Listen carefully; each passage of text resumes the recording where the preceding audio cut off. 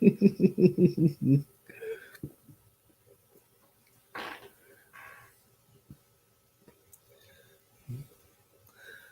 brother parks his work truck behind his house, and he's got an orange work cap on the dash of his truck. I look out there and I don't see his windshield. I just see this orange cap. I'm thinking he's standing outside.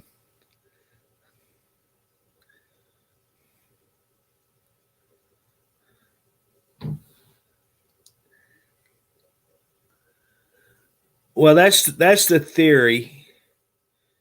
If I know that people are in the background that control what happens, I don't have an issue with it. I like to be able to have access to each page that I broadcast on. I have enough computers to do it. I just don't like to run them all at one time. And so I can broadcast actually on right where I'm at right now, set up without turning anything else on. I can watch uh, 5 pages so I can instantly get to them. But more than 5 pages, I have to fire this other computers up, and I don't like doing that. Each computer has to have a code to come into StreamYard. At one time, I had 3 of them set up, and they're all different codes. It's not the same code to actually come up like I'm doing right now. I could get on one. I can get on them, but I'll be like you would. Wouldn't have control of the stage or the studio, whatever. You got to have a code, and each time it's a different code. Like you can't take my code that I've got in this computer and put it in your own device and get access to StreamYard because each time you try to get a code, it sends a different one. And it don't come to me personally. It goes to Dennis. Dennis video calls you and says, "Are you who you're saying you are?" And he has to say, "Well, I've got enough people running." Because as it is right now, Frank and I are the only ones that run StreamYard on the Truckers TV U Media Trucking. Well, good morning, Mr. Bob. What you up to today?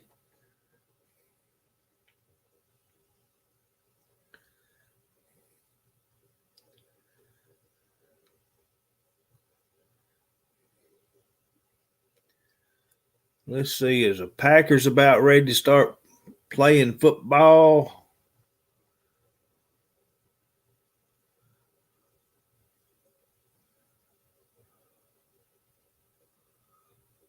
Let's see, have we gotten anybody? Nope, not a single bite. Nobody on YouTube.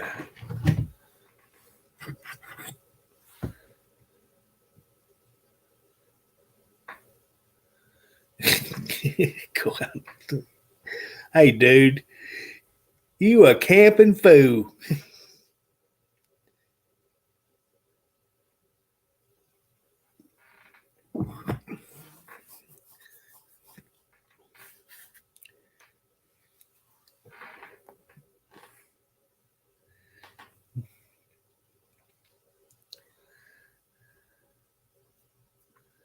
I think I'm going to turn my boy's car into a camper. What do you think? I got that little portable fridge. I can put it in the back seat and run an extension cord out the bedroom window, plug it in, have a TV out there. It'll hook up to my Wi-Fi. Have it in the passenger seat. I'll sit there and make his little car into a camper.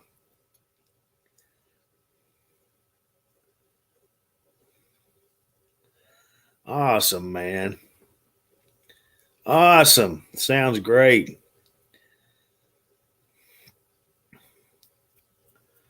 I love me some Emerson, Lake and Palmer. I guarantee you.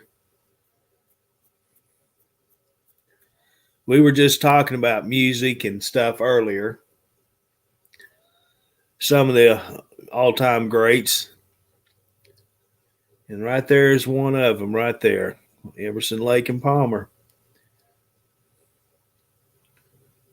I actually didn't know they were still performing.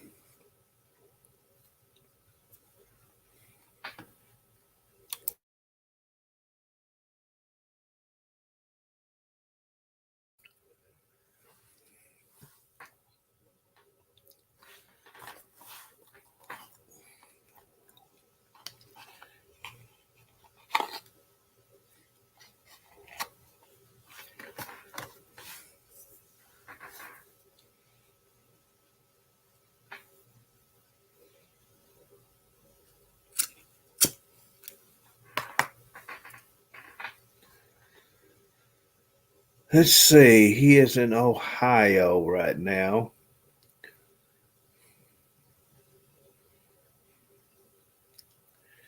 Well, hello there, John. How are you today?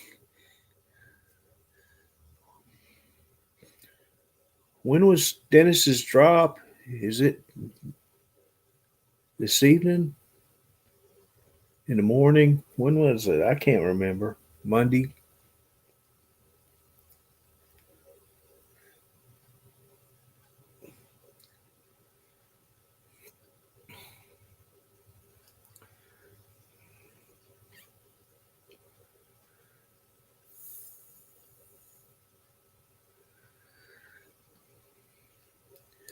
See, up there, Bob, y'all get a lot of great musicians come through, bands and things. That's awesome. Down here at the casino, they're starting to draw some top name entertainment in. All right, Bob.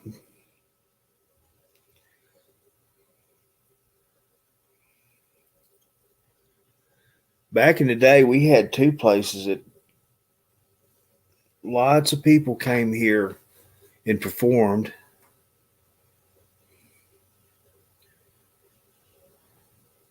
In Little Rock, they were constantly having the big bands come through.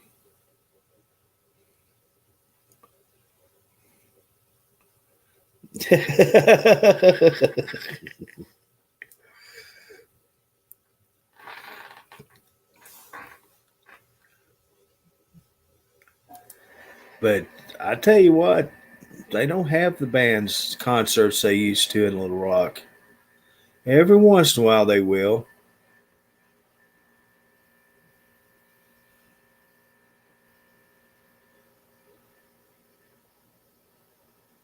Who is that?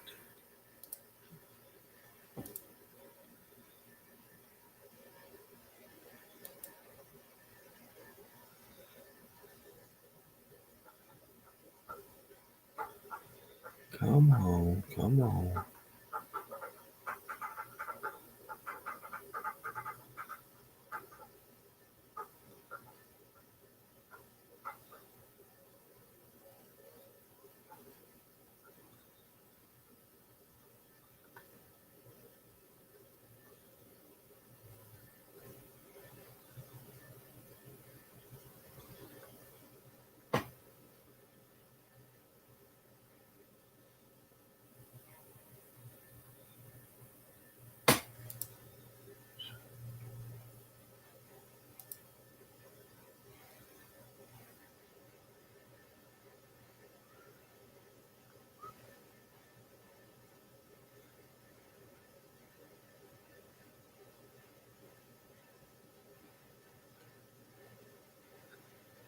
Uh,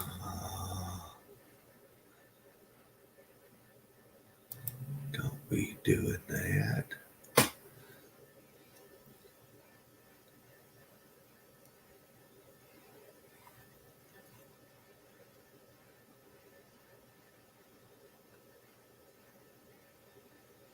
Oh my goodness.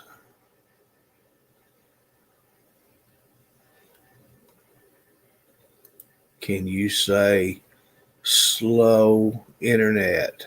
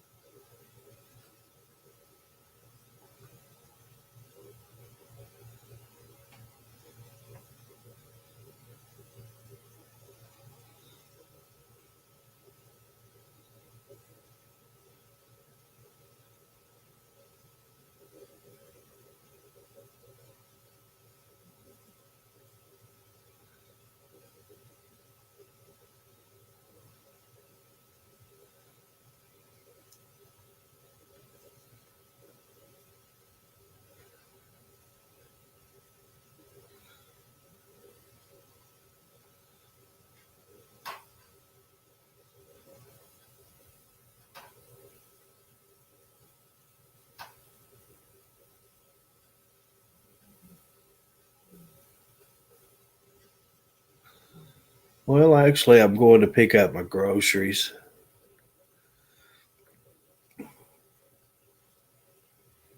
I was gonna. I had a chicken wrap on my grocery list, but I took it off when it came down to it. It just didn't sound good, and I hated to buy it, and it sat there until I had to throw it away. Um, Boy, I would like to get some ribs. Oh, you're not kidding. And that may be a thing I can do is go get on that uh, other grocery store up there and boy, look at that head just a shining. And order me some ribs from them, and they'll bring it out to my car. They have real good ribs. They're not smoked; they're cooked in their oven. Yeah, but they're seasoned so good. They're really good. Let me see here. Uh, the I got potato salad ordered from Walmart. Yeah, look at it. He put his cap on now, and let's yeah. You know who I is, but well,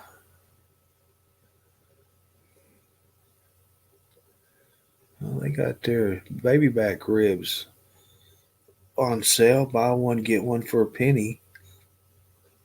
That's a pack. They're not cooked.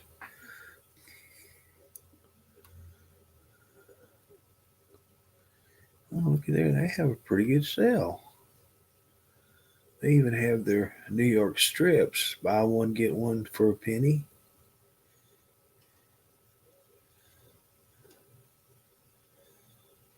All right, where's your search bar? There you are.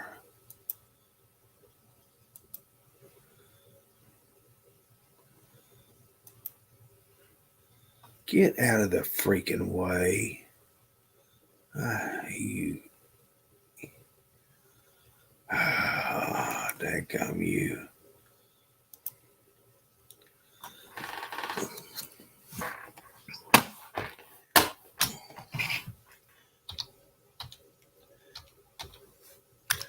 I might actually do this because I can get them ribs and then I'll get me some of their homemade chicken strips. Oh, they are good. Diddy.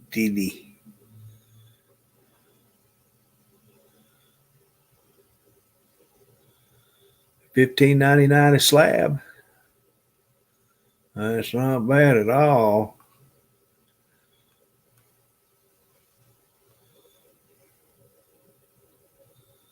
I will do that.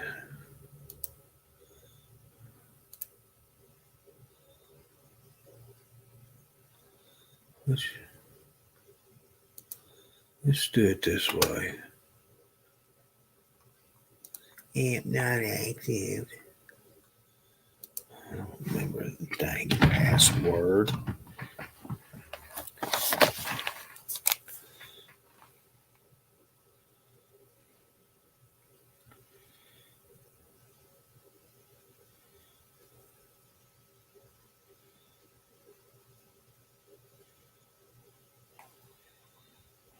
Yeah, my Dylan's was doing my own chicken.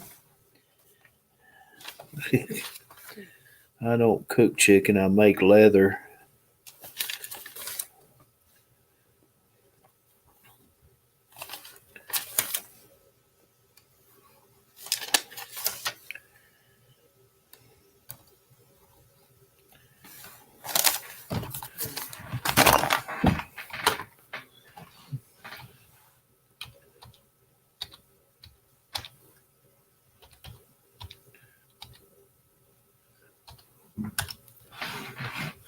All right. It be done. What the hell? I've already got groceries in this cart. Fresh slab. What is that? Oh, that's a half a slab.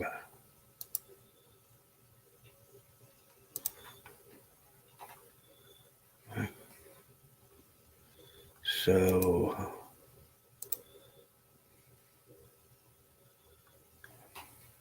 all right, what else do I need? What else do I need? Come on, tell me. Tell me, what do I need? Ooh, watermelon bananas.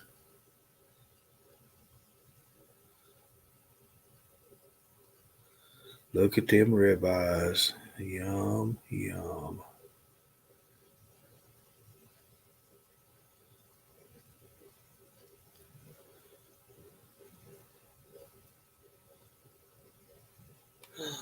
Oh, that's right. I know what I can look at.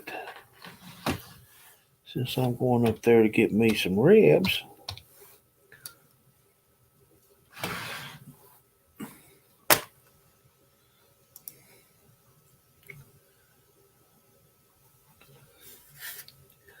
I've got potato salad at Walmart to pick up.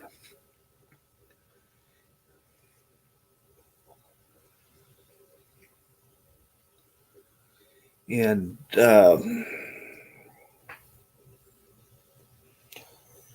so I'll have it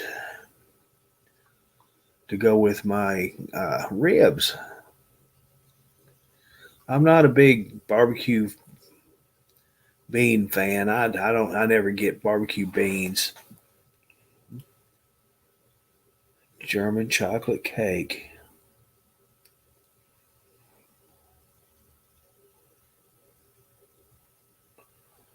Should I or shouldn't I?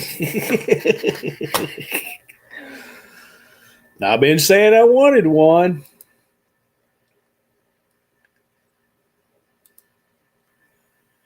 But I will be the good person I'm supposed to be, and I'm not going to get German chocolate cake. You know, a whole cake, a double layer German chocolate is $18. There was a time I'd probably pay $40 for it.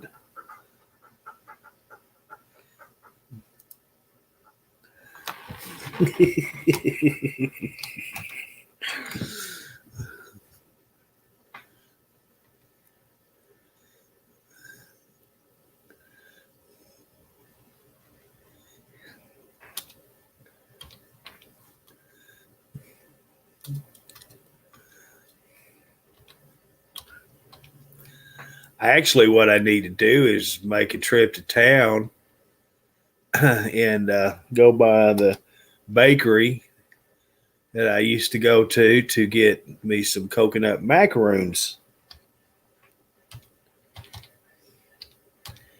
because they used to be on Central. They moved to Broadway. Real easy for me to get to. Don't have to get on no main roads or anything. I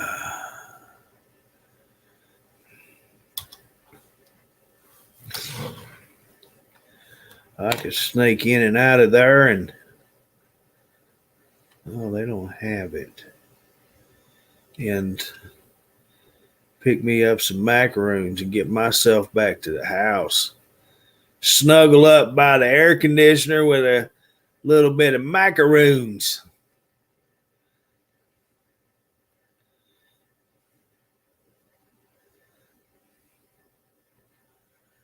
I tell you what, let's see what else I could muster. I actually probably going to take this macaroni salad off because I got potato salad coming into the house. But boy, they make good salads there. Mm-mm.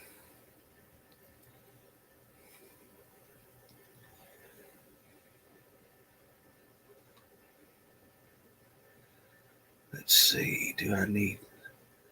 No, I got enough of that.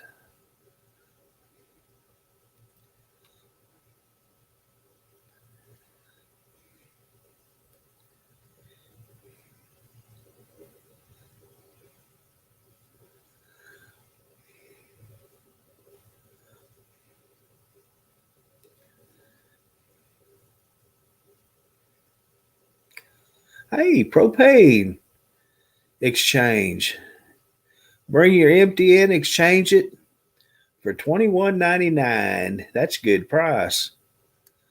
If I still had a charcoal or a grill, I would actually do that. I didn't know how much it cost anymore because I don't have one, so I don't get them filled.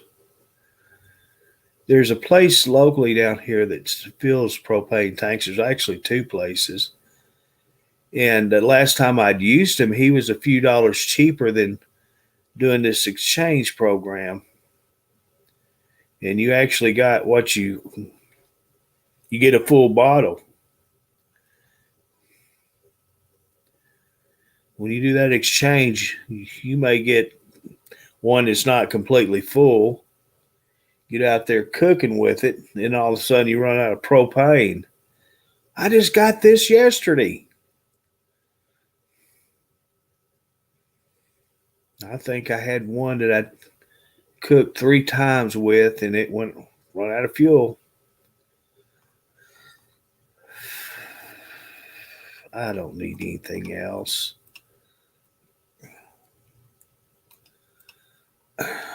See, they don't give you a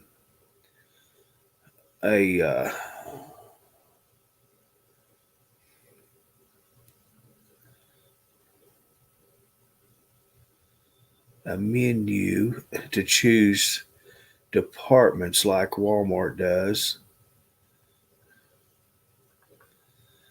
You,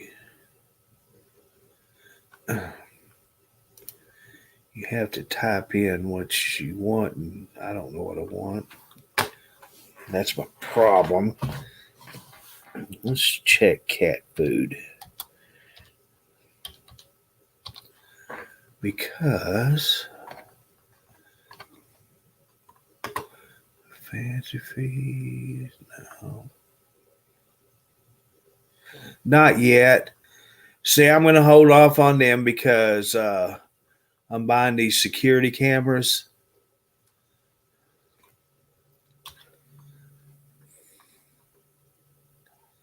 So I'm going to have to hold off till next month for the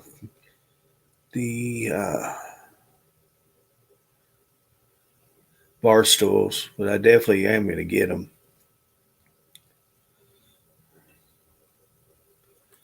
See, do they filter it by brand?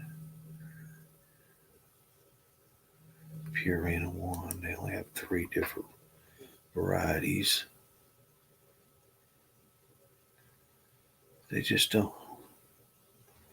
They don't have my brand. They carry Purina One, but they don't have the hairball control.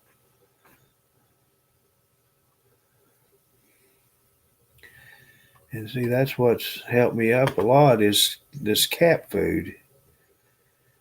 But see, I could get my water and my cat food at Walmart and then order the rest of my groceries from this other place.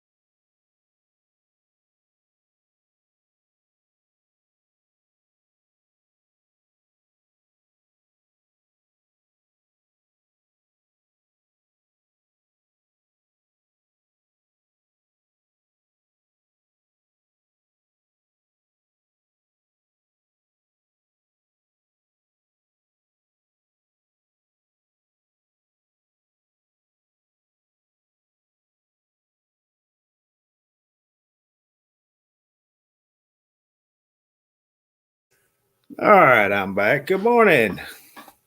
Good morning, Becky. Good morning, Shelby.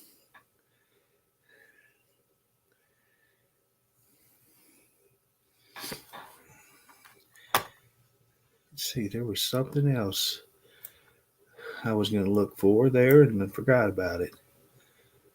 Yes.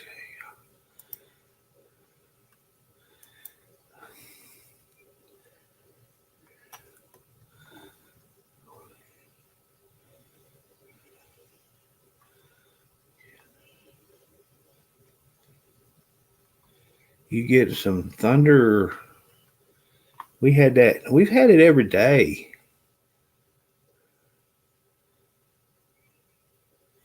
We had some last night.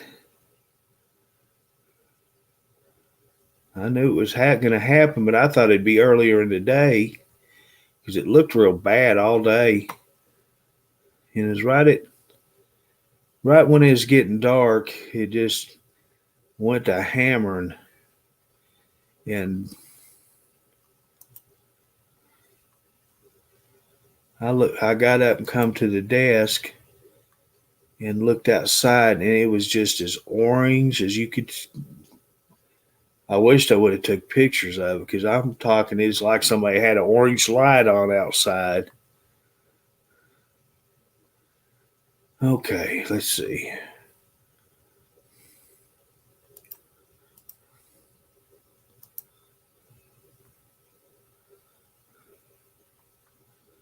Who is this? What is this? Come on, get to where I need to be. Water. Water.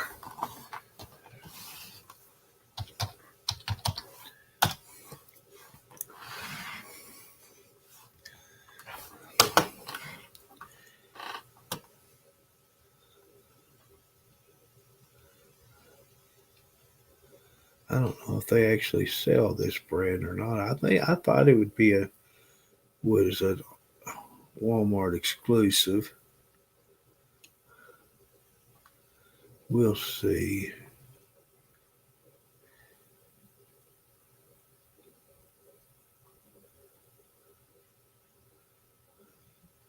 Mommy's Bliss, Mother's Maid water. Good grief.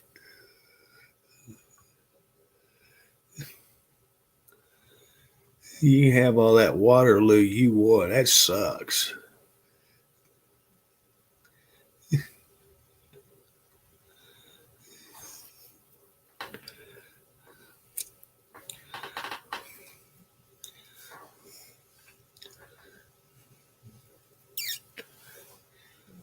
Oh, it's just as clear and calm, beautiful as can be. 2 minutes later, you got thunderstorms going on.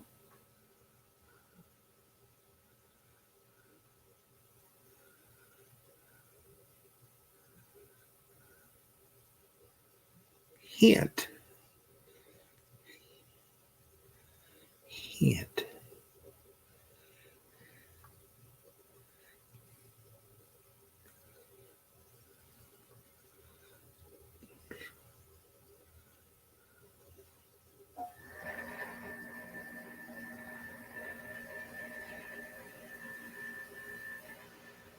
Good morning, Brian. How are you today?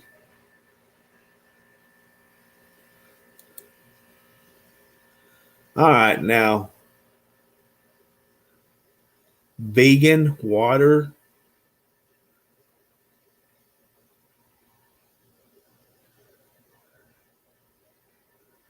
What is vegan water?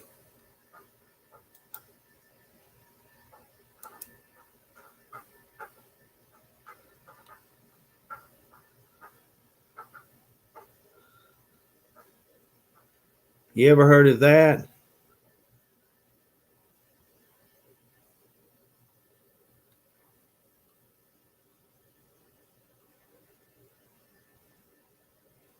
I'm still questioning that. How do you get vegan water? Do they have special vegan faucets? Hmm.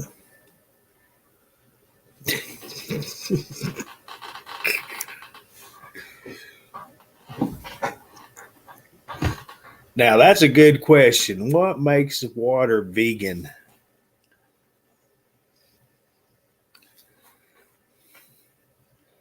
Is it no plumbing was harmed in the production of this product?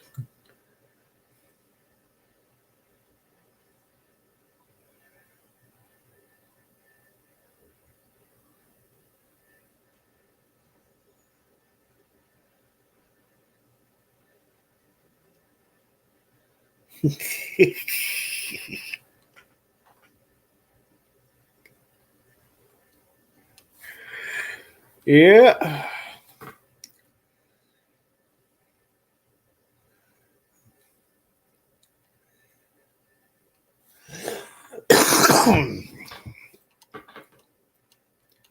That's a good question.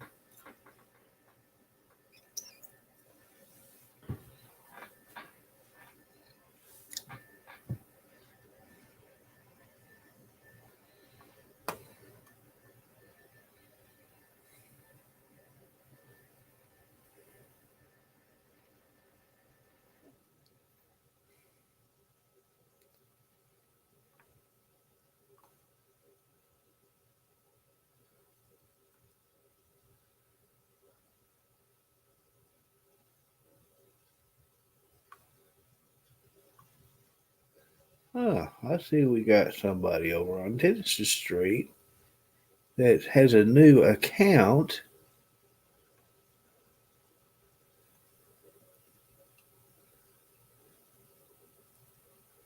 That's what's very suspicious about people on these streams. They're just knocked down gorgeous young ladies, and then they come on the streams and they make comments to all the gentlemen. You look at their profiles, and it's a new account, brand new one. Hmm. I wonder where this peckerhead's from. Good and well. That's not a real profile. Somebody's made one up.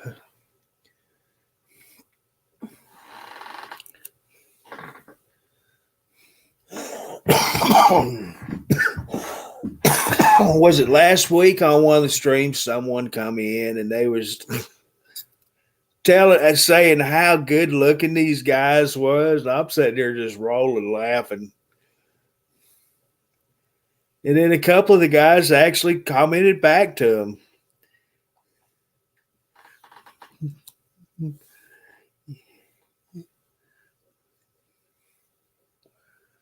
That just goes to show you, people, what you see ain't real. Oh my gosh. Just pay attention. You'll see it.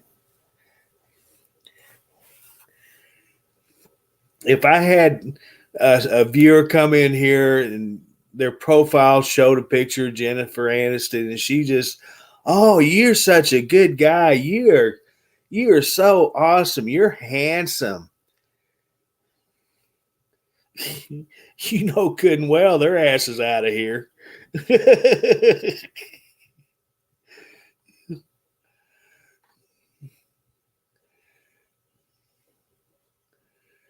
That's right. There's little indicators that you can see. They ain't that desperate, Becky.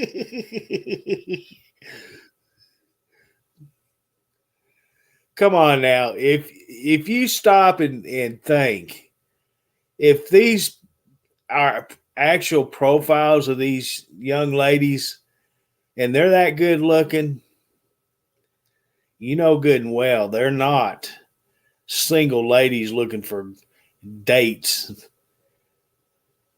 They're probably guys that look like me in the back and in reality trying to get into your information. I don't do that. I'm just making a comparison.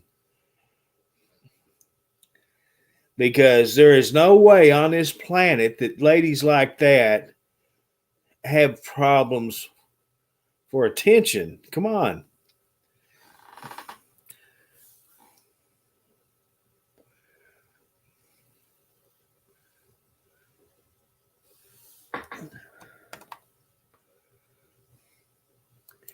Yeah, it's if you pay attention, you can tell they're fake or copied, however you want to put it.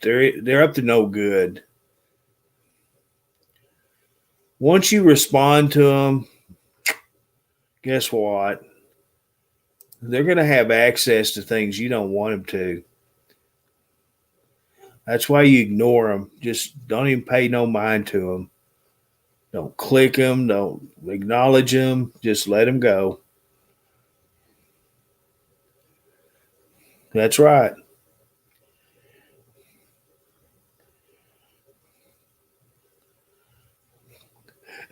You got it right, Carolyn. Good morning to you as well. It's so funny. It's hilarious. I'd see these people that's normally on truckers TV pages, and these fake profiles or spammers, whatever you want to call them, come into these streams and do exactly that. What Carolyn said. I'm going, are you serious? Have you actually seen this guy? That instantly tells you they're up to no good.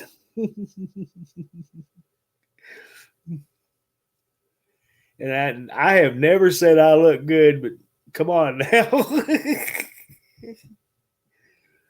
Oh, it's funny. And I do. I laugh. That's what makes it fun because I get so tickled about it.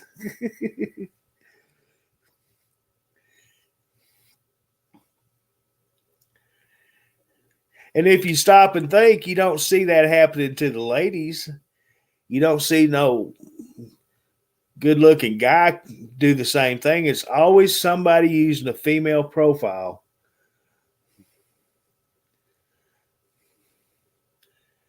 because for some reason, men are more gullible.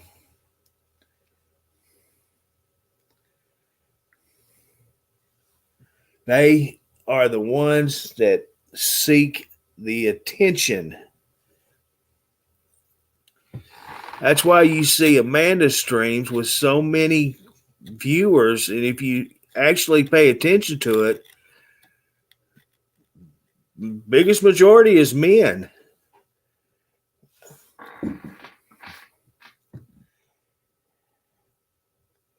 And I ain't saying nothing bad about Amanda at all. I'm just saying that's the way it is. That's what these guys know. That's why they use these fake profiles to lure guys because of, you know, these young ladies' profiles, pictures, whatever.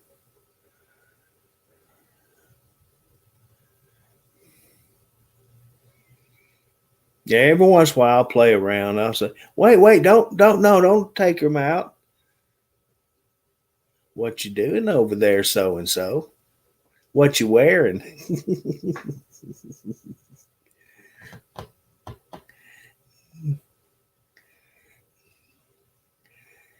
Got to have a little fun first.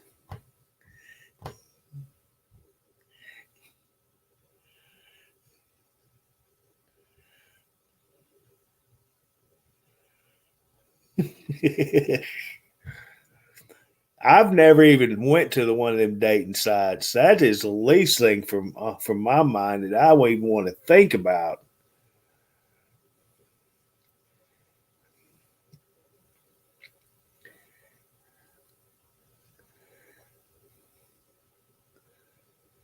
There's this lady that we went to school with, and she ended up divorced. Her husband did her dirty, and she actually did that.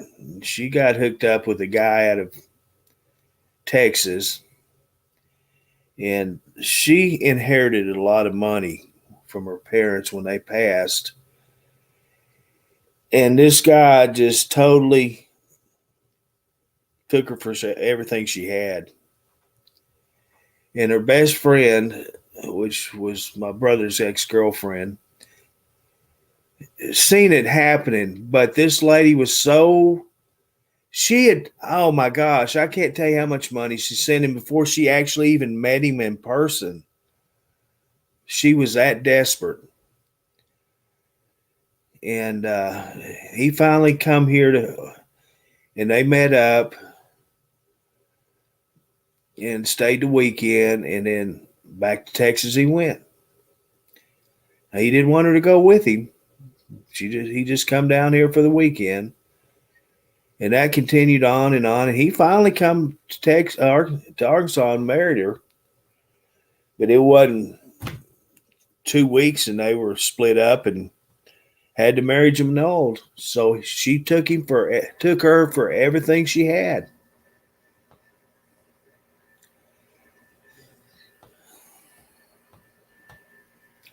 So that's why you got to be careful, guys. It happens. What you hear and see on the internet is not true.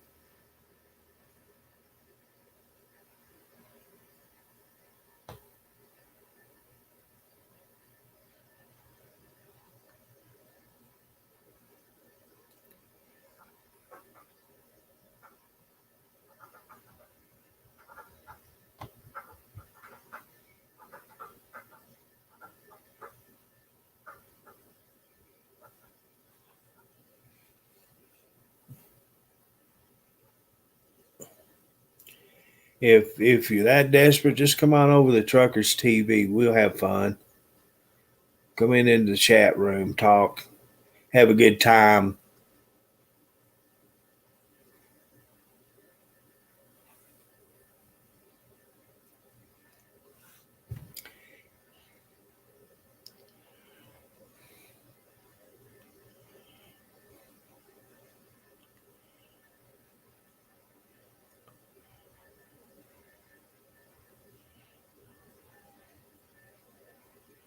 Oh wow, that's a shame. And you know what, Linda? I hate it because we have all these examples of that happening, and there's not a thing we can physically do to make it stop.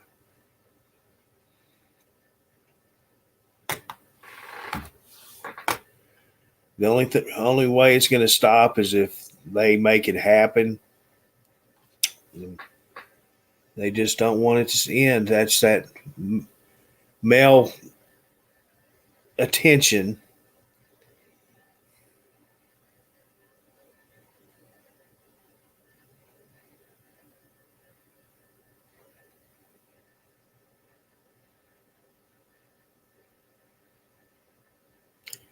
Yeah, that's that. It's sad.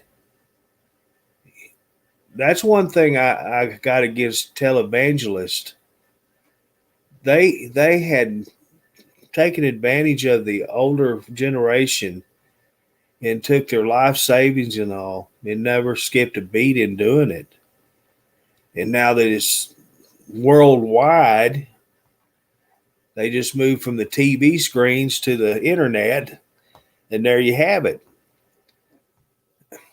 And now it's not just televangelists, it's everybody.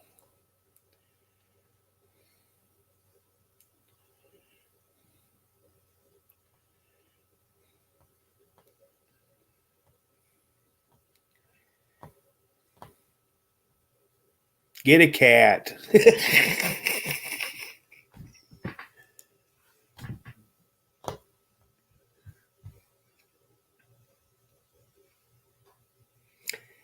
They'll take care of your time. Get cats. Hell, get you 10 or 20 of them.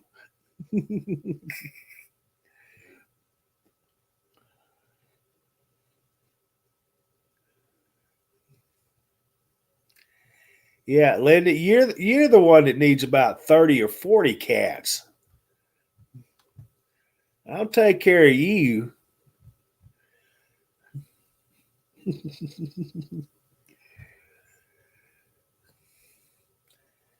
I'll find out where you live and I'll get a hold of the Humane Society and say, hey, she's volunteering to be a foster home. Put about 100 cats in her house.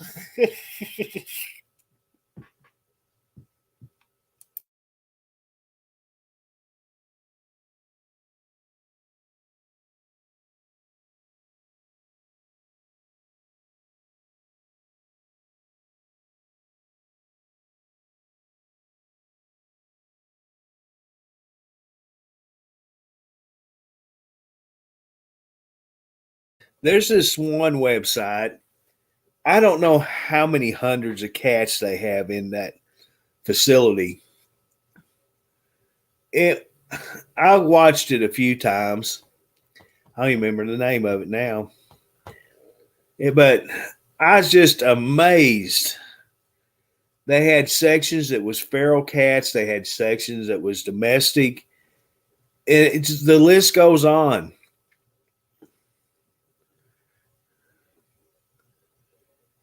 And I watched them a few times. I thought it was pretty cool. And they would take feral cats and domesticate them and then adopt them out. I thought, well, that's awesome. I'm not sure if that's it or not, but there's actually two sites that I watched. One of them was just in a oh, what are they called? little bitty room that they put the cats in at the shelters. Well, anyway, it was just a camera set up in this one room, and it showed these cats that they were had in there, and they would introduce other cats in there with these really friendly domesticated cats and try to make them calm. And I thought that's pretty neat. It had a window. They had it kept it cracked, so they always had fresh air coming in and out. But I thought that's pretty cool. You get to see them kitties and cats playing with each other. Get them to see them fussing. You're on my stoop. Get off my stoop. Doing the normal cat thing. Let's see if that's what it was. It don't sound like it, but it might be. What the heck? What did you do?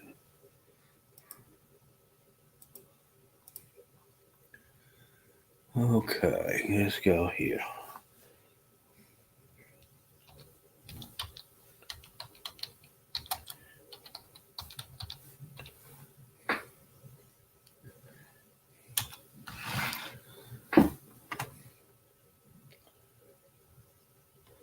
Oh, excuse me.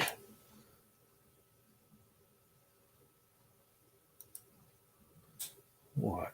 What? What?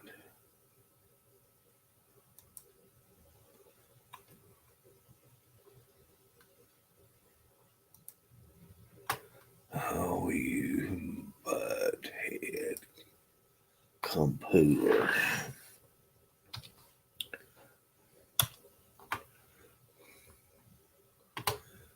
Heck, I can't even find it on Facebook.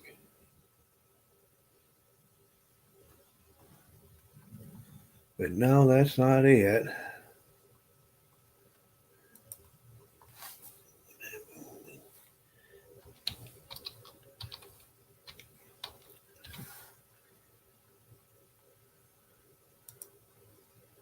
Let's see if this is it.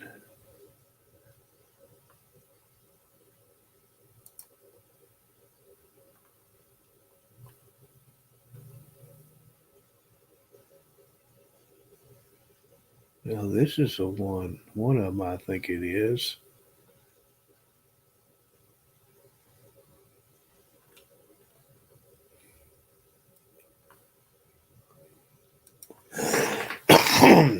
Ranch Cat Rescue. This is one of them I watched. They would, but it's not the one I was talking about. But anyway, yeah, I used to like watching that.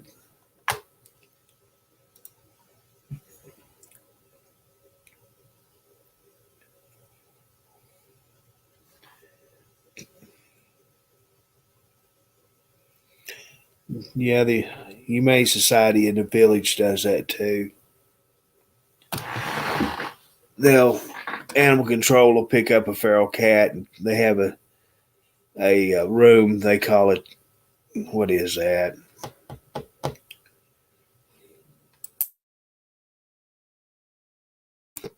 The isolation room.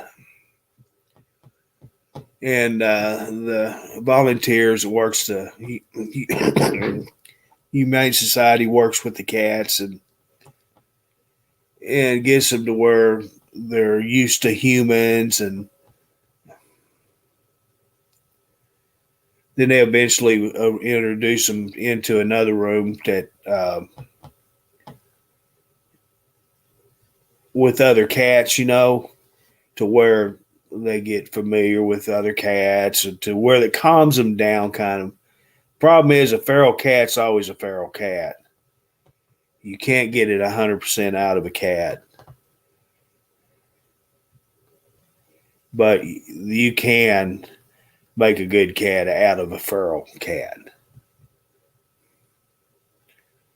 I think they can actually be more.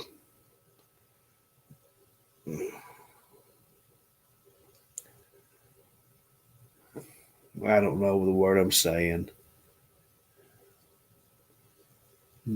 Loyal, maybe, of a cat. Because once you start feeding them and giving them love and all, I think they'll be better than like my butt heads. Doing nothing feral in them at all. The two were born in a shelter, and Jordan, he was picked up and took to the Humane Society, and so he is. Jordan's a real good cat,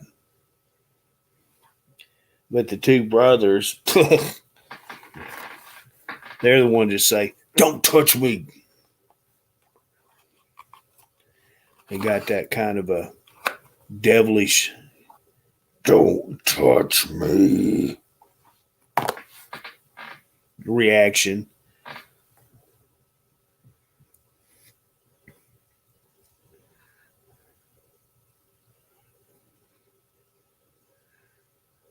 We had one cat at the shelter when I was working there, light duty. Oh, he just wanted to be touched so bad. And he was a repeat offender. He kept coming back to the kennel.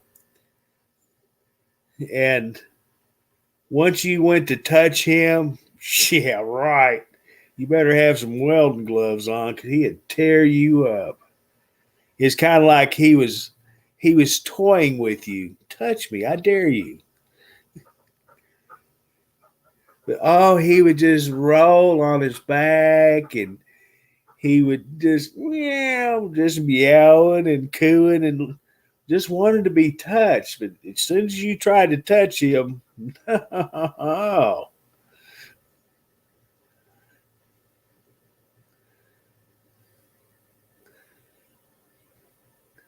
but he was a big old Russian blue. He was a beautiful cat, and I got attached to him, but I don't know whatever happened to him. They would actually work with him, and there was two ladies that would take him home with him and try to get him just totally calmed down, but he just wouldn't have nothing to do with it. And so he eventually come back and stayed at the shelter. And like I say, I don't know whatever happened to him.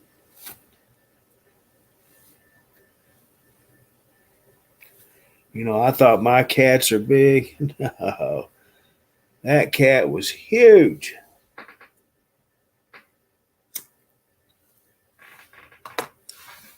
Yeah, I worked at the animal shelter for probably 3 or 4 months, and I really liked it.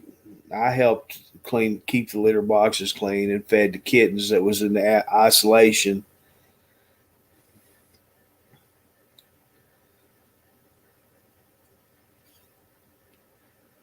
And once they got to where they could, they'd move them out into the cat room and adopt them out. And that's one thing, they adopted a lot of cats out of it. And the dogs, they're set up to where they travel up into the North United States. They've got a van, like a caravan, Dodge Caravan, and they are set up with other animal shelters up north of us. Like there's one in St. Louis, and there's one up. I don't know where they're all at, but they're all up north of Arkansas, north to northeast. And people get online and they actually look at the inventory that they have there, and you can fill out an adoption papers and all of that, and they do it. It's kind of like actually worse than buying a house. But they look over your application, they do a background check, and they're real thorough on who adopts out their animals. And if you pass the backgrounds and all of that, they will actually hand deliver a dog into another state to that one shelter to where you can pick your animal up at the shelter. You don't have to, worry about looking for dogs. And I thought that was kind of strange. I thought dogs were everywhere, but they said that in these certain states they have problems with people finding certain dogs or whatever, And so that's what they did. I thought, wow, that's awesome.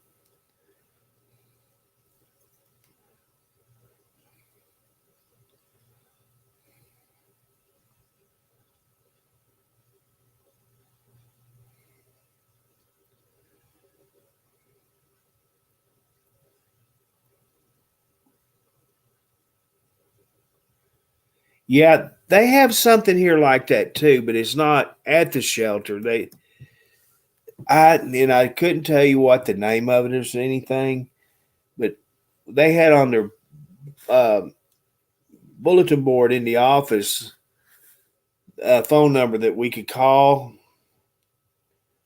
to contact me. They'd come get the feral cats.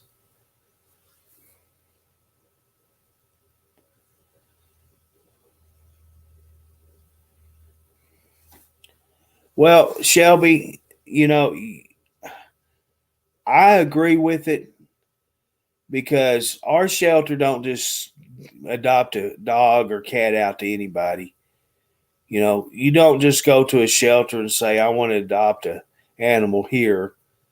You actually have to fill out paperwork. You have to do a background check. Even myself, I work for the POA. Who do you think runs the shelter, the animal control? That's POA employees, other than the volunteers. When I adopted these cats, like I said, it's worse than buying a house. So they don't just turn animals loose to anybody. One of my coworkers at the other plant, they had an Alaskan husky. It was a husky, whatever, and he was wanting to adopt it. He was denied because he did not live in a. He didn't have a big enough yard, or he could not have a adequate home for this husky, so they denied him to have the dog. However, put it in your own words, but yeah, he was a POA employee, but he got denied. And just because they send them to other states doesn't mean that animal is going to be mistreated or tested on and things like that. That just don't work here. So I'd rather see them in another state in a happy home than roaming in the woods or on the roads looking for food, getting run over, getting shot by property owners. All them issues you got here. I don't own dogs, but I have 5 dogs roaming around my yard all the time. I don't like that because I have cats, and what's the dog do? They chase cats.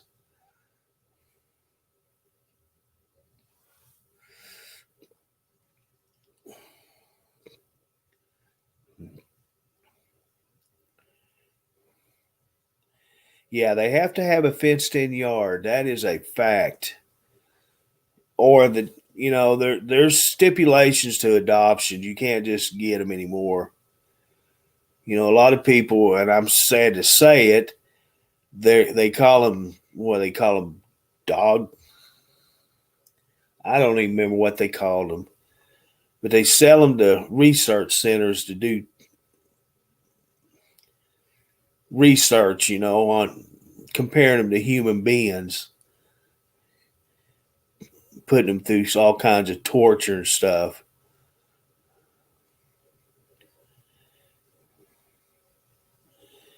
Well, if they want them, they should go get to them. That's the problem. That these animals sit in the shelter so long, whether they're big or small. Ours up there right now has a Chihuahua that's been there for a long time. No one wants to adopt him. Well, there you have it. And like I said, the Humane Society is volunteer. It's not funded by the POA. It's actually they run on donations and whatever. You know, it takes money to feed them. It takes money to do the vet. The local veterinarian doctor, he comes up there every week. Every week. Does exams, does whatever needs to be done. Well, who pays for it? The shelter does. So that's why they don't like to keep the animals in there too long, because it costs them money that they don't have. And if they can find somebody that will actually adopt them and they can see that they will be taken care of and loved, it don't matter where they're at. If I could, I'd bring the little puppy to my house, but I don't do dogs.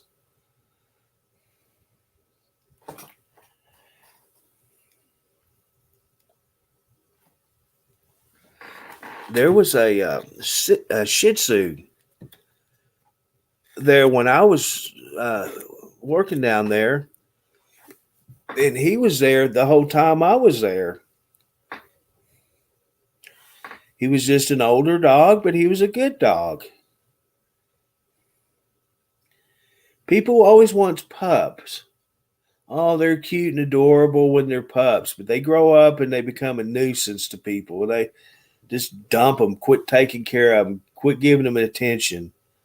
Same with cats. It's the same way. How would you like it if somebody, once you grew up and they just threw you out on the streets and didn't care about you no more? It's crazy.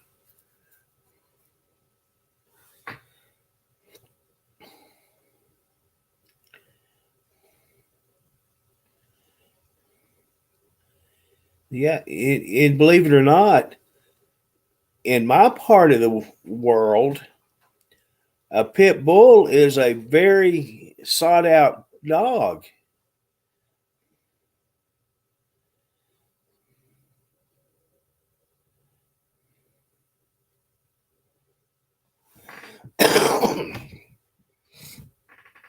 These volunteers come there every day, Monday through Sunday, whether it's Christmas, whether it's snowing. They have volunteers that get to that shelter. They take the dogs out every day, at least twice a day. They walk them. They have a big fenced in area behind the shelter. Then that's where, right there in front of where I park my dump truck, and they get out there and play with the dogs. And then if they have somebody that's looking into adopting one, they'll actually put the dog out there in the pen with the person that's looking to adopt them, kind of like a test drive. And they'll let them sit there and play. They'll come back 2 or 3 times before they decide whether or not they want to adopt it. It's a really nice setup they have. But yeah, it's sad that people do what they do. They just get a dog for their kids. Oh, I want a puppy. I want a kitty. They get them, and then all of a sudden they just dump them out.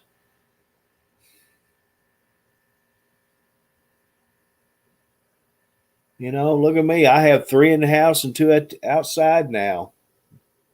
I used to not be a cat person. I didn't like cats. But guess what? I got 3 in the house and 2 outside.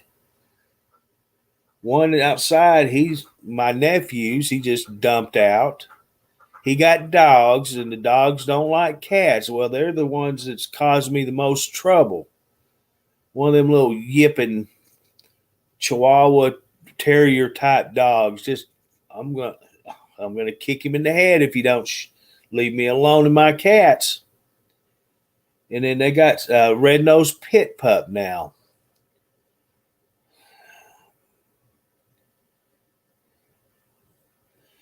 And he's the one that lives next to my brother. My other nephew lives down the hill.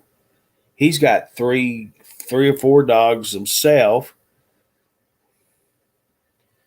I don't see them much. The pup he's got now, he wanders up here occasionally. I tell him to go home, he goes home. But my youngest nephew, he's got the worst ones right now.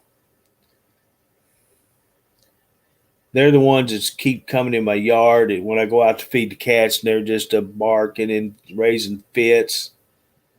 I'll catch that pit here trying to get at these cats, and he better get that under control, or I'll control it for him.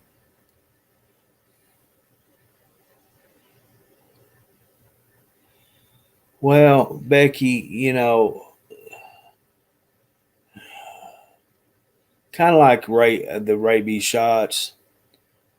Our veterinary clinic here locally it's the only vet they've ever seen. I've had several cats that I've taken to them. They're good people, take care of the animals. But every year in October they have I guess it's called a shot fest.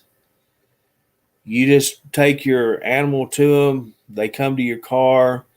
They do a visual inspection. They give them their rabies shots. They do what they can. It costs you $5 or $10. It's simple, easy peasy.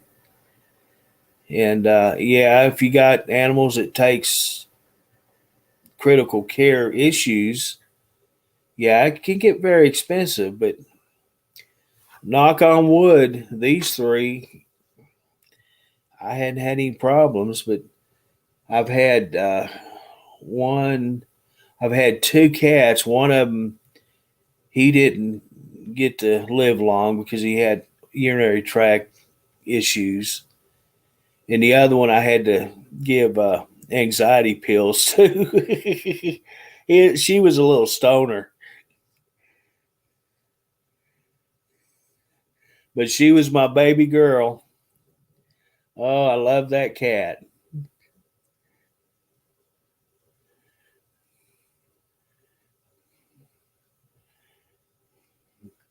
I'll get that picture off my phone and put it on here one day and show you guys. She loved to give me hugs. She'd put her arms around my neck and just put her head against my neck and give me the biggest hugs. She knew she had my heart.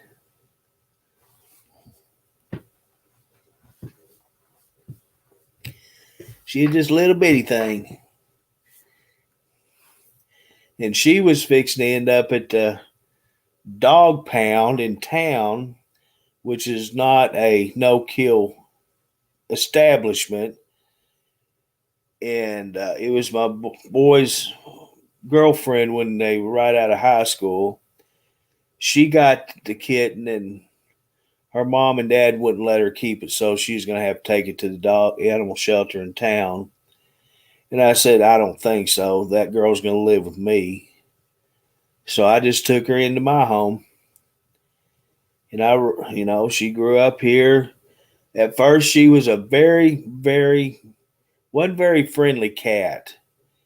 But after the other two cats passed on and she was by herself, then she became a real good cat. And she's one of them that I don't know what happened to.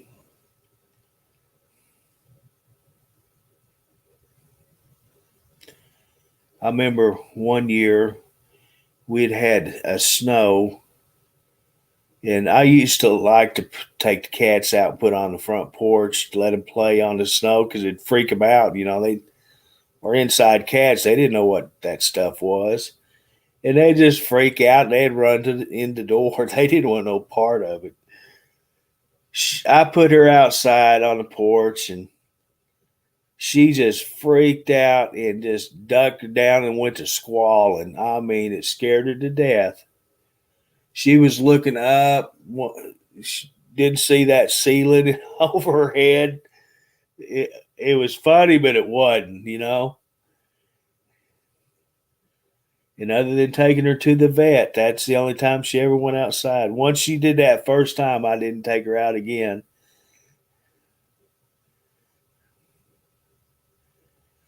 But she kept licking and tearing her hair off around her tail and on her back where she could reach it at.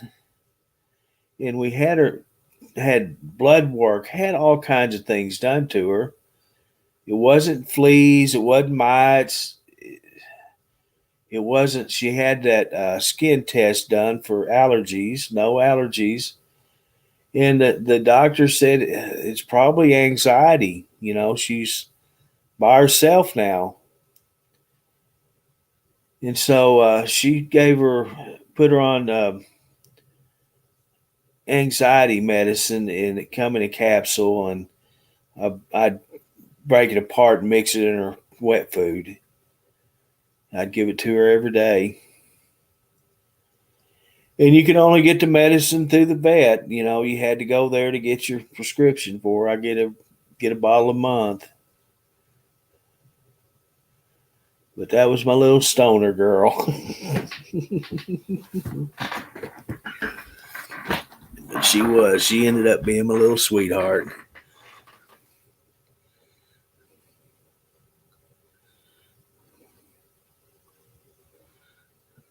Oh, do they really?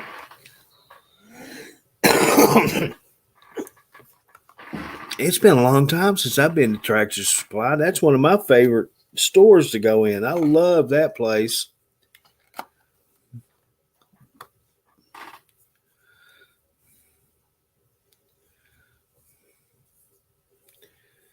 But that's one thing about cats. Unless they have a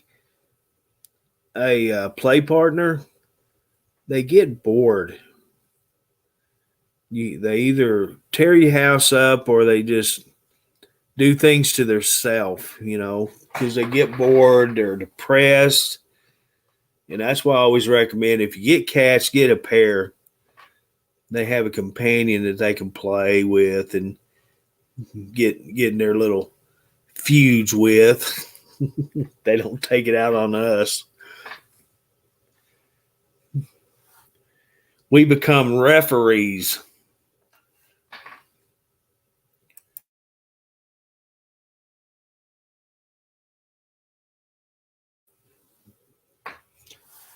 You know what I'm talking about, don't you? Old Ben piled up on the TV tray right now, just a looking.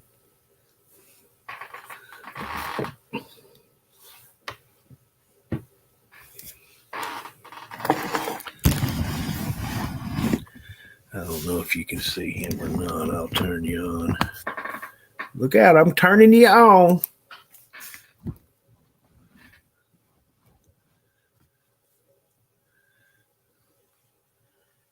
You see yourself there? Huh? You see yourself right there? That's you. Yeah, that's you.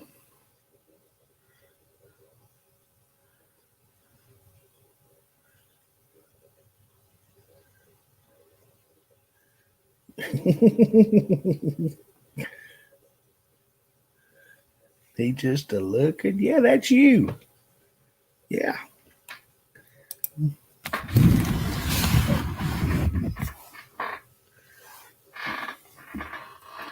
That's Benjamin. His actual name is Benedict. I just call him Benny.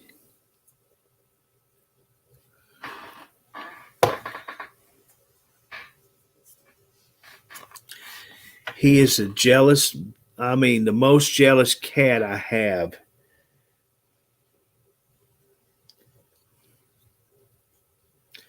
I try to give him equal attention. My gosh. Jordan's jealous too, but he's nothing like Ben is.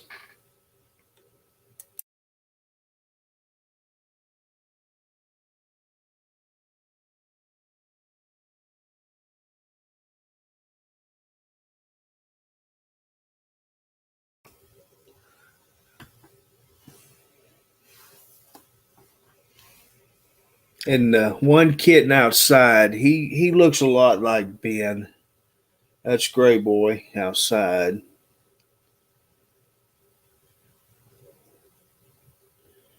His stripe features are different, but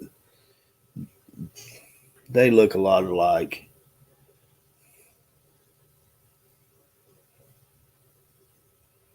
And you know what's strange?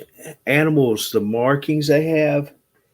You take a tabby, the one that's outside, the orange one, Pumpkin. He has a lot of the characteristics in his striping the same as Ben does, other than it's white and orange.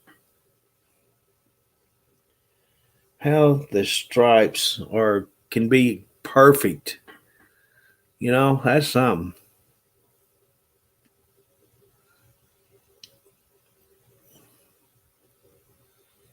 Right. There's a lot of animals that way. They only sell them in pairs.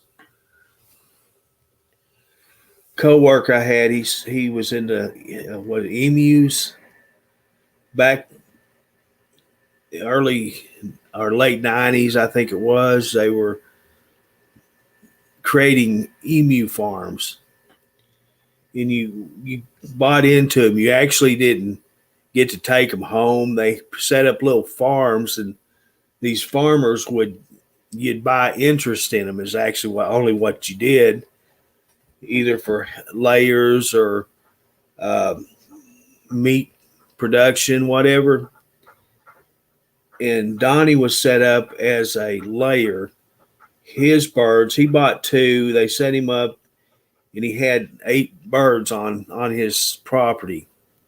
They came in and built this big old fenced in area, big old barn, and he got paid by the eggs that these birds would lay, and they were paying like $50 to $100 an egg. People would, and there was no guarantee on it whether it would hatch or not. Once you bought an egg, it was yours. You do with it what you want, and that's what he did on the side. But that fad kind of dwindled out, and the birds were being turned loose in the woods. These guys, you know, us redneck hillbillies, we come to work the next day. You ought to seen the turkey I seen in the woods yesterday.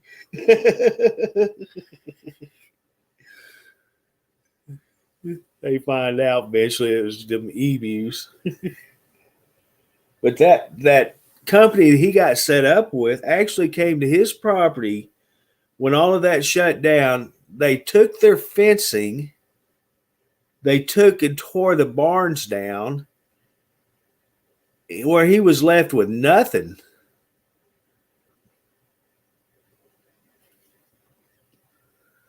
But that didn't last long. He and I got in a fight one day in the work truck because I asked him, I said, well, how much does it cost for them birds? He looked at me and said, you can't afford them. I said, how do you know what I can afford and what I can't? He says, I know you. You can't afford them. We ended up in a fight, and I said, take me back to the office. I am not dealing with this. I went back to the office and got in another truck and went back out over stupid birds.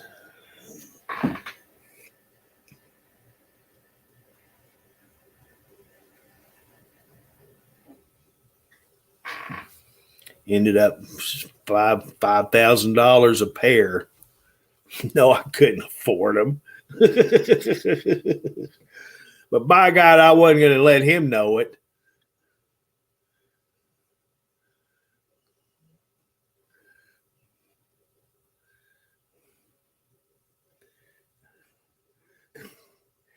I called him the chicken effer from Hollis because he had two chicken houses too. You bald headed chicken effer.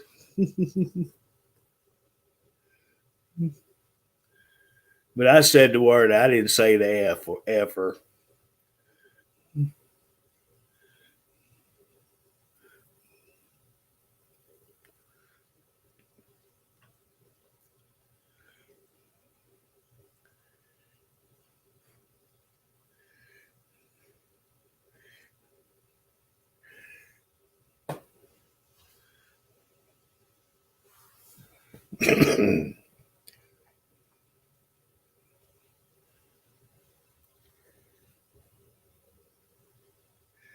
Like I said, we had some fun times at my job in the beginning. We had all kinds of fun.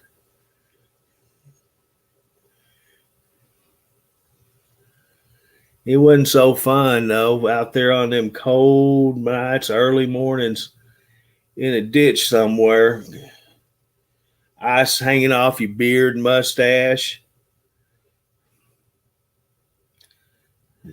sticking your hands in the water just to warm them up, fixing water leak. Oh, miserable.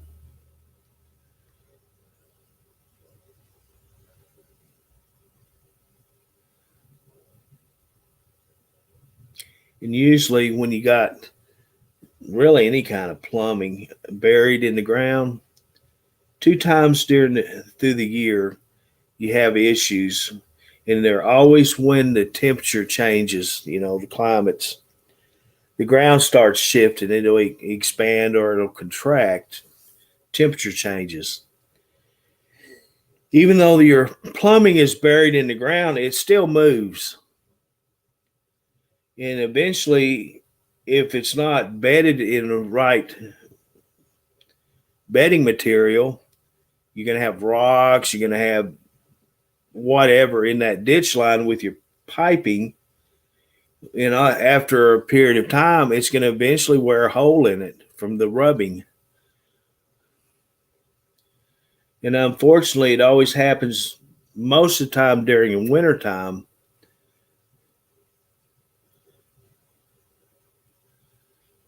When you see all these leaks start coming up in your yards or on the side of the road, that's because the ground's shifting, moving, and rubbing against the piping, and it'll actually rub a hole in plastic pipe, metal pipe. It don't matter. It'll have to make rub a hole. And there you have it. Lightning strikes. We worked the line one evening. We got called in on a weekend, and lightning struck the ground. And when it went into the ground, it hit the water line, and it actually split the pipe for 230 foot. So we had to replace 250 foot of pipe that afternoon. It'll either hit the ground or hit a tree, and it'll go right straight into the ground. And there you have it. If it's close to a water or sewer line, it will hit that line. No ifs, ands, or buts about it. For some reason, water attracts lightning.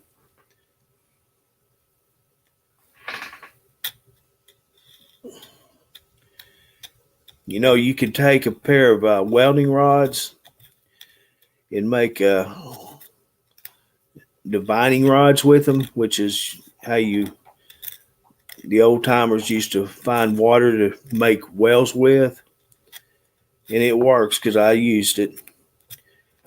You can take two of them and bend them one end of it and make a handle. And you hold them out in front of you. And you start walking across the ground. And when you come to whether it's water, sewer, if there's water running through it, it creates a static electrical field or electricity. And it'll actually draw them welding rods together. It'll turn them from straight out to cross herself. And it's not 100% accurate, but it'll get you pretty dang close. That's the way we found a lot of water lines. You know, nowadays they put water lines in with a tracer wire. So they'll hook hook a meter to not a meter, but it's kind of like a signal sender to your meter stop if you have city water, and then they'll hook it to a valve box out in the street or to your house, anywhere. They connect it where they can pick up a signal through a handheld wand, and that thing will actually pinpoint you to where that water line is, because they wrap that tracer wire around the piping now. If you ever dig up a water line and you see that wire around the pipe, that's what it is. That's a tracer wire. That way water departments can actually pinpoint where that thing's buried. But back in the day when I did it, there wasn't no such thing. You can't just stand at point A and point B and look and try to make a straight line. It don't work that way. There's obstacles in your way when you bury water lines or sewer lines. So you have to have some way. Back in the day, we opened up a lot of ditch trying to find water lines. So we started using them welding rods, and we got pretty good with them. We were finding them water lines a lot quicker. You'll have your meter box on one side of the driveway, and then their water line would go underneath the driveway, underneath sidewalks, and around this tree, around that bush. Well, you never could find it. So they come up with a good idea. Hey, let's put a little wire on this pipe, or let's put a little this or that. We'll find it. Sure enough, now they don't have that problem. And do you know? I don't know. I'm just blabbing, rambling, whatever you want to call it. They have devices, and we had them back then. We just started using it. Replacing this water line from the street to your meter box. We'd dig a hole there to meter stop on the main and take your meter out of your meter box. We'd feed a cable through it, and we could actually pull a brand new water line from the street to your meter box without even digging up your yard. It had a head on it on the back of the cable that had blades that was actually splitting the pipe as it was pulling the brand new one in.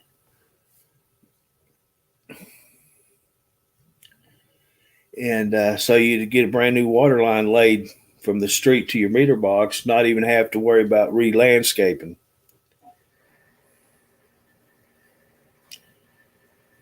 It's pretty cool.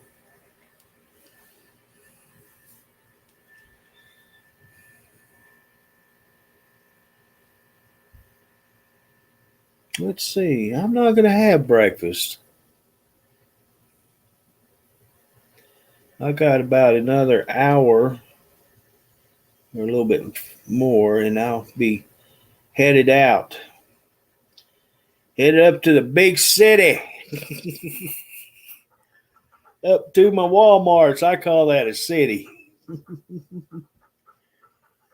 We actually have a RV camper sales. He does it on consignment, but they're there.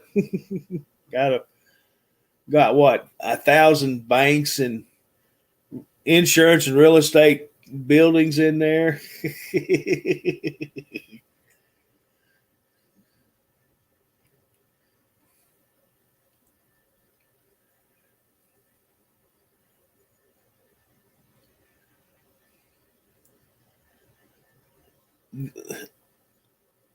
I'll probably be morbid, but Hot Springs Village has their own funeral home and cemetery in it. And this is a gated community. It's like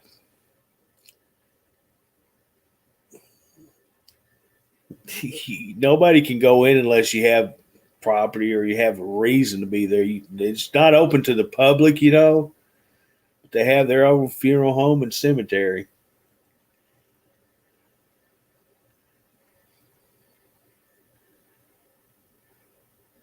See, that's the kicker. They want to keep it private. That way, if you get any government assistance at all, you don't have that eligibility. It's open to the public, right? So it's a private community to keep that from happening. Yeah, it's pretty good size. Well, 900 something thousand square acres.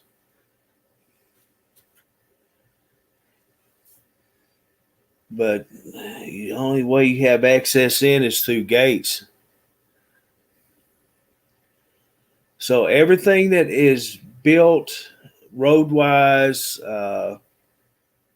taken care of, water, wastewater, sanitation, everything is funded by property owners.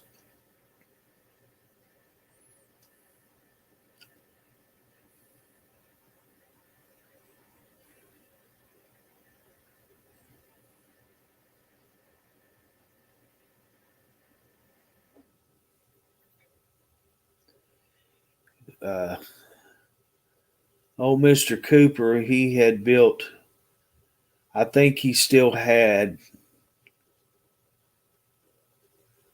there's Cherokee Village. They had built one up in Branson. There's one in Florida.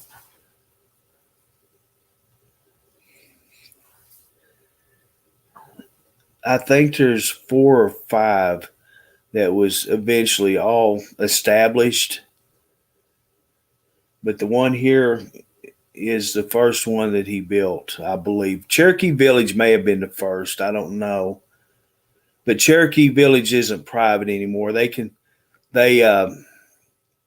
become a municipality, which opened their gates.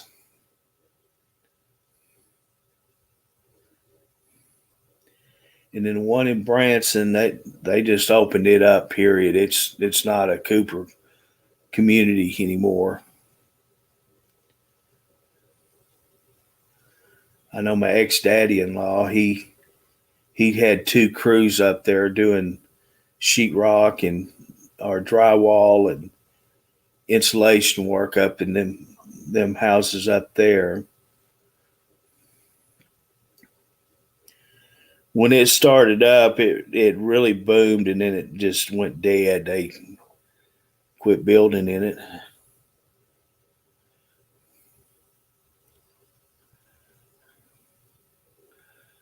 Well, it's they don't see they have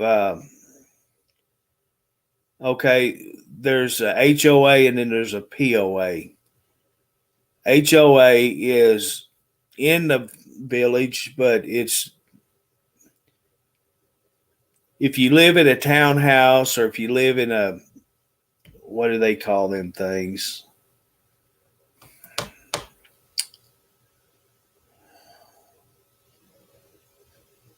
I can't think of what they call it, but there's certain little areas that the Cooper let them build these things, and they have a HOA government over them. Yeah, Billis, and thank you, Carolyn.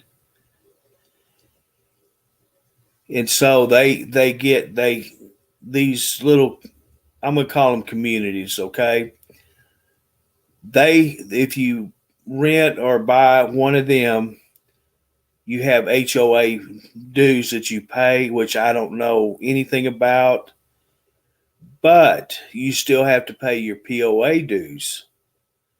So if you get one of the villas or townhouses, you're going to be double whammied because you're having to pay the HOA dues plus the POA. The POA dues is what pays for your water, your wastewater, your trash pickup, your police protection, your ambulance protection, anything to do with living inside the village. That's what your POA pays for. HOA dues are pays for your yard work. Uh, Basically, that's it. They keep your yards up, at least here. And see, in the HOA areas, they have separate trash pickup. One of the former street sanitation directors, he quit the POA and started his own business for trash collection, and that's all he does is HOA buildings.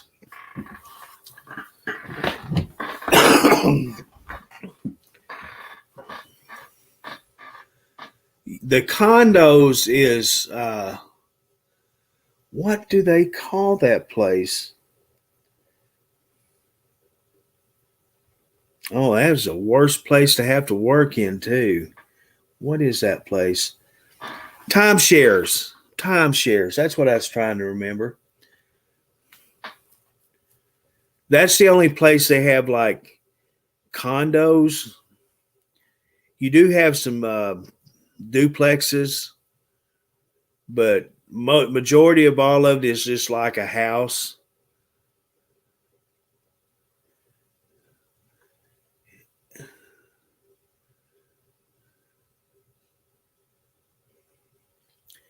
Yeah, them timeshares. Oh my God. I hate it. Every time we get a ticket to do something in one of them, I just even dreaded turning down the road to go into it. I hated that place because that's where the snooties were.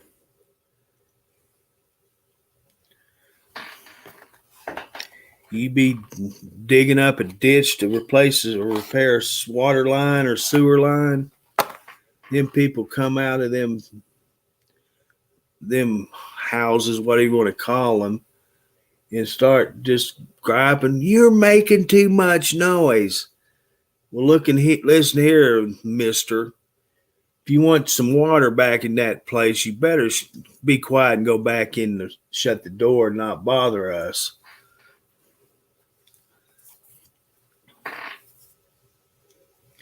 The townhouses, them people there, they were crazy. They drank. I think they drank 24 hours a day. I don't care what time you went to fix a water leak in them places. They come out fussing at you because you got their water turned off. I can't have my scotch and tonics and all that. I ain't got no water. Drink a beer. Leave us alone.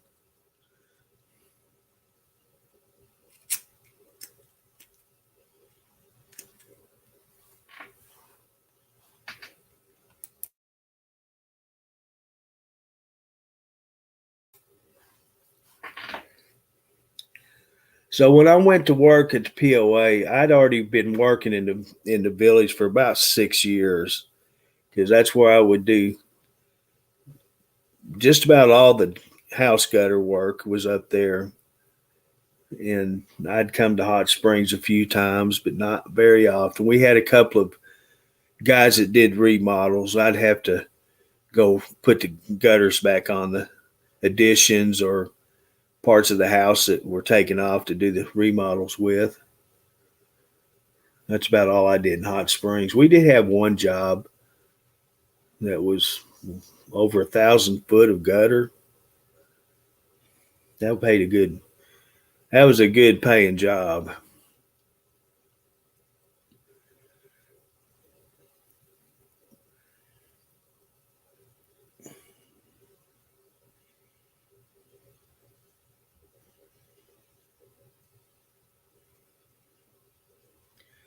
See, we got paid the same whether it was a gutter or a downspout. We were paid by the foot. So anywhere from 4 foot of downspout to 40 foot of downspout, it paid the same as what the gutter did. Inside corners, outside corners, all of it. It's everything to do with gutter work. We charged by the foot. Inside corner was a 4 foot charge. Outside was 2 foot. 4 foot on inside corners because I put a splash guard on the outside of the gutter lip, prevent from water from coming down the valleys and running over the front of the gutter.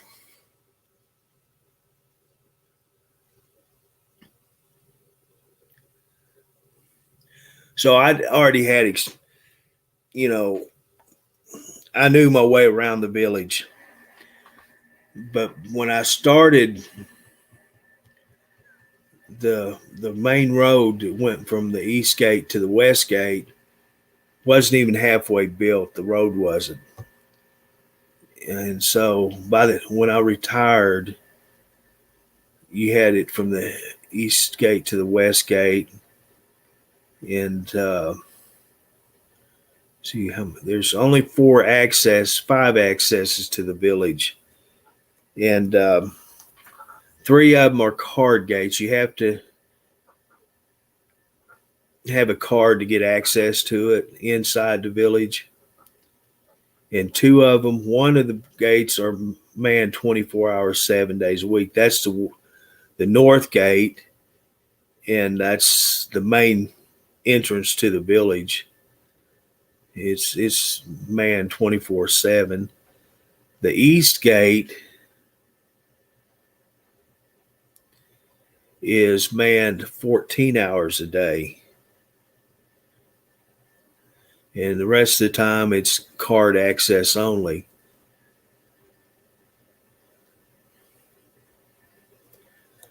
So yeah, you better have a reason to be there because you can't just come in and drive in and say, "Oh, howdy, howdy." Because if you run a gate, guess what? Our finest will hunt you down.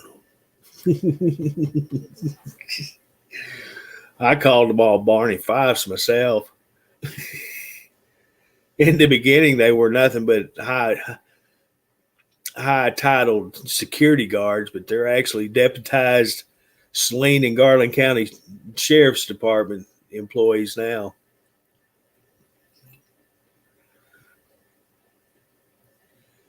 They get the same learning as y'all's patrolmen's in the city and the counties and the states. They get the same kind of training.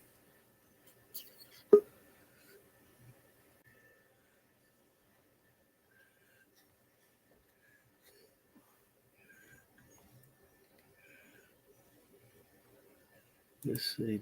Let's have you turned up.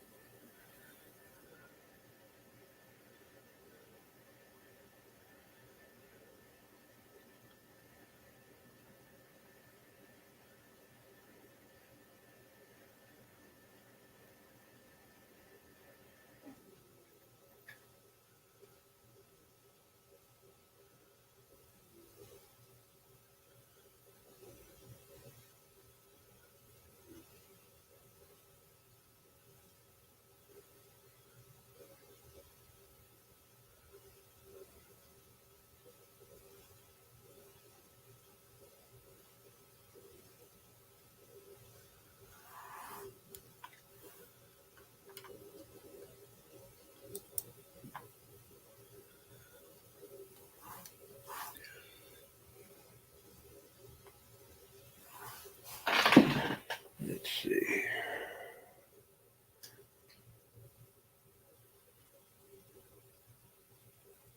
Look at there. StreamYard limited to your comment to how long they are.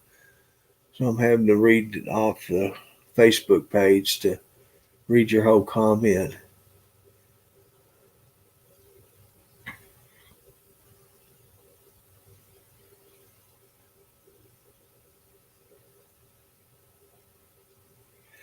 That's the way it is here. If you come to the village, if you're a guest, a family member out of state, and you come to visit, or you come from another town to visit a particular homeowner, the property owner has to call the police department and tell them who it is and what they'll be driving, and then the guest has to stop at one of the manned gates and tell them, and they'll give you a temporary card to put on your dash, and you keep that in on your dash anytime you're inside the village. It's good for the day, and then you just have to go through the gate, access gate. You don't have to stop, just as long as you have that card displayed in your windshield. But as far as the roads or anything to do with anything at all, it's POA, property owners, not homeowners. And the POA takes care of it. In fact, sanitation, or not sanitation, but your wastewater, sewer, the POA will service from, you actually have, when you have city sewer systems and you're hooked to it, the city will put a box at the property line, and that's where the property owner takes over. From the box to your home, that's covered by the property owner. But from the box to the street, that's the property owners are dealings with. And so if you have a problem on your side, it's your responsibility. But if it's on our side, it's our responsibility. Now, that's pressurized sewer systems. We have a lot in the old part of the village that's gravity fed. And so there is, and this is why homes need a clean out on their sewer system right outside your home, because there's going to be a manhole somewhere close to your property line that your home is going to drain into this manhole. And that's where it enters the system and all. Now, technically, but it don't always work out this way, depends on where you live. We are only responsible from where the line meets the main. Now, we took it upon ourselves, unless it was a major problem, from the clean out to the manhole. If it just required a rodding or something simple, yeah, we would clean your sewer system, your sewer line out. But if it required digging it up, replacing it and stuff, no, that falls on the property owner.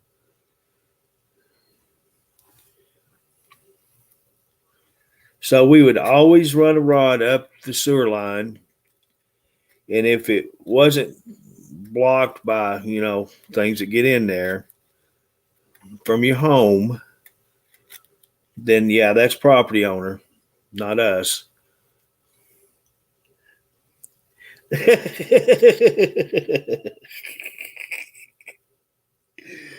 Oh my gosh. Good morning, Debbie. But yeah, see, the Hot Springs Village is a property owners funded community. I think right now there's probably about 16,000 actual residents there, but they get, a million or better yearly with guests and visitors, future residents. Uh, Gets a lot of traffic in and out. A lot of the real estate companies are sending out coupons that you can go in and tour, and they put you up in either a townhouse or a house that they're trying to sell. You take their tour or whatever, and they put you up for a couple of days for free. And that's between the real estate company and you in Hot Springs Village, because they are the ones responsible to get you access into it. A lot of the real estate companies are inside the village, so you'll have to make sure that you have access just to get to their offices, because you can't just say, well, I'm here, I'm supposed to go to this office. No, sorry.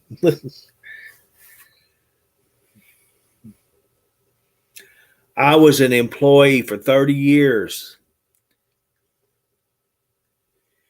If I didn't have my property owners association employee sticker on my windshield, I knew these people. I knew them. If I would leave my wallet or something at home, because I always kept my gate card in my wallet, I'd have to go to one of the man gates to get access inside the village. Oh my goodness.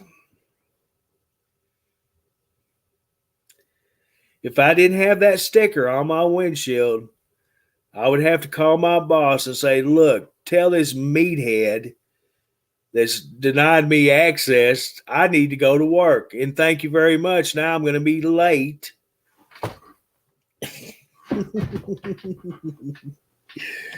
Because you can't get in the village. When I have my doctor's appointments, that's prearranged. They call the gate. Hey, so and so's coming in for an appointment this morning. Please let him come to his doctor.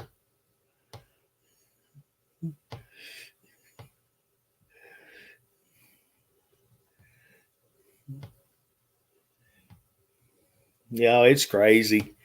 Back in the day, you could just zip right in, but not no more.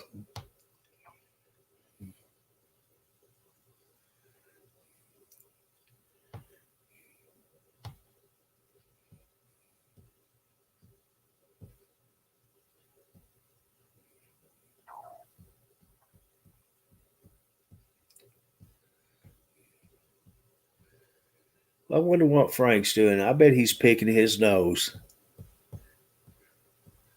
He's hiding somewhere, picking his nose.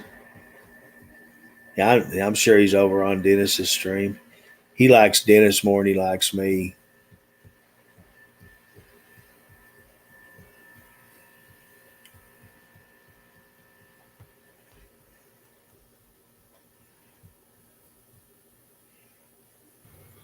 Because you're a goat. That's why.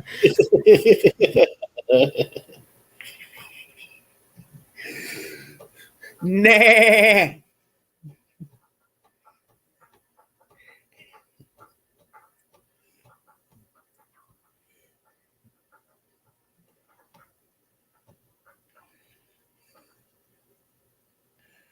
Hey, anytime I wake up, that's a real good thing, Linda. It might be to pee, but at least I woke up.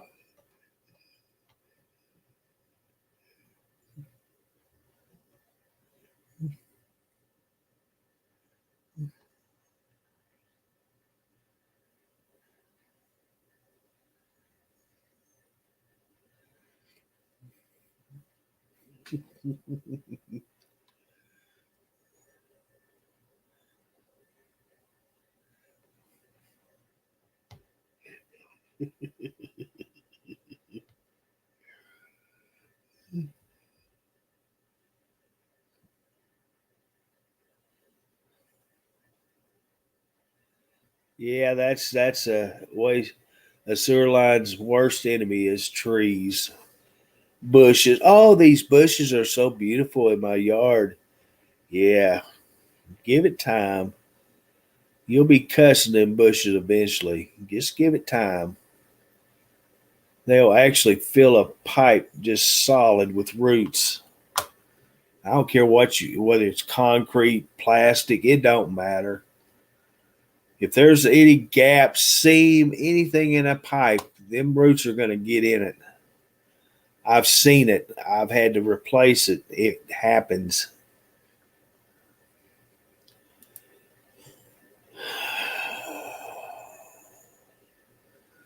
It don't matter what kind of bush or tree, they're going to happen.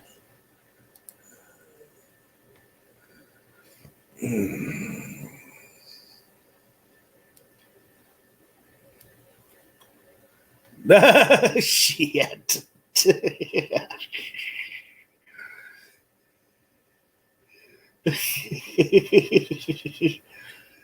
That's what you was doing. I seen you.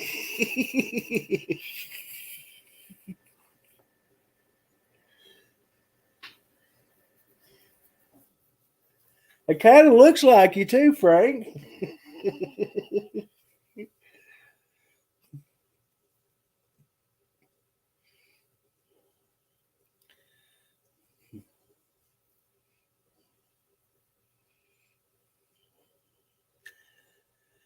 Who thinks Jack is getting his truck piled in and headed to the river or creek somewhere, going to camp out?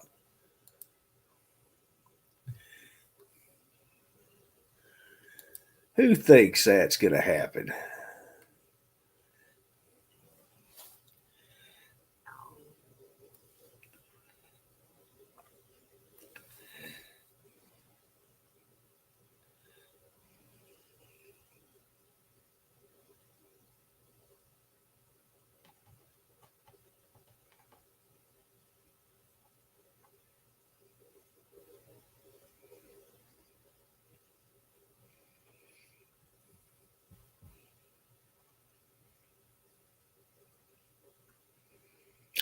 Them trees and bushes, what do? They hunt moisture. And you believe it or not, a tree and a bush is a living thing. So it'll it'll find moisture somewhere, and it's usually where a sewer or water line is. We've actually replaced water lines that a root has completely grown around a water line trying to get into it. It doesn't succeed, but it actually grew around it.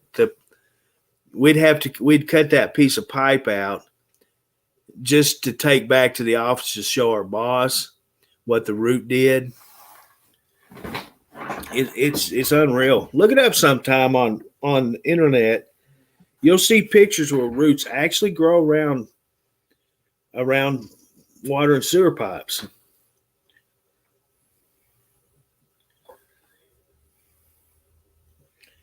And what happens is that root, when it grows around, it will actually start squeezing your water line to a point that it restricts the flow of water that comes to your house. And you think, well, it must be my pressure regulator causing problems. No, it's actually a root. So you got to find it.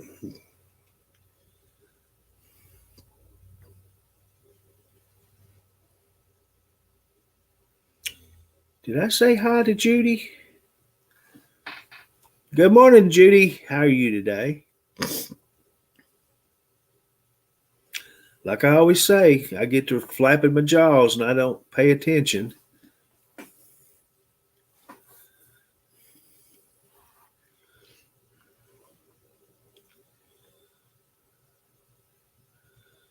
Well, Dennis is stopping a lot. This is his second stop.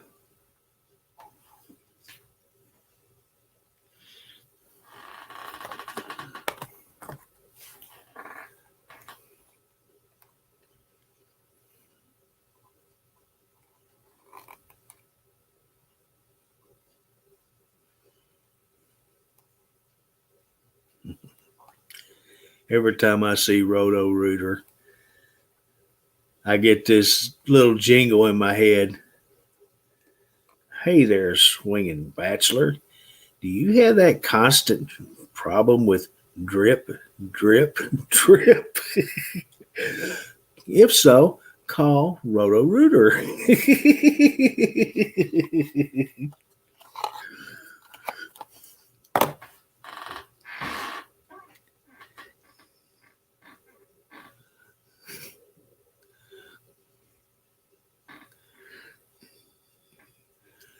Do you let me tell you one of the technical terms we have for things that stops up sewer pipes? We have a sheepdog, we have an elephant turd.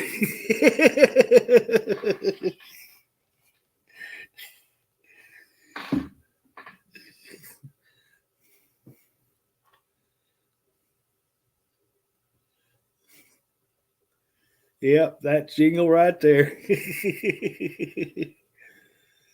But the sheepdogs, they happen at the pumps at the lift stations, and the elephant turds, they come out of the gravity lines.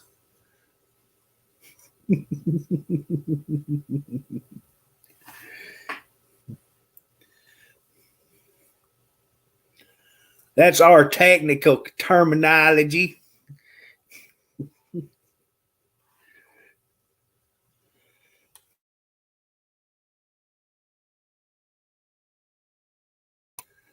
A couple others are white mice and peanuts.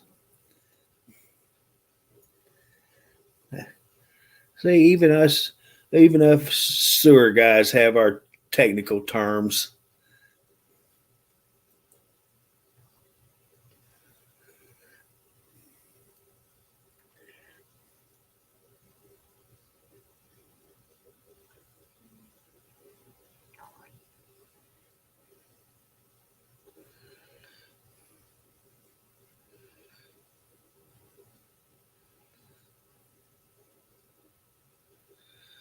I don't know. He's streaming right now. Let's see, what page are you on?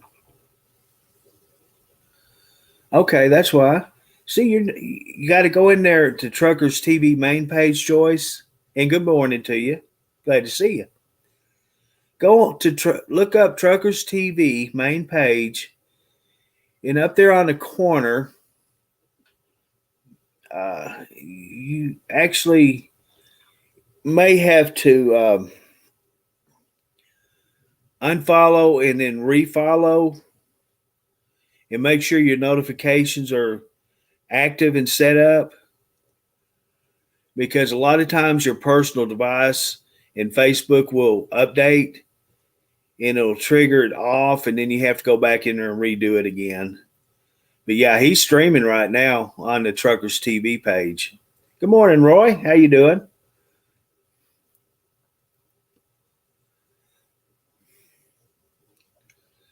Yep, he is live right now. Go in there and tell him Curtis said hush up. He's making too much noise.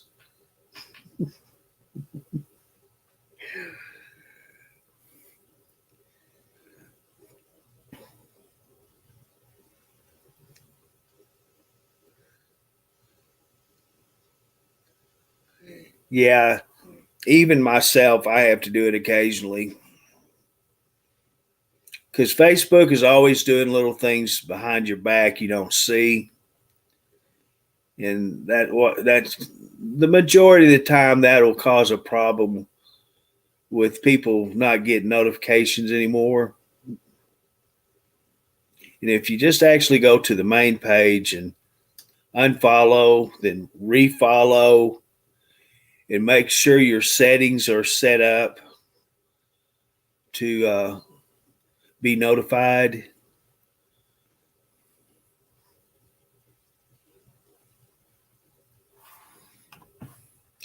And then once one of the streamers come on live, you'll be notified, hopefully.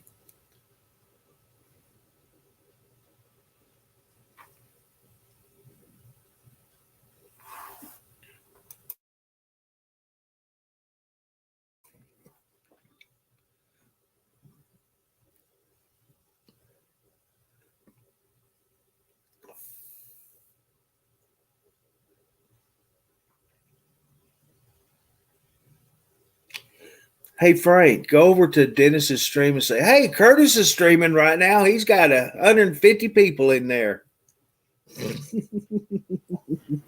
Yeah, he'll call me out on it too.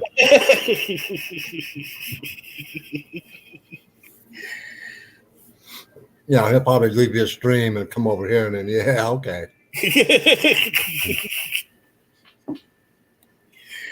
is quiet day.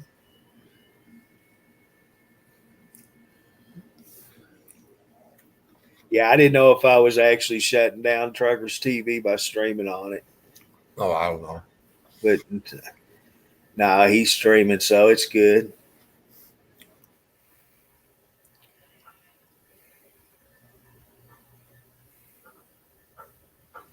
Everybody on Truckers TV's just about left. There's only 4 left. Everybody's on the U Media page. I even opened up YouTube.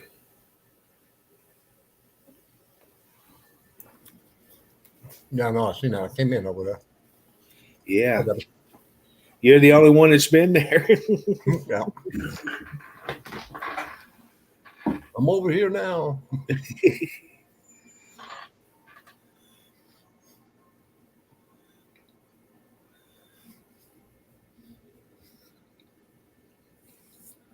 Let's see. Come on, Linda.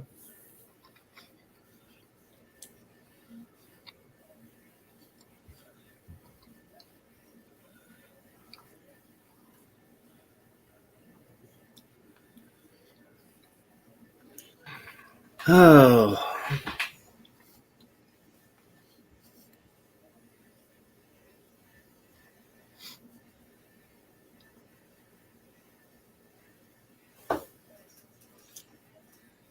Yeah, I got to get to Walmart's and get this cat food. We're going to have a riot on our hands if I don't get them fed.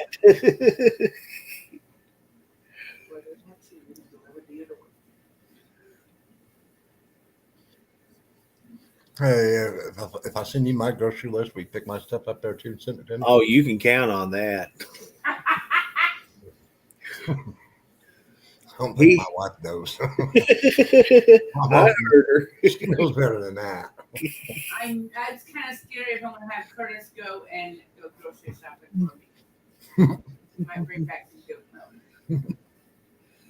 I don't go to liquor stores though. I can't get her grocery list. Whoa. Oh snap! Curtis. Yes, ma'am. All right. It's on. Uh-oh. You're in trouble now. No. Hey, Roy.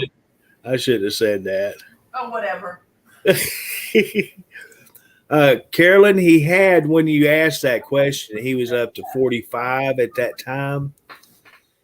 He's been, it's fluctuating. He's gotten up to 65. I think one time I seen 71, but it keeps just going one way or the other. Right now it says 43.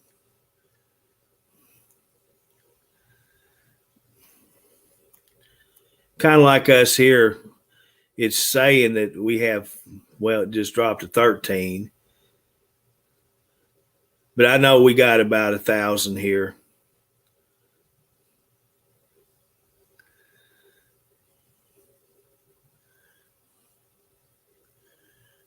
Oh, I see who left. That was Debbie that left.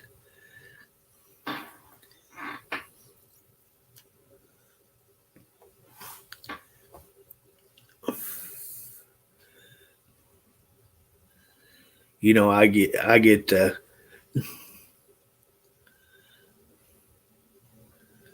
I seen you over there, Debbie. I seen you. Don't make Linda get started on you. She'll light up on you. Shelby got in trouble this morning or yesterday morning. I caught her over on Amanda's stream. She muted her mic and then I looked over there, and there she was on Amanda's stream. When she got back, I called her out. Yeah, because you guys called me at home. That was Jack. He made me do it. What the heck? Because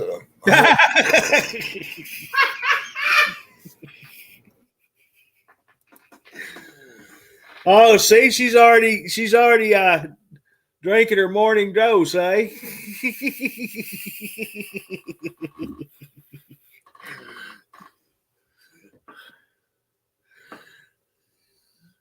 Well, you're more than welcome, Joyce. Anytime.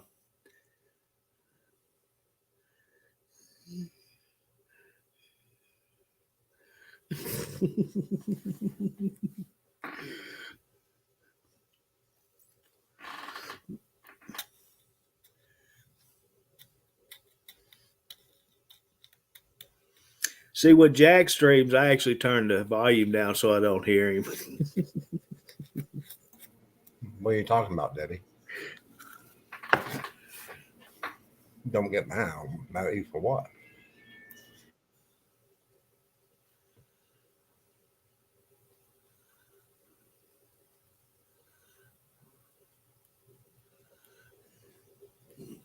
All I heard was on that phone call yesterday was Curtis, Jack, and Shelby.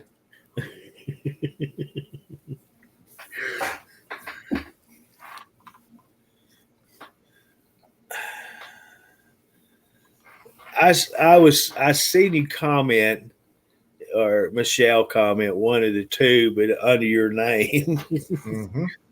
on a stream. And I said, look at there. He'd rather see that person than me. And Jack says, you ought to call him. Oh, Debbie, I know you weren't involved.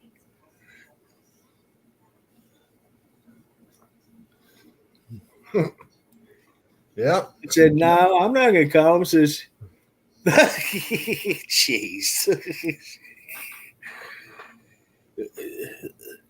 Was that just a shot glass I seen you was getting ready after your coffee?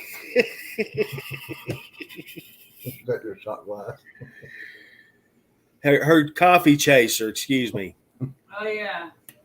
On the weekend, we're taking more cups than I should. That's what I gotta deal with. It was a big old thing, and you stick your head underneath and just open it up, and it's like one of those. One of them industrial sized coffee pots. But anyway, I said, no, I'm not calling Frank. He says, I dare you. All right. I said, you better not dare me. I dare you. And then Shelby says, I double dog dare you. I said, okay. So there you have it. No, I just thought it was just Curtis calling me. Oh, no. There was Jack. There was Shelby. There was Curtis. There's a whole crew here that morning. Everybody was hearing you talk.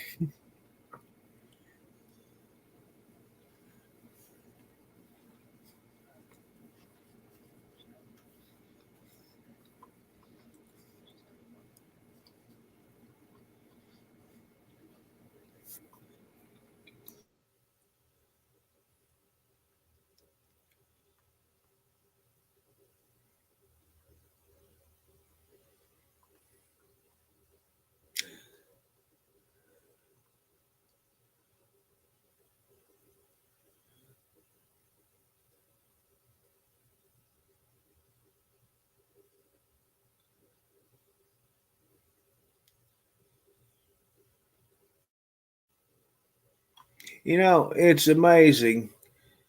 All these new faces that I'm seeing, they come on the streams on Truckers TV and they start talking with each other like they've known each other forever. I ain't never seen them. Why ain't they talking to me?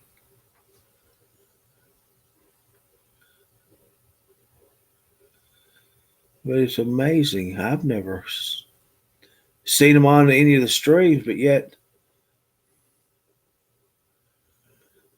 they're talking amongst themselves like they're friends forever.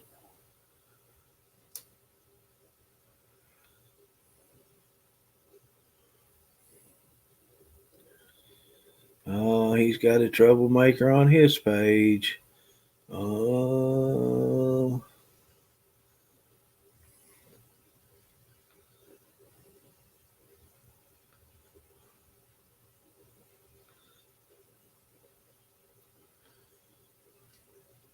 Somebody are causing havoc on him.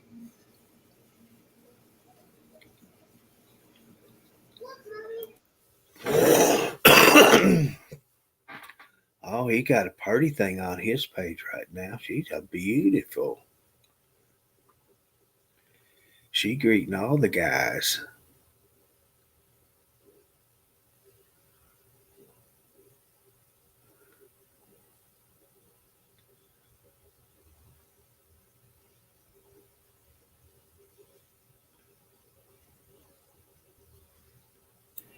Oh, it must be troll day.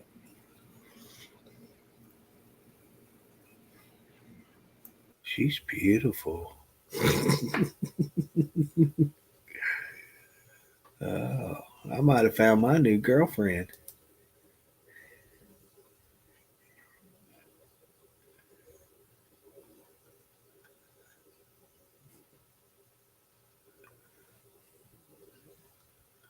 I don't know. I shouldn't say that. She might be somebody's real daughter and just real friendly. Huh? What do you think? Probably. The profile might be somebody's daughter. Mm-hmm.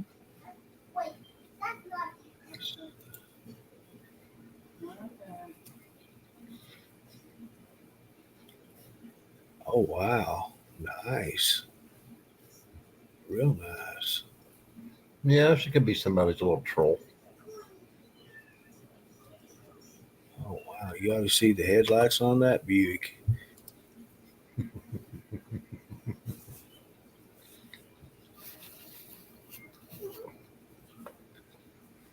High beams on. Yeah, they're on all right. Yeah, they on bright. Man, they blinded bright. Quit that. Stop it. Stop it. Morning, Joyce. Hey, good morning, Joyce.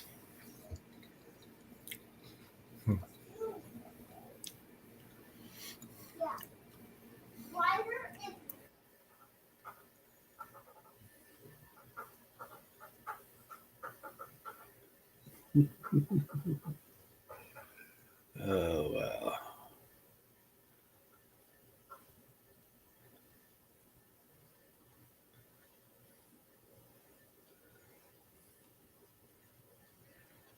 In the name of traffic is going up.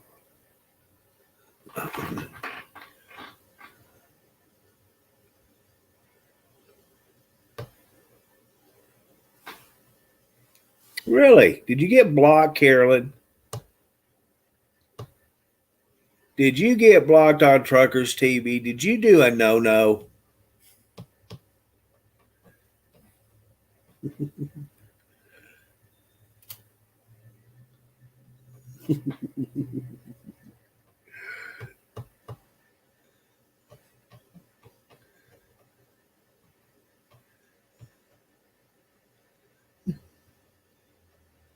I'm teasing. I don't know why you can't comment. You don't actually have your screen too large, do you? Magnified or whatever, where it's hiding your comment box.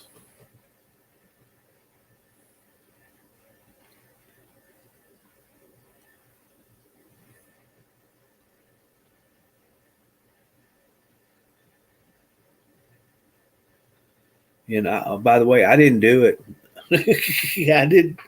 I didn't make it where you couldn't comment.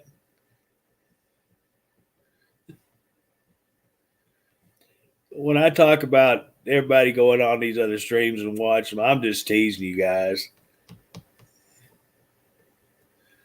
That's content, conversation creators.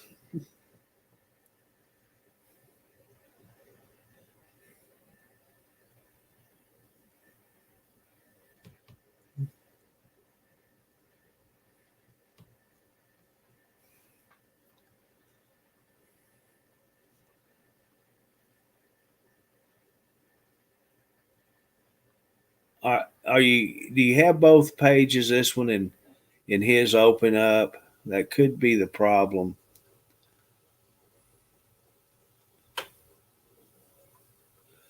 Man, that guy's getting some good ones.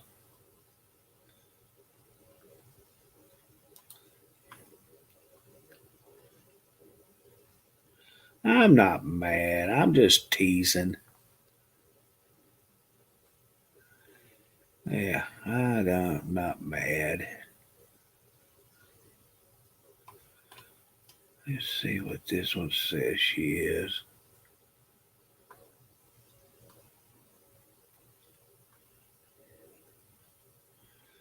I don't know why you don't have that.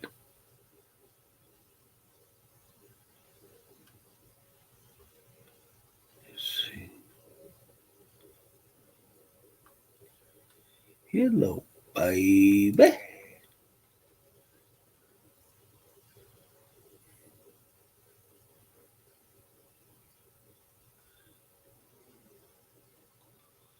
Boy, the fishermen are out this morning.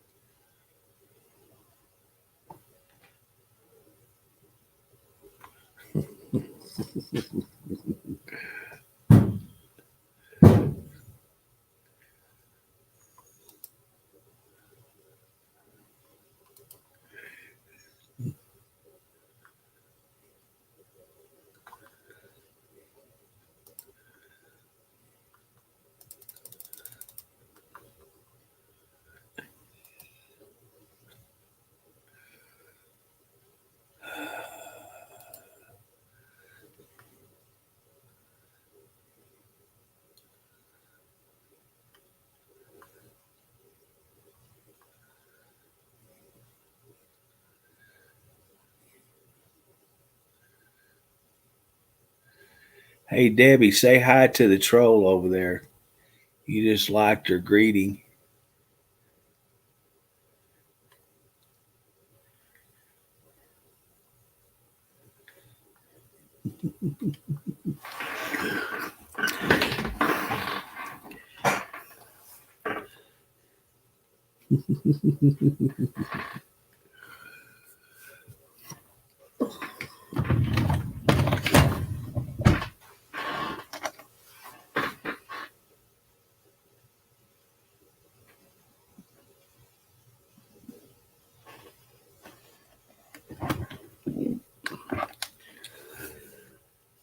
I have got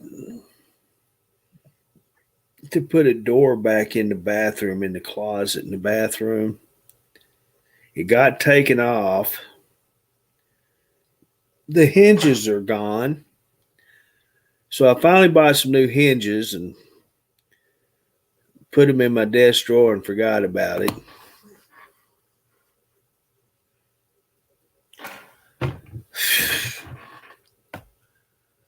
I just seen them. Another job that has to be done.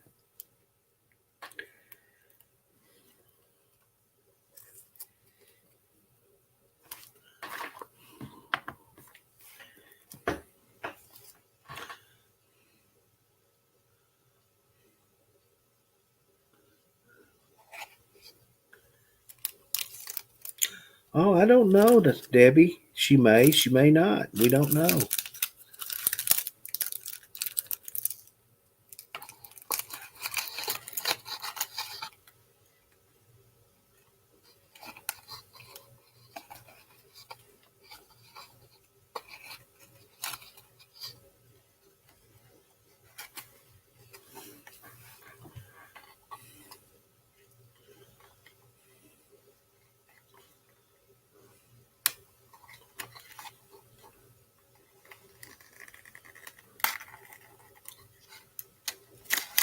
We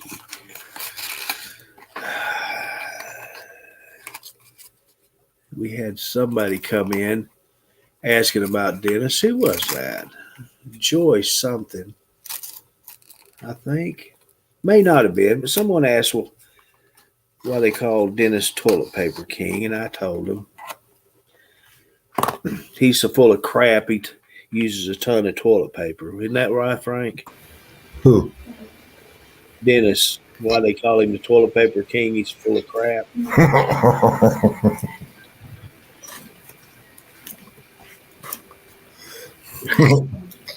No, I told her that is because during the pandemic, that's what he is hauling a lot of. Yeah, a lot of toilet paper. Mm-hmm. I think it was all said and done. I think it was like over 3 million. Yeah, it was an ungodly amount. Yeah. And he's even got a tattoo of the Yeah, Toilet Paper King on his arm too. yeah. Cut us? Yes. Maybe I need to get a turd on my arm, huh? Yeah. 'Cause I think you're full of shit. No, just messing with the dude. I'll get one put on my forehead. What do you say? I'm a shithead.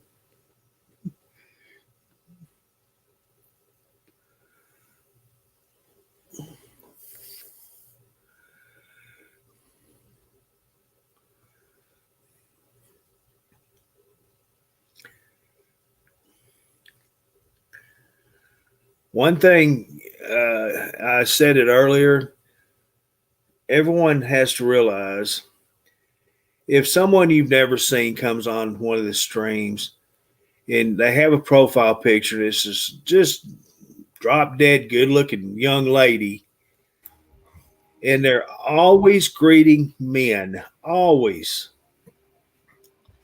Well, it's not just men. They greet women too. That's true, but I pick up more on him greeting to men Right. than I do women. But yeah, they do both. Yeah, because Dennis had one on there the other day. She was greeting men and women because she was even greeting Debbie Vines. Uh-huh. So I took her out. Okay. Another indicator is it actually says new Facebook account. I actually don't know if y'all see that or not, but I do. No, they don't. But everybody should know that if somebody comes in there on a stream, start automatically saying hi to everybody, you automatically know that's a troll. Yeah. Don't respond. I mean, just don't. That's what they want you to do. They want you to respond. Right. Then you get put on their list, personal list. Right. And the thing of it is, everybody, I found out yesterday. I'll Curtis, when we talk on the phone here after a while, I'll explain it to you. Okay. How I got this information. If you guys respond to them, basically, if you go into your messenger and you click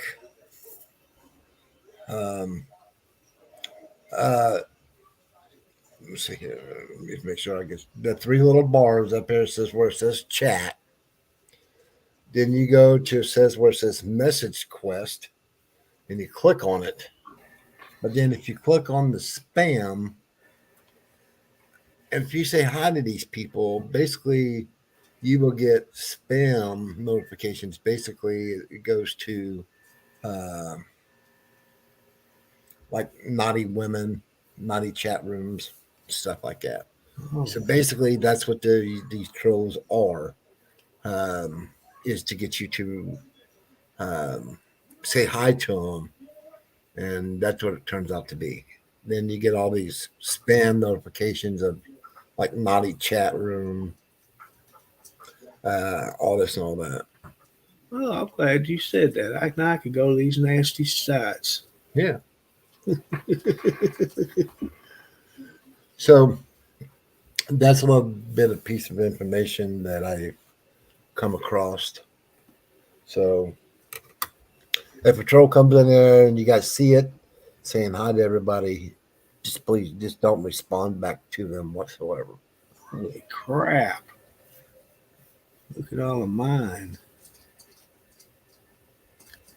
These beautiful ladies here. Let's see. Do I have an option here? So as long as you don't respond to them or say hi or whatever, then you have the words that shouldn't be on there. Well, But you never know. I'm going to see if I can find a shortcut to delete that whole thing. Oh, it just goes forever. Yeah. How are you doing?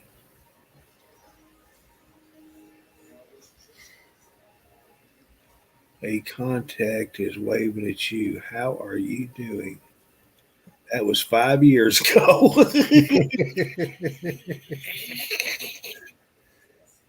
Don't say hi back. You'll be all right. Might take you to a dirty goat chat room or something. Yeah, I'd go for that.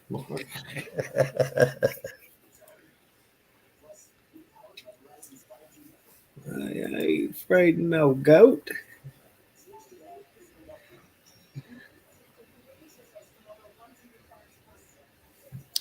Yeah, Linda. Yes, it is. So that's come say, you got to make sure that if I have noticed, when people come in there, they say hi to one person, then I see people automatically jumping the gun and welcome this person into the chat. Don't do that. If you see a person, your name that you're not familiar with, then you let them see what they do before you say anything to them. But then if you see them start reacting to every single person saying hi to them, then don't respond.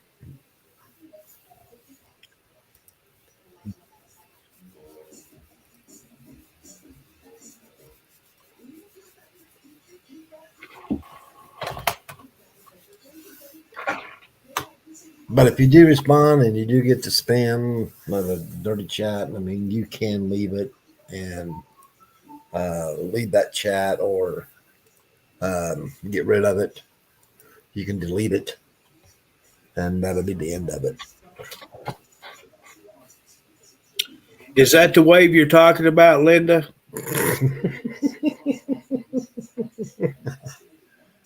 That's going to get tore down. Delete that.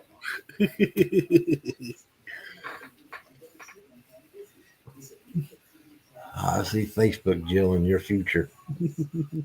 I've been doing it for a week now.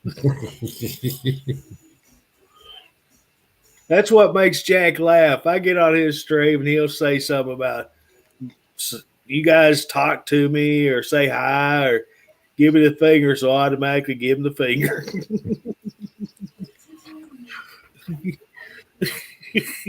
Start telling him, Curtis. Hey, Jack, just give your vocal cords a rest. Oh, Make sure I push the right button and don't block myself. oh hell. Right. They didn't tell somebody that. Oh, What did they say? No, I tell Curtis. Yeah, please do. Tell Jack to give his vocal cords a rest. Curtis needs to get his vocal cords a rest. No, did I hear her say what I heard? Yes, I think- you did. I'm going to send you some reading material. Ooh. No, but you're going to get some. Oh. You gotta stop and think, Curtis. She has her address now. Hmm. She knows where you live.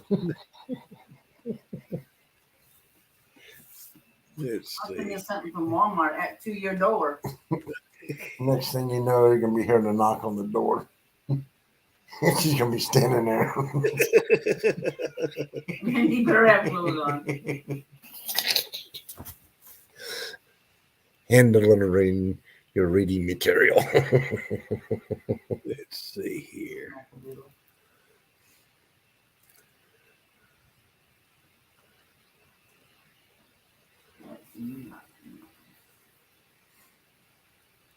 Give you a vocal cord over this. Today is Saturday, right? Yep. I'm seeing all these Friday posts. Today's Saturday.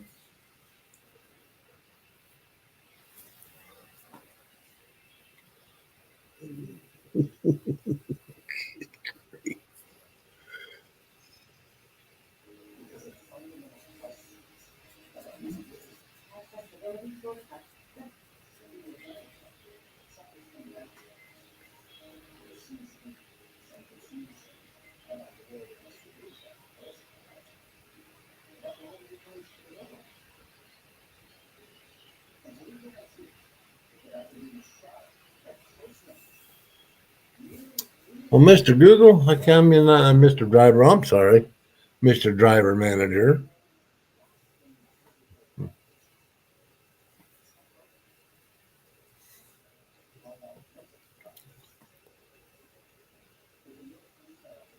All depends. Don't ask me how many hairs I got on my head. Oh.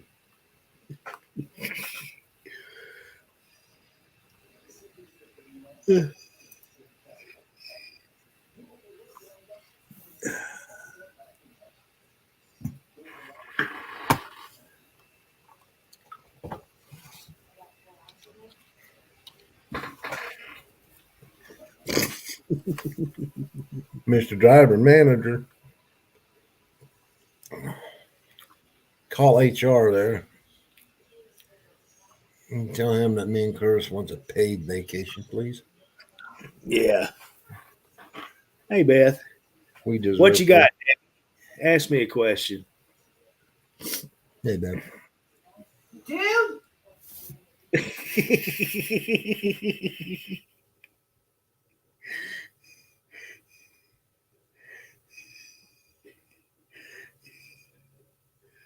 Hey, Mr. Robert, how's it going today?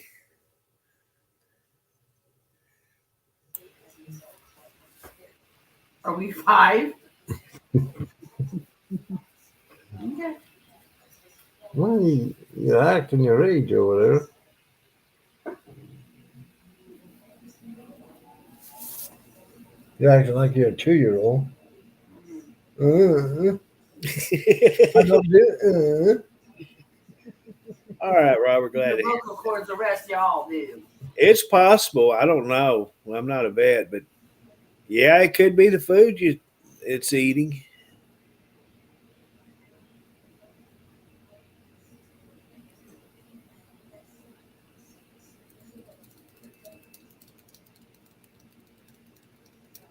Is it an older cat? It could be a factor. You know, that's why they make so many different formulas for cats.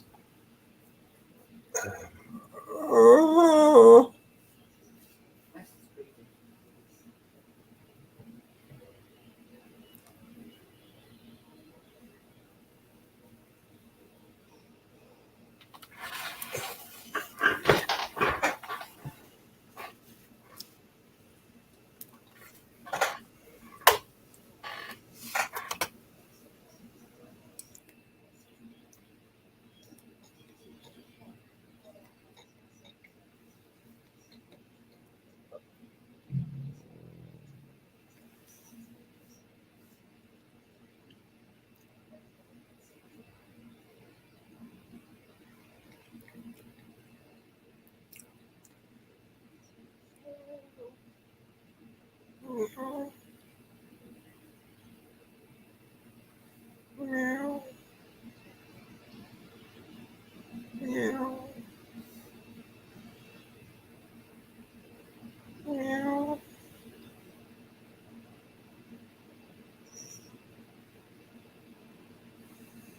meow, meow, meow, meow, meow, meow, meow.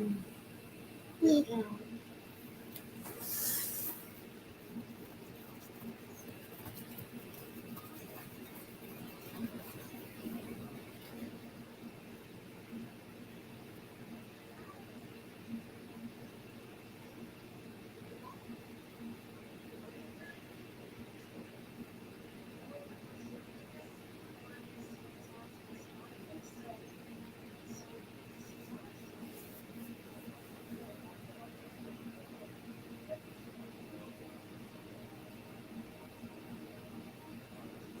I can comment on everything except for Genesis Live broadcast. All pages except that. Even the lives. So not happy. Why would I be blocked from there? Carolyn, I don't think you're blocked from anything. Real quick and check something. I don't think she's blocked from anything. I don't think she is either. There was somebody. Oh well, we know Thomas's problem is. Yeah. I don't know why you can't comment on Dennis's stream. Is it just this one stream, or does it happen on every Truckers TV stream?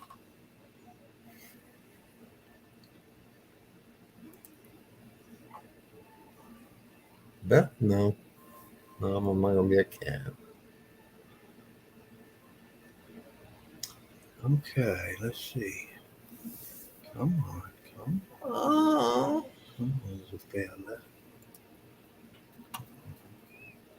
I don't want to call my computer old timer, you know. I'll call him little feller. Little fella? Little feller. Come here, little fella. Gonna house and put you to work, little fella. Yeah. Okay. I don't understand that, Carolyn. I don't know. This is live? Can you?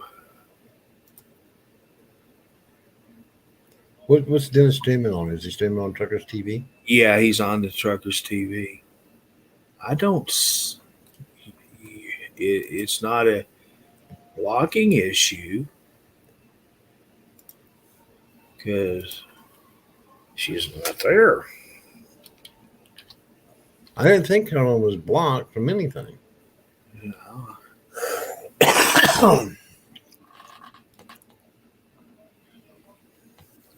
Okay, Carolyn, are you on your telephone or a tablet? What kind of device you on?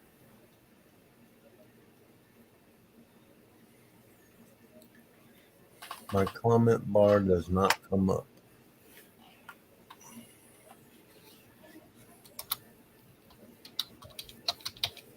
Are you hitting that got it? That don't have it on the Truckers TV page. Or don't?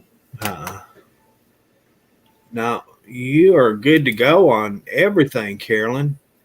So, what I suggest doing, Does tablet. She said it does on a tablet. I would turn your get out of Facebook completely on your whatever device you're on, and then come back to Facebook and go back into Truckers TV and try that. That's what I would suggest doing. Yeah, because I know that she's not blocked for nothing. I just looked it up. She is not. She is No. all green. Yep.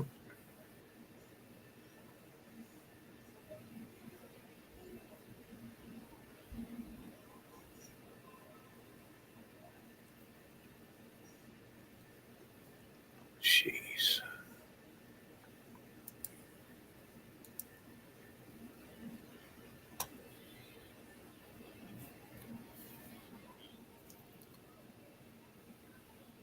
I am now acting as Curtis Richardson. Blah, blah, blah, blah, blah. No shirt, shitlock. Right. So separate ourselves from that shit. You push switch and then it pops a big old box up. Do you want to switch to this profile? Well, I wouldn't have pushed the button if it didn't. Right. That's what it keeps telling me. He wants to, yeah.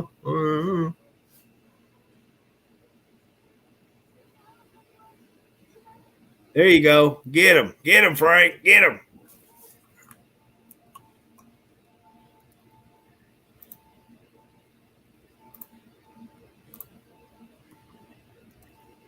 Bye. There you go. Nah, nah.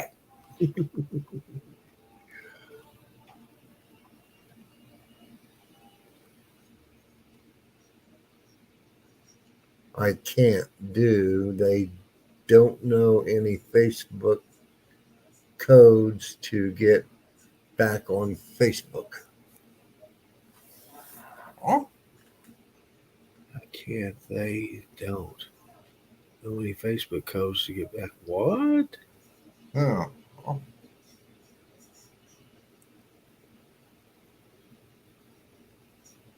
yeah. Oops. I think I did a no. What? Whoa. Oh, I hit the block button. I ain't worried about it. I ain't worried about it. Carolyn, I have the two-factor authenticity, whatever security set up, and it'll either send a code to my telephone, and if my telephone's not available, it'll actually send it uh, to one of my other devices that I have on, it's already logged into Facebook, and it'll ask me, "Is this you?" I know. Once I say yes, it's me, it'll automatically turn on Facebook. One way or the other, it'll give you access if it's actually you.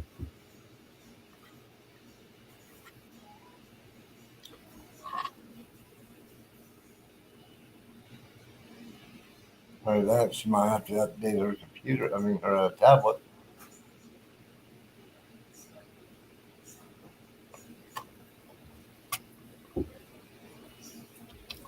Update her.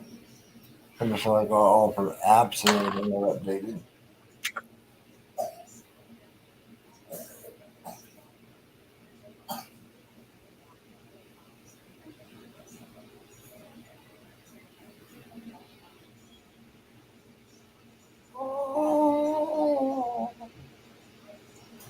Oh, yeah.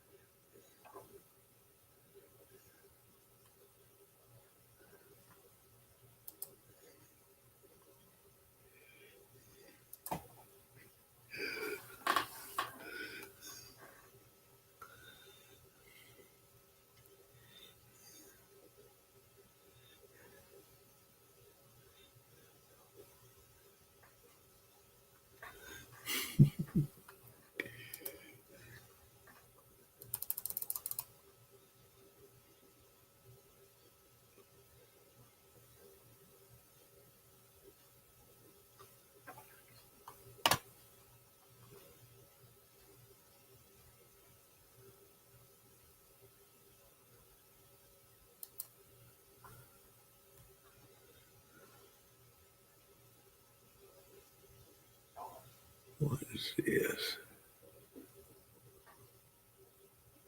Mm-mm. Oh, beach towels. Holy cow. $15 for a towel?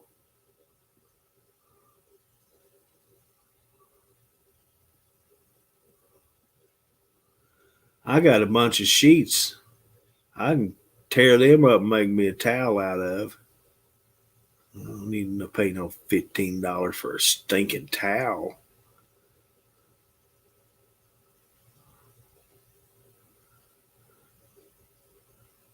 I got a whole cabinet full of toilet paper. I can just get a roll out and have endless drying capabilities.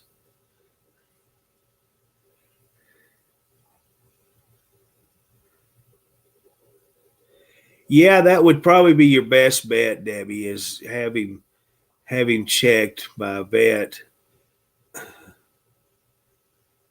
because it can be simple things. It could be that his belly is not liking the food that he's getting. It could be bacterial infections. It could be several things. So it's always good to have him checked. They may put him on a specific diet. They have foods for digestive problems, just all kinds of things. It can be done just by changing to a different food.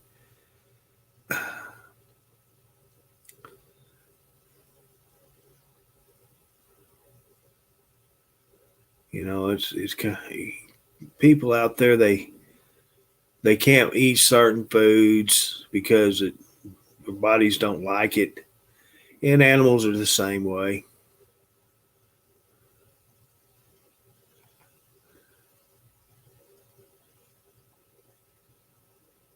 And they can't just tell us, oh, my belly hurts, or oh, they just can't tell us. So that's why we leave it to the professionals to find out and try to fix our problems with animals.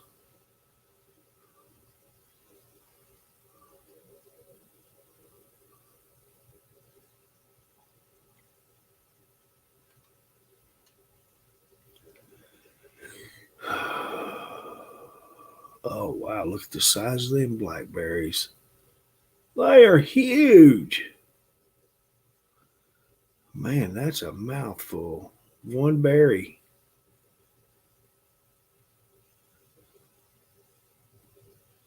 Oh, yeah. Alexandra Daddario? Never heard of you.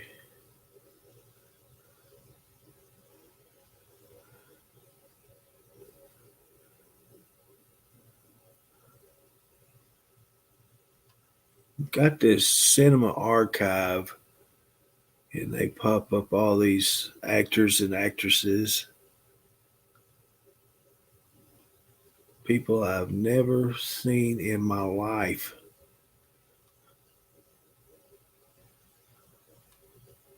Oh, wow, that's a good looking picture. I'd forgotten I used that for a background.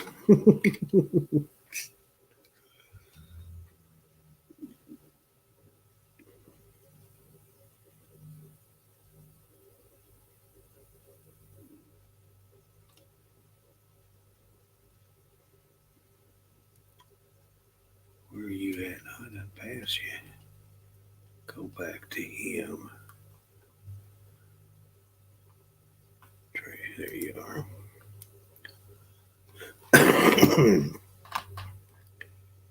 No, I don't want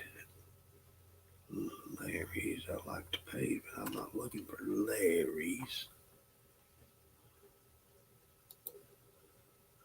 It keeps going back there. Well, the heck with you. Heck with you. I ain't gonna type. I don't like to type.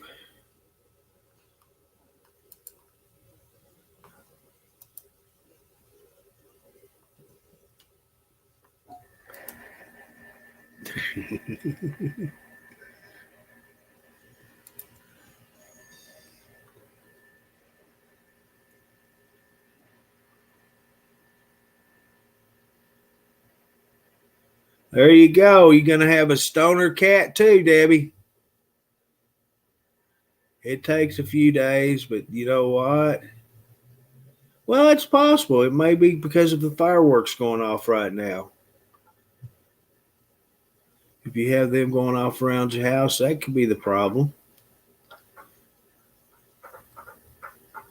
If you listen to Dennis's stream out loud, that may be the problem. And Your kitty may be stressed out from Dennis talking.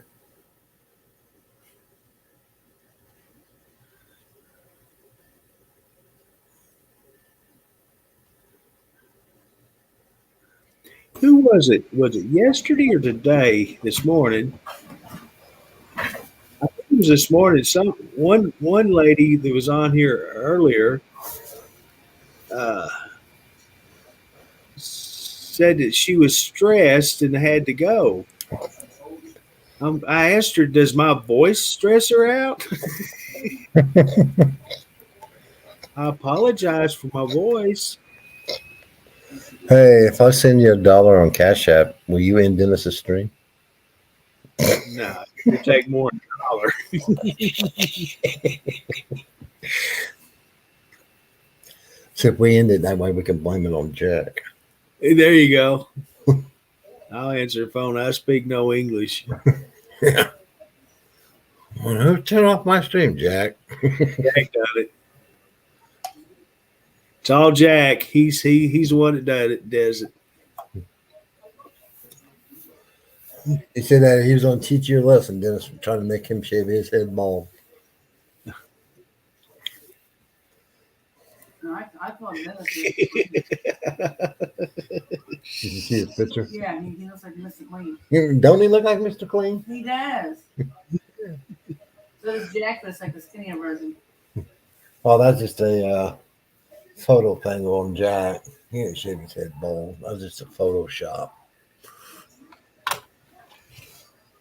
Jack ain't even thinking about shaving his head bald. No.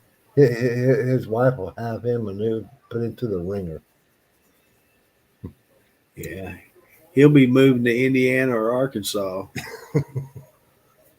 Well, he can move to Arkansas and pitch a tent.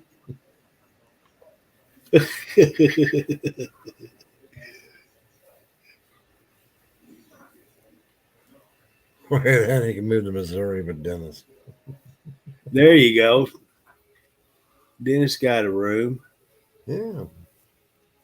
Paybacks are hell, aren't they? Remember all the griping Jax was doing about how Dennis left his bathroom? Right. He needs to shave his head. Curtis does shave his head.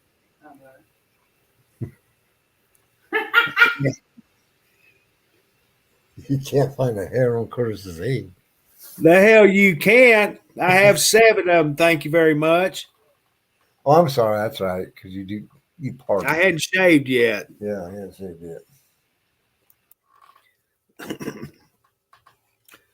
I'll have to shave before the 18th. I only shave when I go to the doctor. I get to looking like a hippie before doctor time.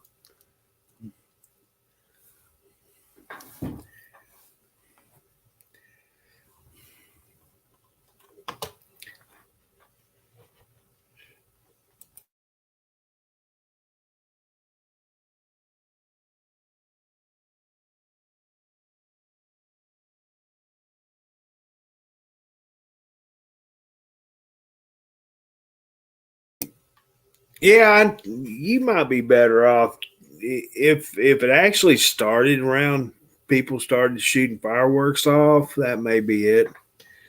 I don't know. I think you live in town. I don't know, but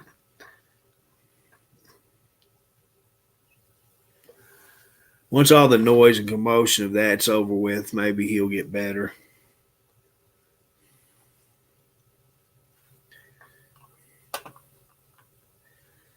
Well, I went to the fridge. What is today? Saturday, Thursday. Wait, dude. I was gonna take a shot of my chocolate milk. I popped the lid and I smelt it. Oh, it done soured. Oh, man. Why? Pour it down the drain. So I had a rough couple of days because I hadn't had my shot of chocolate milk to calm me down. It'll be all right. Well, that's when you have to go to Judy. She's got chocolate syrup. She uses the wrong syrup. Oh. I'm not a Hershey's fan. Oh. She got Hershey syrup. Yeah. Well, you can always get the great value. Chocolate I've chip. got 3 freaking bottles of Great Value brand caramel sauce. Why? I don't know where you get them for. Why do I? Maybe one of well, I don't know. Maybe one of the caramel milk or something. Ew. I think it was during that ice cream fad I had a few months back. Yeah. That's probably what it was, but I never used it. Yeah. I just like vanilla ice cream by itself. Or was you planning on putting it on the goat? Yeah, it's gonna grease up and sticky the goat. Yeah.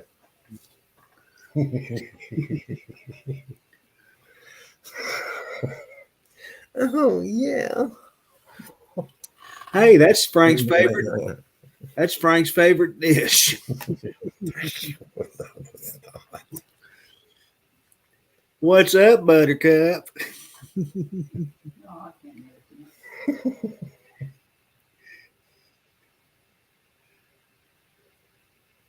it. Ooh, there's Becky Johnson's favorite food. Raw oysters. Yuck.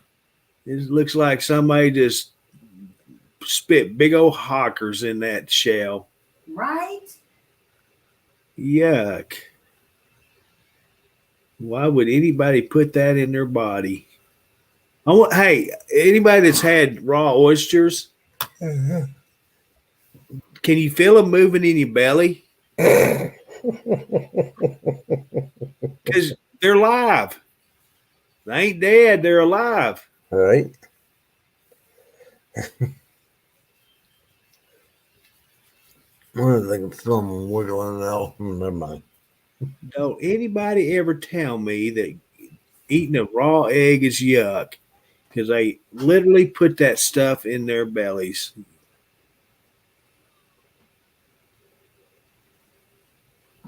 See, a raw egg got a lot of protein to it. Yeah. What does raw oysters hold? I don't know what you get out of them other than an upset stomach and puking and vomiting. Hershey squirts. Ew. Hey, Debbie, are you giving your kitty cat a raw oyster every now and then? That could be the problem.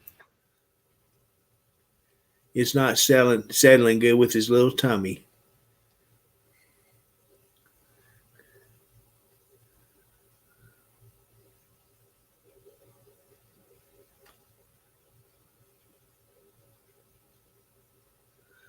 I don't know. I may not get out in public today because actually it says today is Slap an Idiot Day.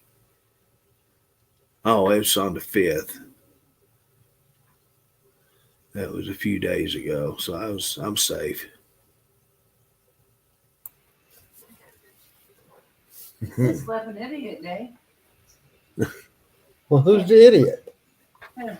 I think that's a Curtis. It's an oyster sticking his tongue out of me. That thing looks nasty. I could not do that. I can't. So basically, you're saying that I'm the idiot? Okay. You're the closest person I can go to. Uh, He's all the way out in BFE, so. Let me ask you, Debbie, are you giving him wet food or both?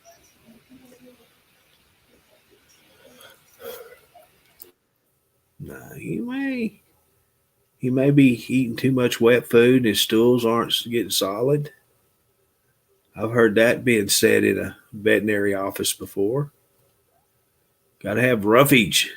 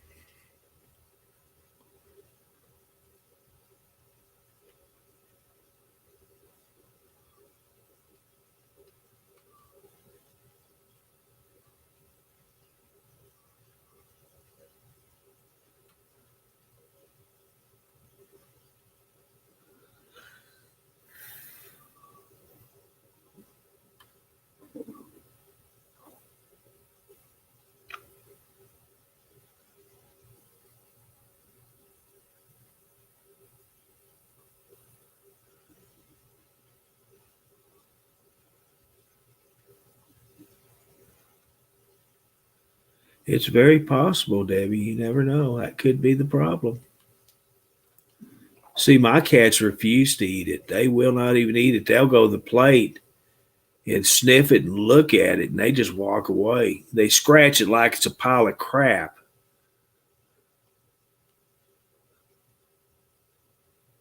I've bought the bisques they have for them. The push up, they have them little tubes for cats, like the ones we talked about the other day, where you put them in the freezer. Well, you can actually buy the little cat treats in the tubes like that and push their treat up out of the tube. And you can also freeze it, make them a little icy out of it. But nah, they don't like that crap. I want my food or my by God temptations, and that's it. They worse than I am. Because I actually replaced my by Annie sausages. That's a treat. It's a meal in it all itself.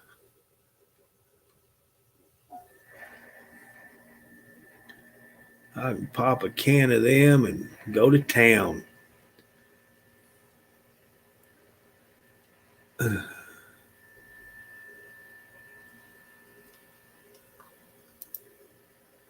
Let's just see what Mr. Dennis got here.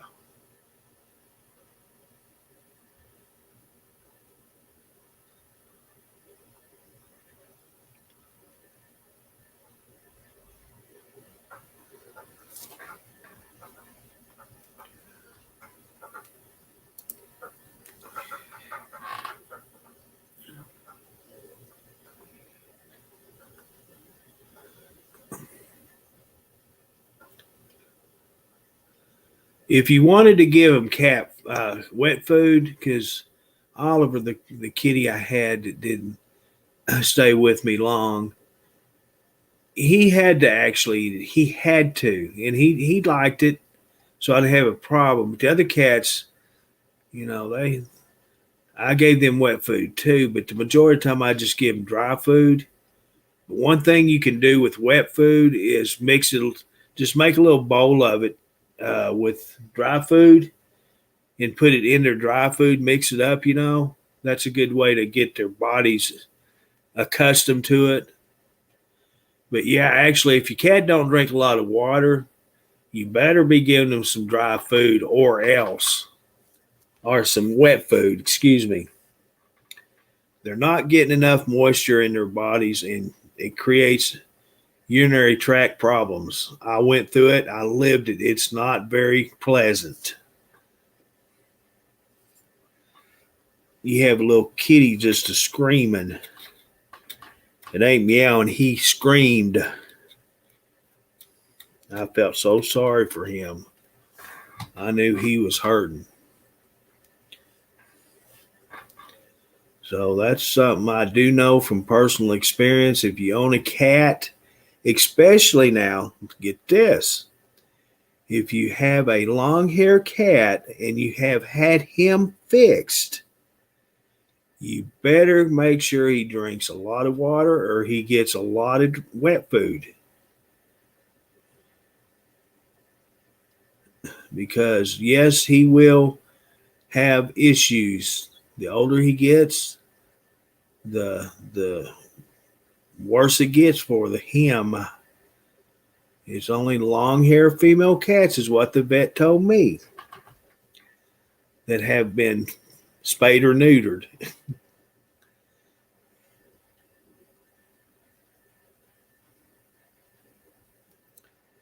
That was a learning experience that I'll never forget.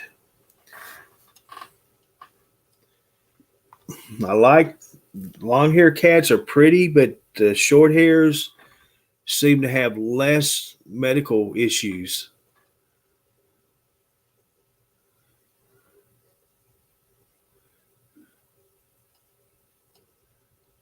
And it's not their fault. It's just how what's bred into them.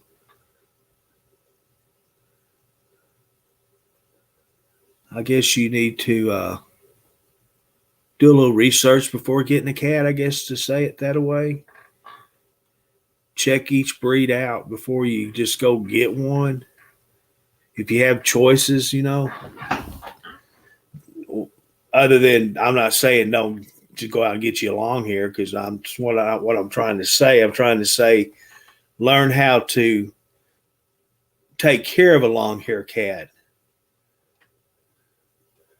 before just getting one and taking it to the vet and having it fixed, and not knowing they better drink plenty of water or they better eat a lot of wet food, because some reason their body does not like that. I don't know why, but it happens. What did that say here? Oh. Defender antivirus did not find any threats. Well, I know that.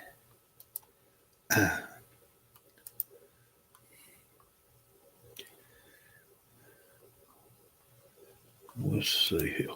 Let's see what I got here.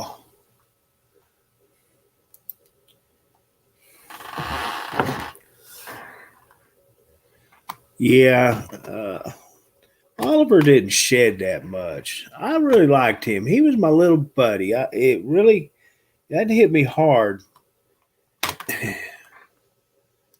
He was a beautiful a solid white cat.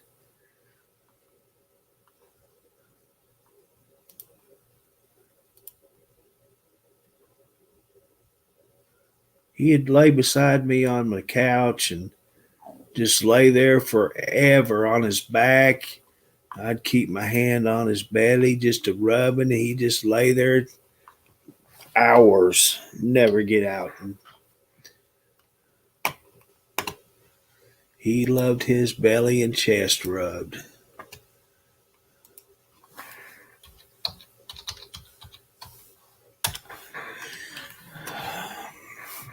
Okay. We are in. We have broke the secret code. Let's see. Did they substitute on me? Let's see. The big question. Did they substitute anything on my order? Am I going to get there and be surprised? Oh, by the way, I didn't order that. I don't care. Blah, blah, blah, blah, blah, blah, blah. No, I don't want it. Let's see. Now, that ain't it. Wait a second. What did you do, Linda? Get on the right one. There. Oh, looky there. This is the first week in forever that no substitutions.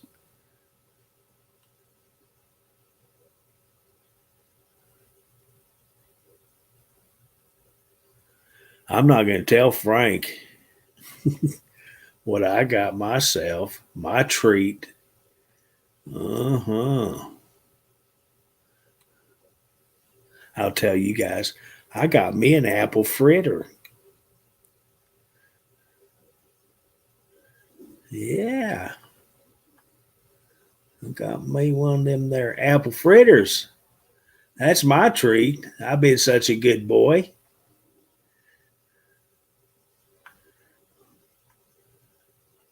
Two, okay? Two.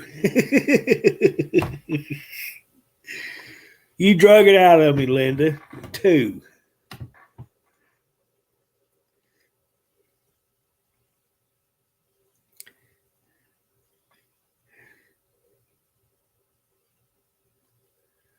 I'll have my strawberry water back in stock.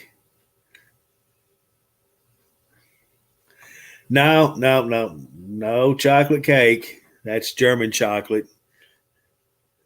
No, I'm not even going to go up there to get the ribs. I'm happy.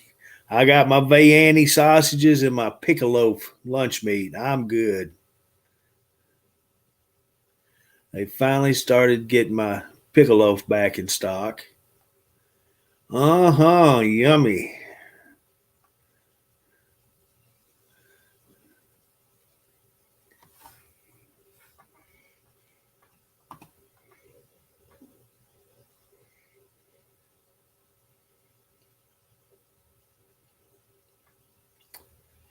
No. I did get chocolate cake once. Well, I've gotten it a couple of times. You know, you get the little squares, and they are really good.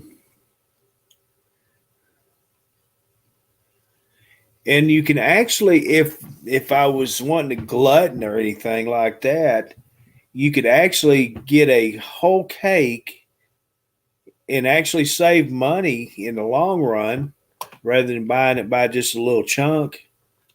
But I don't want that. I don't want that in my house. That's why I buy a little. When it comes to anything sweet, I just get little things like this.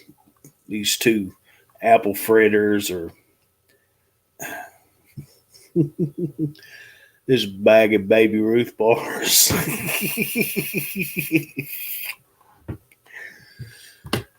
Now, Baby Ruth bars, they're for municipal purposes only.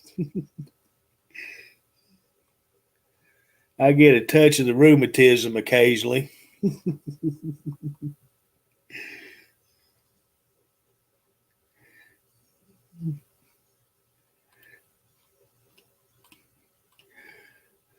I thought I'd ordered more than that.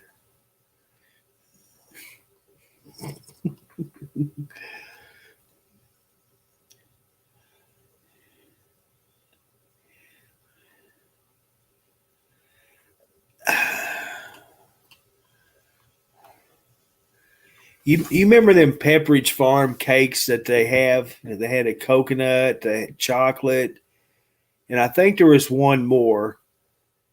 Oh, that freaking coconut cake, even the chocolate. Wow, they were so good. I just take it out of the freezer, cut me a chunk off from it, and throw it back in the freezer and sit there and eat it ice cold. They were so good.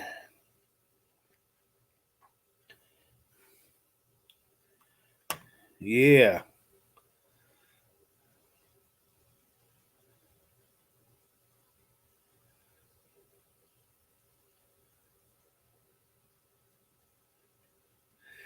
Yeah, I seen that they have the coconut, but the chocolate they don't ever have it in stock. And like I say, there was one other flavor that they used to have, but I don't ever see it either.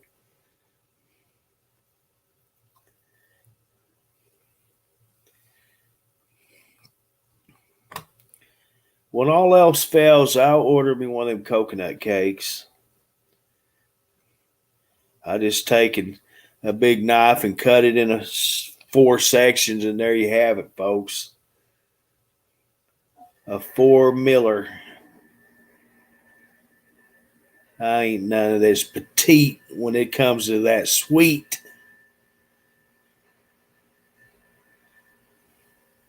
Making a pie.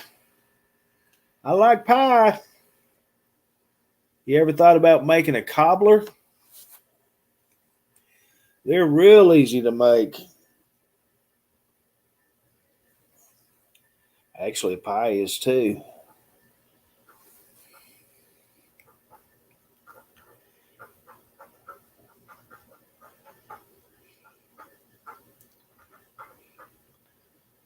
Watch this. I like any pie other than chocolate pie.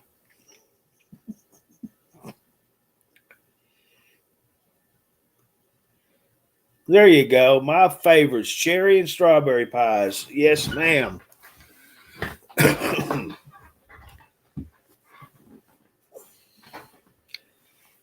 The truth be known, but I can't get it unless I actually go to a real bakery, is a coconut macaroon pie. I don't care what you put down in front of me, unless it's a coconut macaroon pie, it's not as good.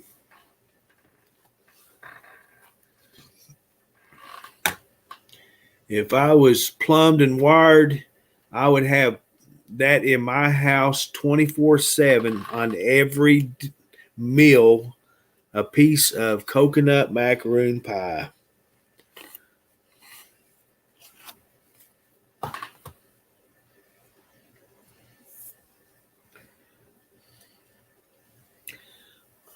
Where do you live, Debbie?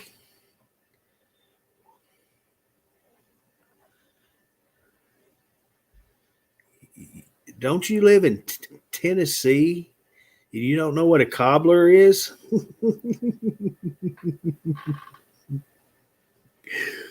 I'm funning with you now, girl. You come in here saying you don't want to know what a cobbler is, and you live in Tennessee. You never heard of a blackberry cobbler, a peach cobbler, apple, blueberry?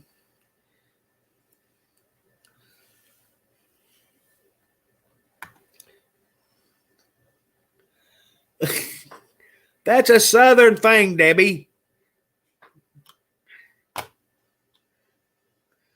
I am going to take your Southern visa away from you. And it's the simplest thing to make.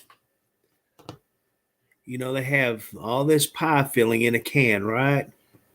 Get you one of them Pyrex dishes, whatever, a cake pan, don't matter. Buy you a couple of cans of that fruit filling. Buy you a couple of cans of biscuits. Dump them cans in that pan. Take them canned biscuits, roll them out till they're long and oval, or make them square, however you want to put on top of your fruit. You can either crisscross it or however you want to do it. A solid sheet over the top of it, don't matter. And just lay across the top of that fruit, put it in the oven. There's your cobbler.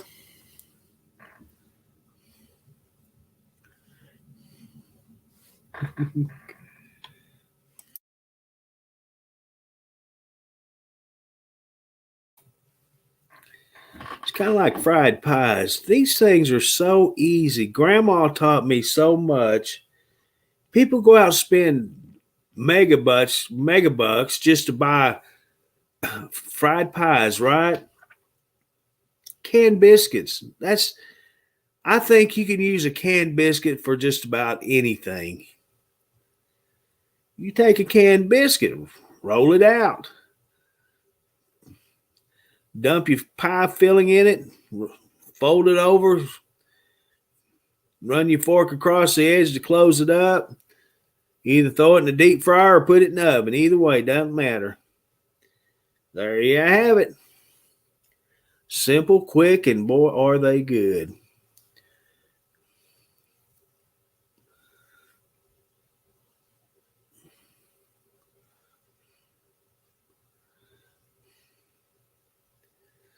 And if you want to glaze them, just get you a little white powdered milk, put you some milk in it, stir it up, and drizzle across the top of your fried pies. Simple, sweet, and yum, yum. I think the out of the woods intelligent people call it confectioner sugar, but us hillbilly hicks call it powdered sugar.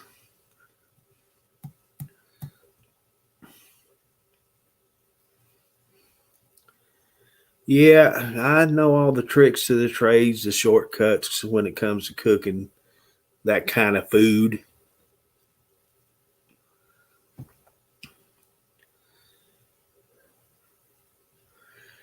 Grandma made cobblers. That was probably the thing that she made more than anything other than the sauerkraut and wieners and fried potatoes and homemade biscuits was cobblers. So just about every meal we had, we was going to have a pan of cobbler on the table. But she didn't use canned filling. She actually had the fruit. She'd put the sugar and cinnamon or whatever spice she would add to it with the fruit and let it set. She always had it in the fridge. And she'd get it out, make her cobbler, make her fried pies with it. Really good.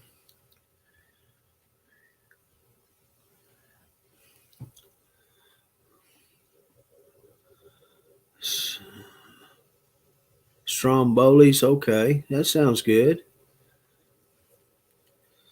I hadn't had a strawberry pie in forever.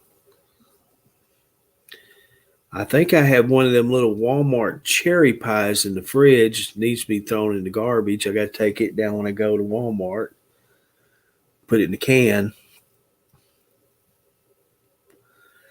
Unless my brothers didn't fill my can up again.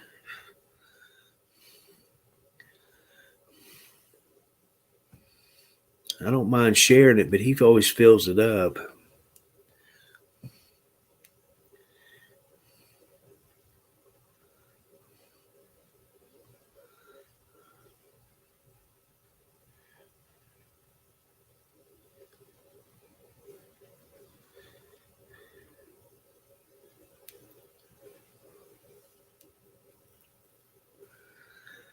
One thing we always had in my mom's house or my grandma's house was canned biscuits. You could go to the refrigerator any day of the week, any year, you were going to find canned biscuits because that was the thing that they always used to make whatever with. They just so many dishes they would make with it.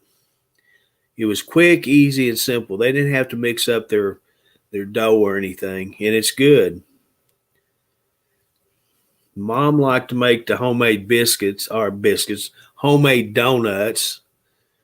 Just take a biscuit and break it in half, make a ball out of it, out, either a bowl with a lid or a Ziploc bag, throw them balls in that cinnamon sugar and shake them up, and there you have it. Pour them out on a plate, and then old Curtis would sit there and eat them as they come out of the bowl or bag. Get out of here. I can't make them fast enough. Get out of here.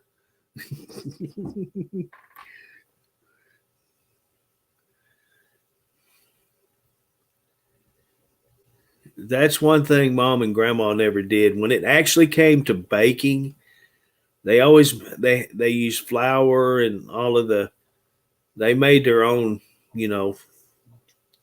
stuff. Dadgummit, it's raining again. Can you believe that?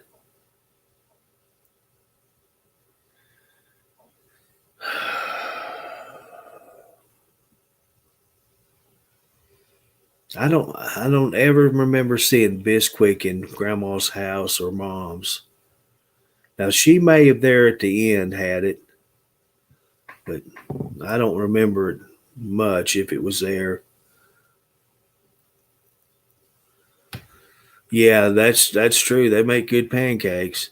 I used to get it and I'd make sausage balls. I'd brown my breakfast sausage and then mix up a batch of dough with Bisquick and just combine it together, put it in the oven and bake them. Oh, they were so good. And I just fill me up a little zippy and take it to work with me the next day and have it in my lunchbox and just take them out and eat them for snacks or lunch, whatever.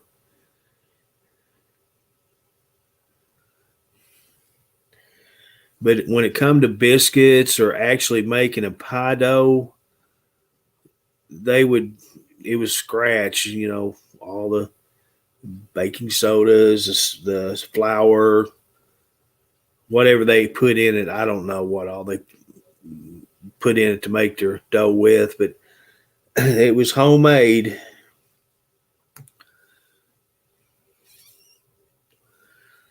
They never bought pre-made pie shells or pastry dough.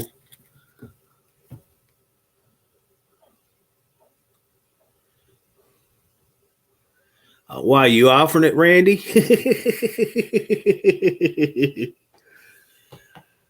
Is that the name of your service, Randy Marsh?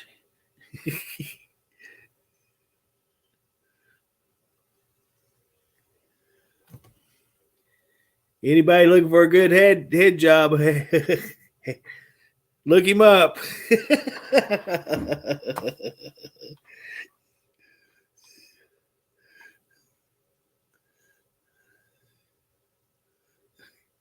You better not tease me, girl.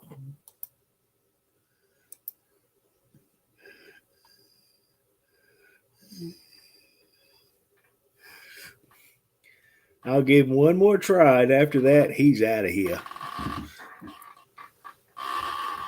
Don't you come in here dirtying up my stream.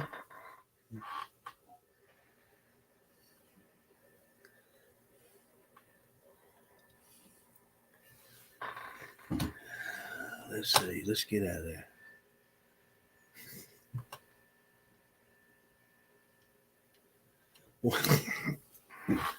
Well, I'll let you in on a secret. While you on live making that thing, I'll be sitting here eating a apple fritter. How's that sound? I'll save one of them too, just for that. And I'll use what Linda keeps telling me, freeze it. I'll put it in my little freezer above the fridge, and I'll make a note on my desk, get the apple fritter out of the freezer and have it ready when Beth comes on live.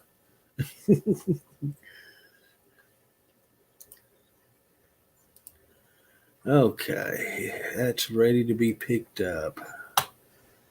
But if it's going to storm on me and rain hard, I'm not going to go out today. Ain't going to happen.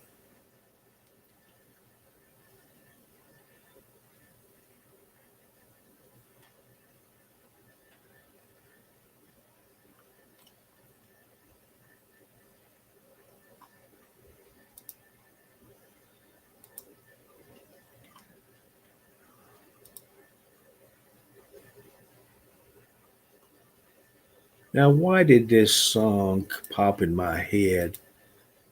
You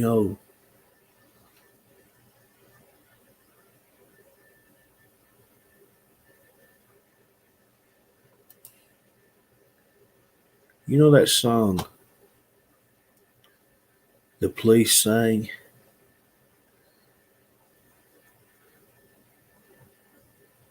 I can't remember. Anyway, a friend of mine, he walked around, he's always singing that song, but he'd say, I swear I want my Cheerios. And that thing just popped right in my head.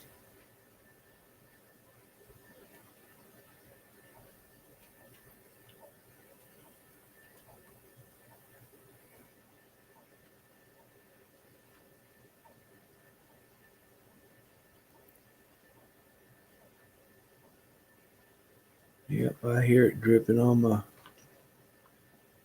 handrail of my porch.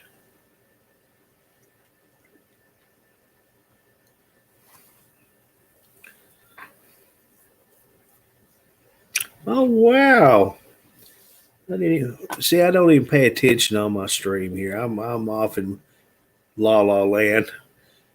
Everyone that's joined me, welcome in. Thank you for being here. I appreciate it. This is our morning, what I have been dubbed the Breakfast Club.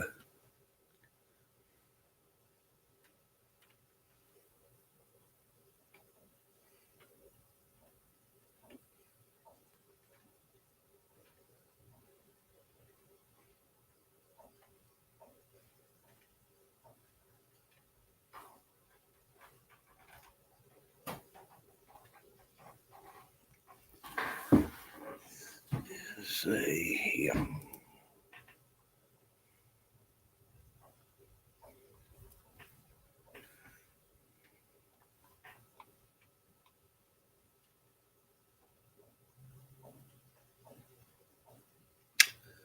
Hello, Irene. Bob.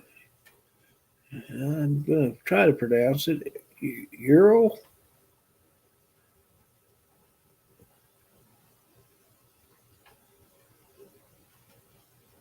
Joanna. Good morning. Good morning.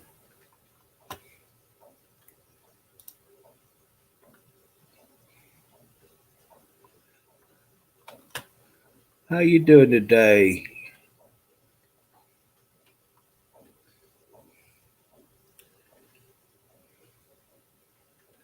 See, I may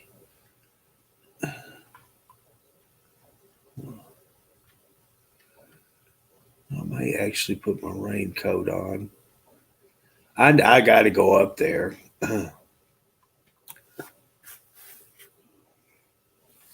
These cats are just starving to death. Jordan, he's already come over bugging me about his dish being empty. But I'm going to feed Pumpkin and Gray Boy before I feed them.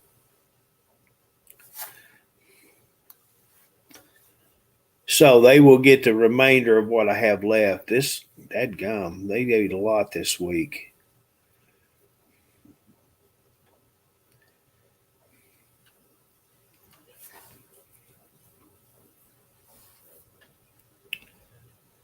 I noticed something too. This last bag of food I got didn't seem like it had as much in it. And it's supposed to be the same size bags. I think I got shorted.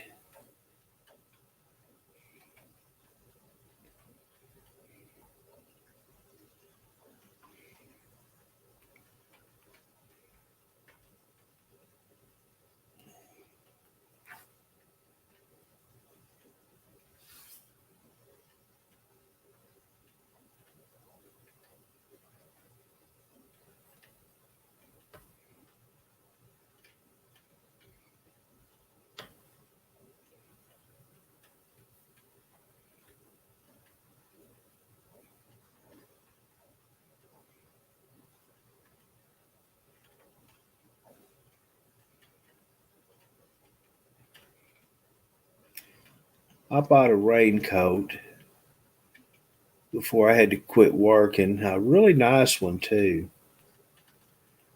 And so I've got it hanging in the bedroom on my coat rack.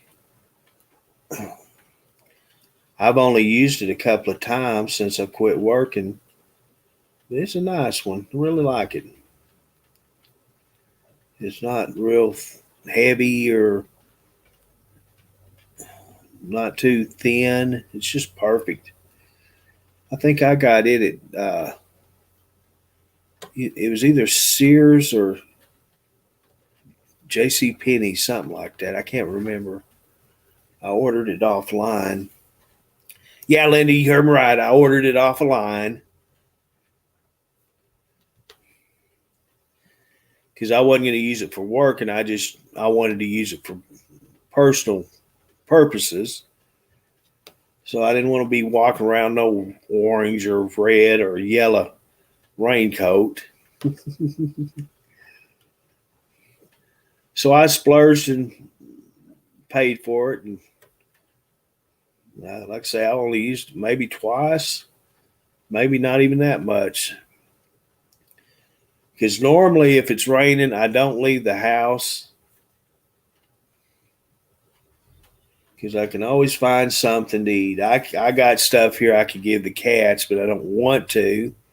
They expect me to feed it to them all the time, and we don't do that. So that's why I have to go. They just looked at each other and said, "Did you hear what he said? Are we going to get it? Are we going to get it?" No, you're not going to get it.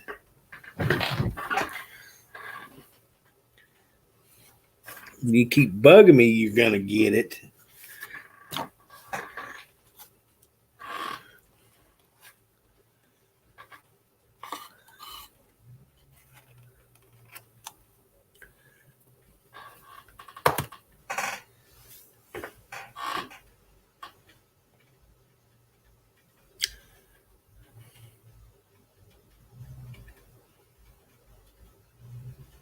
There's the thunder. Oh, that's a truck. There's thunder rolling. I think some of these people live down this road don't know what a muffler is.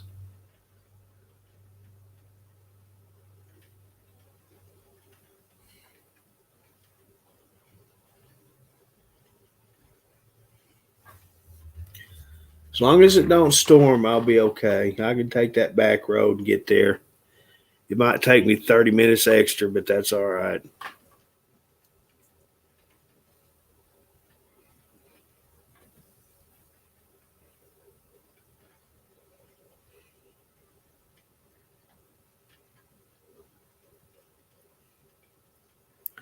All right, Judy, that sounds awesome. Will you enjoy your day with your family? Enjoy them grandbabies for sure. And we'll catch you on the next one. And thanks for coming in this morning, spend a little time with us. But have a great day, ma'am.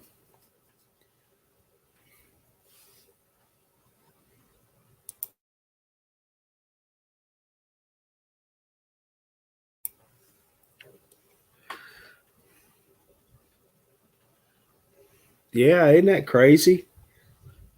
I grew out of that when I was what, 50? When the boy took my blazer home with him. But now that blazer has a factory muffler and Cadillac converter. It's not my fault that the stinking thing's so loud. I took it to the muffler shop to have the Cadillac converter replaced. He says, "Oh, by the way, your muffler's gone too." I says, "Well, stick a new one in it." He put them in there, and he fired it up. I says, "Sounds the same as it did before you put them on new." So when I got home, I looked up underneath to make sure they were shiny like a new one.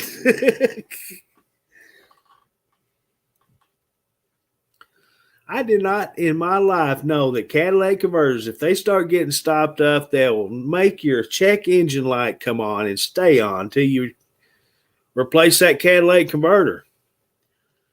Well, that's what causes it a lot of times. We don't know why it's staying on. Well, have your Cadillac converter checked. That's probably why. It's actually building up too much back pressure on your motor.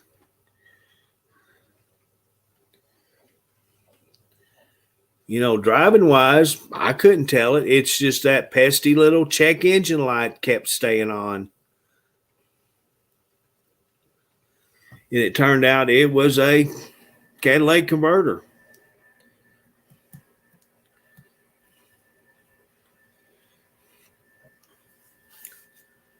Let's see.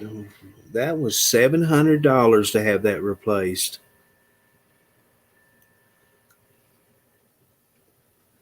But you got to understand, I took care of that Blazer. That's a nice car, and I wanted to keep it that way.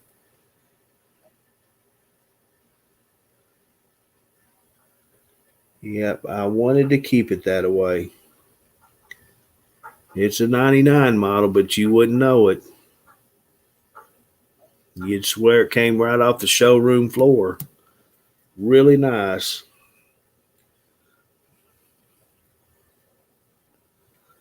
It never saw mud other than my driveway. I drove it during a couple of snow days.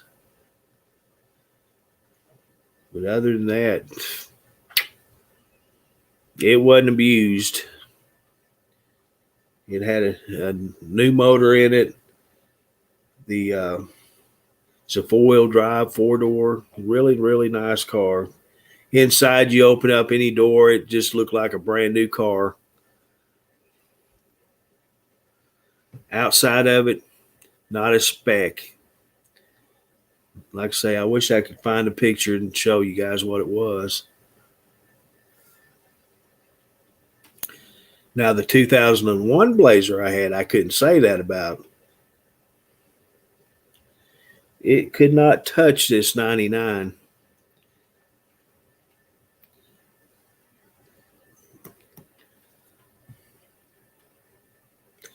But one of these days, hopefully, it'll be parked here at the house again.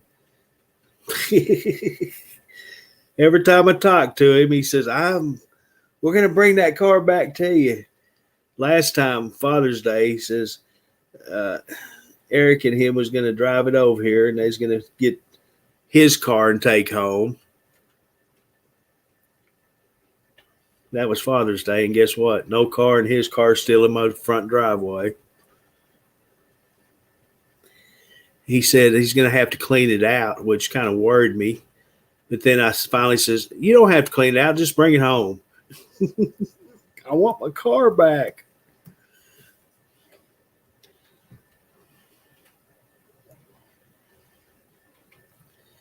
But like I said before, we don't have gas stations close to the house no more. So he's probably parked it with it needing gas.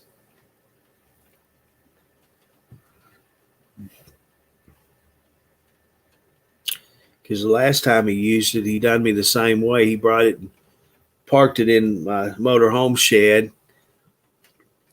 He brought me the keys and said, "It's out there in the shed." I said, "I know. I seen you park it." And I went out there to get in it the next day to drive it to Walmart, and it was flat on empty. I said, "You peckerhead. I let you use this thing for a couple of months, and I had 3/4 of a tank. You bring it home on E." Well, it wasn't no problem then because we had a gas station just down the road, but we don't have them stations no more. They had to tear them down to put in that new roundabout and bypass. So I don't have anywhere close to fuel up anymore. Where do I live? I live in a trailer. I'm trailer park trash. No, I live in Arkansas. I'm in a mobile home. I'm up in the woods though, all to my little lonesome. I can see my brother's place and both my nephews' places, but they're not close to me.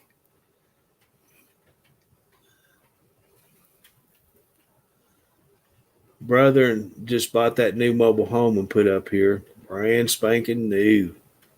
Beautiful home. Which don't bother me one bit. That's what I wanted him to do so he could stay here on property and half his property anyway.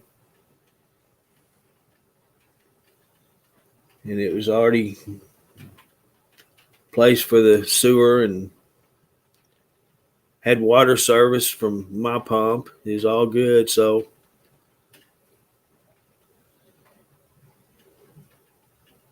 didn't take much to hook him up.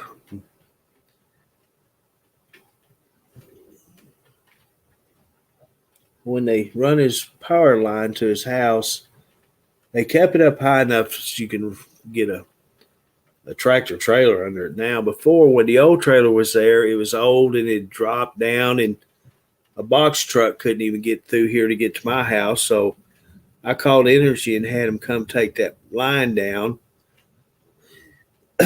so I wouldn't have that problem anymore. Because the old trailer that's sitting there, it was a health hazard. Unlivable, I guess you'd say it. Oh, that's all right, Joyce. Yeah, that's where I'm at.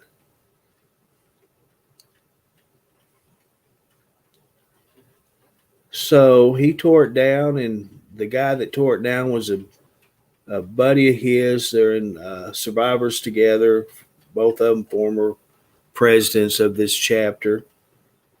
But when he tore it down, he cleaned it up, leveled it up to put a new.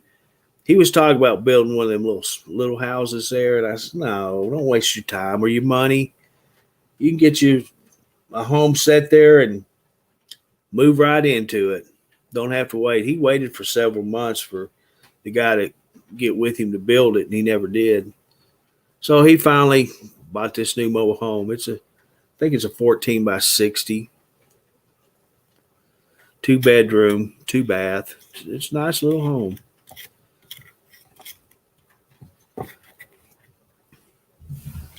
It's set up here for, I think, over a month before he actually moved into it. He was ready to move in, but he just didn't want to do it, I guess. I told him I was fixing to move into it if he didn't.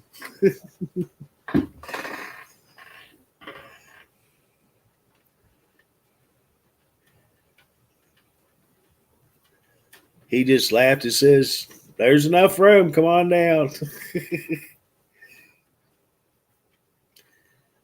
Yeah, I'd be throwing all kinds of parties in there.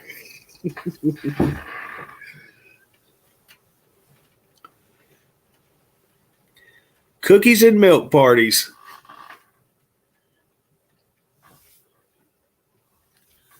I'd have limited guests because all of them's crackheads and drunks that live around here.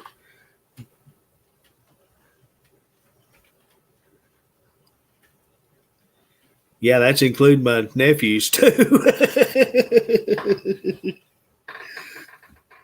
Let me rephrase it: dope heads and drunks.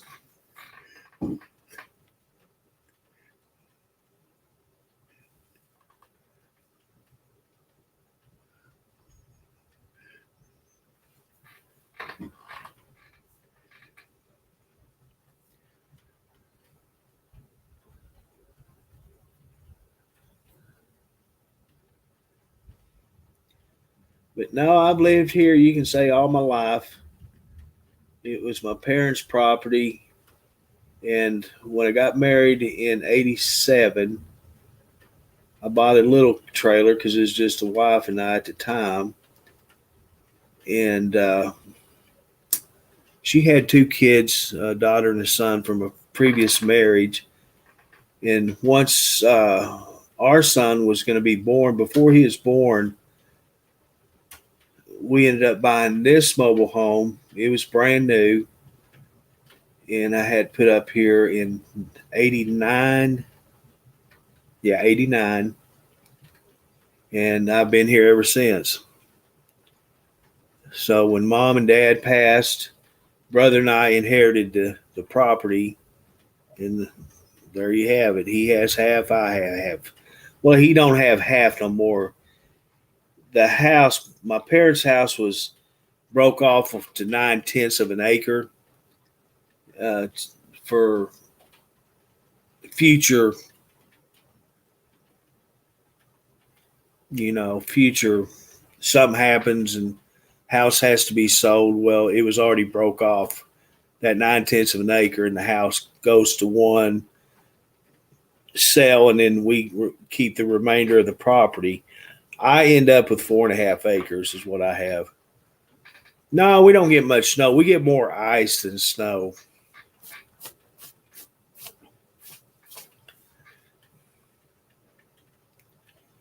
Yeah, we get more ice than snow. We do have snow occasionally, but it doesn't really amount to anything. It's usually gone the next day. Now, ice, on the other hand, it stays a lot longer.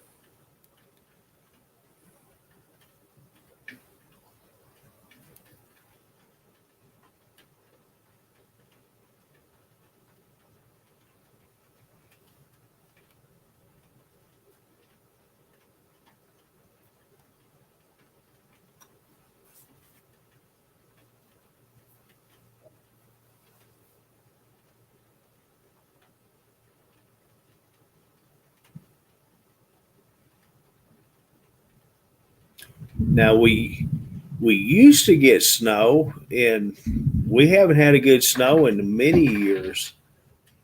We talked about this on a different chat not long ago, and when we were growing up, young kids going up to teens, we used to get a lot of snow. There's a couple of times we'd been out of school for a couple of weeks. There's one time we was out for a month.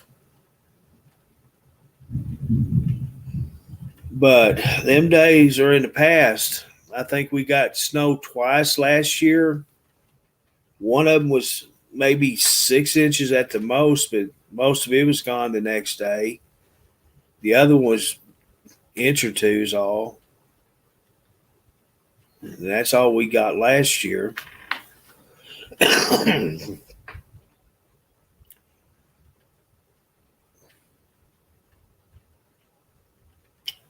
Now, I think in the late 90s, early 20s, we got snow, but not like we did when we was growing up.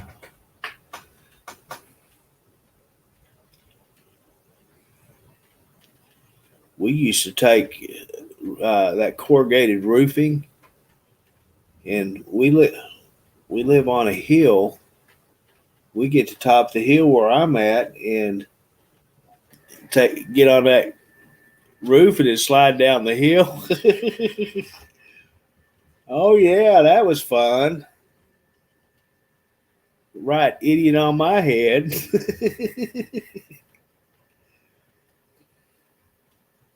If I was thinking to do it today, nah, it wouldn't happen. That's crazy. Hey, we were dumb. We were kids. We won't get hurt.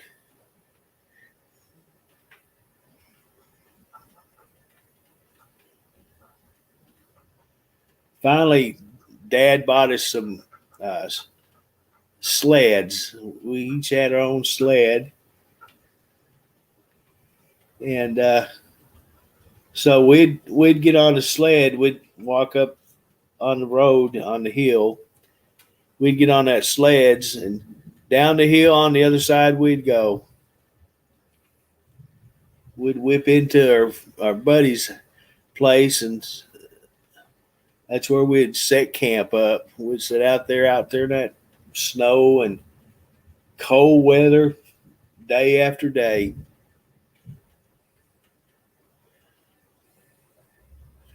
Then from his house, you went down a real big hill, and it had a 90-degree corner on it.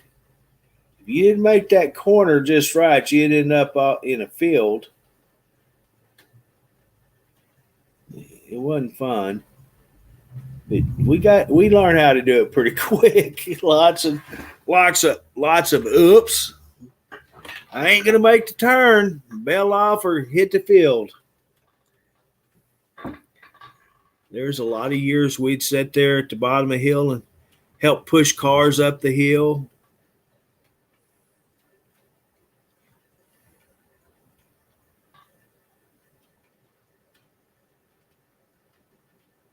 "20 foot of snow. Wow. Holy shit."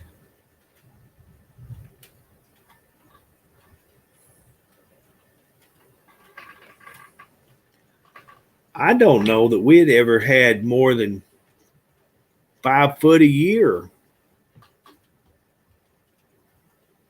I know we got a lot of it, but it wasn't, 6 to 8 inches normally.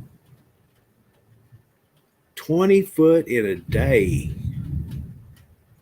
Wow. That crippled the whole place.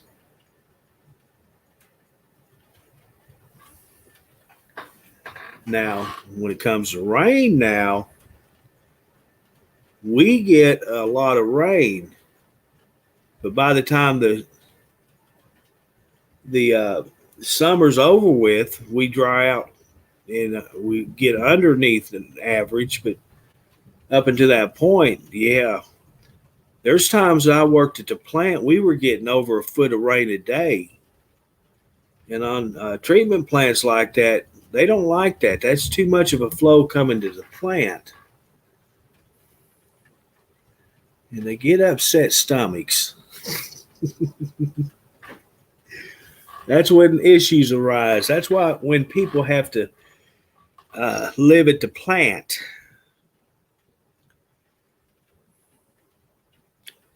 the lab has a shower. It has what they call incubators as far as ADEQ is required. We call them refrigerators. So, yeah, we have food there at the plant. So that was our home away from home.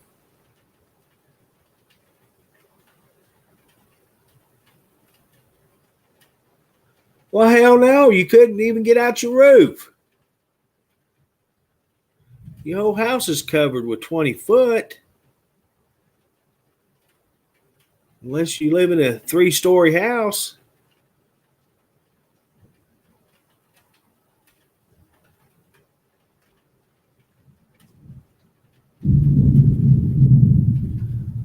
Ladder Rock.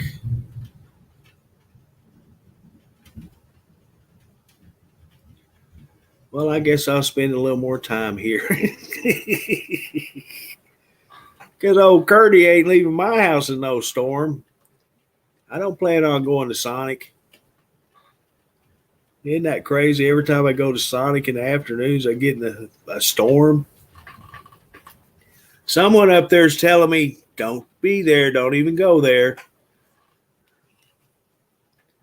I'll teach you to go out in the evenings to get you a hamburger. Somebody's trying to tell me something. Every time I go to Sonic in the evenings, I either get held. Well, the last 2 times I went, I got held on.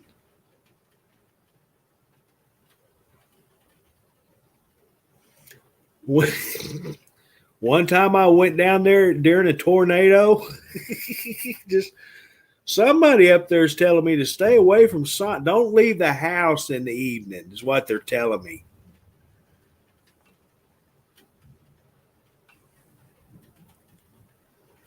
I was sitting there waiting on my food, and all of a sudden, I'm talking a major hail, and my phone's going off. There's a tornado spotted in your area. Take precautions, blah, blah, blah. I'm sitting there right there to Sonic, and all this is going on. I'm going, you got to be kidding me.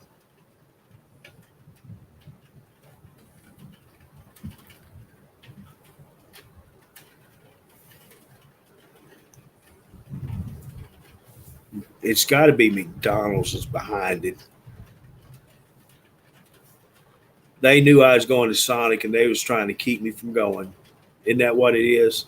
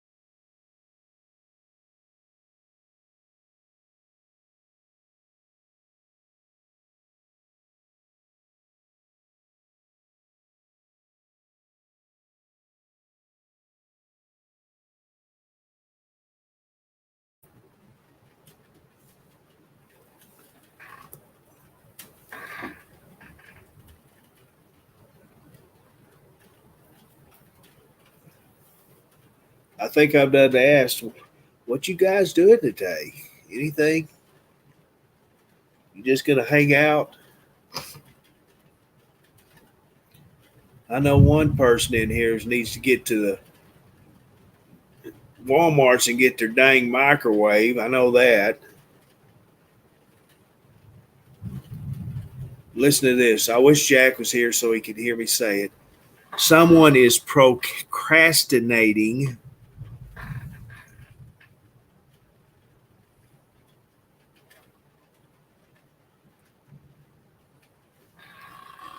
Did you hear it? I said it right.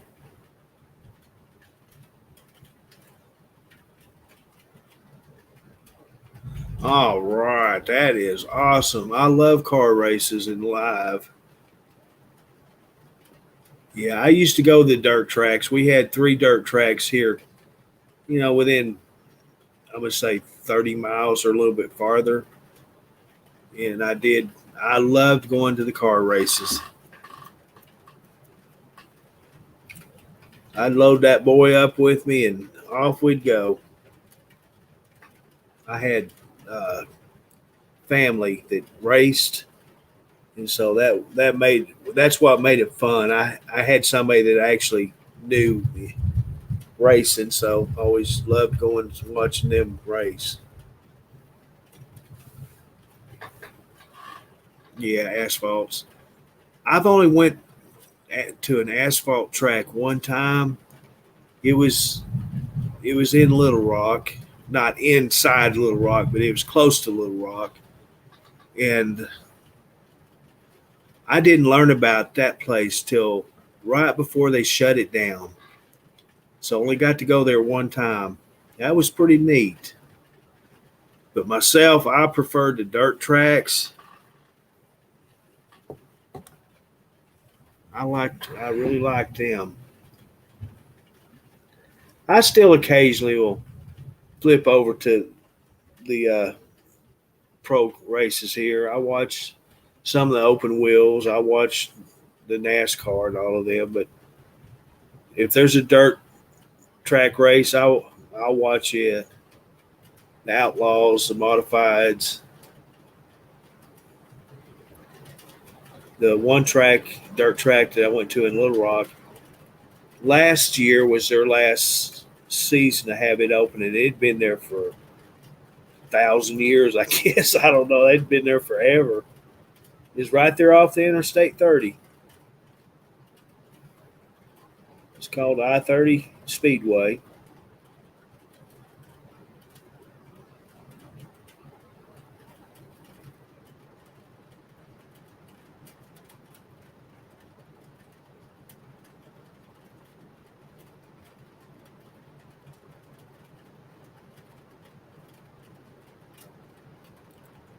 Water fires.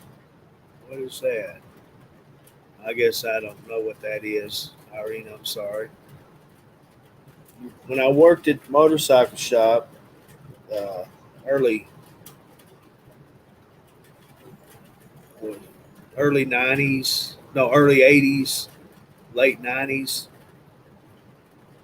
In the early '80s, we sponsored a three wheeler and a four wheeler, and I went. That was in Glenwood. They had a racetrack up there. I'd go up there on the weekends and watch. We had watch him run.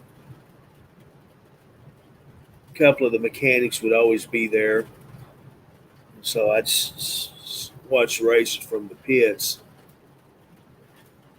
That was pretty fun. They would do dirt bike racing too, but I was there basically for the ATVs.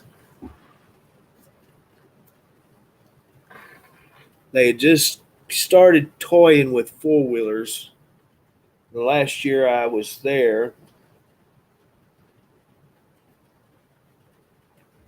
so basically it was the ATCs, the three wheelers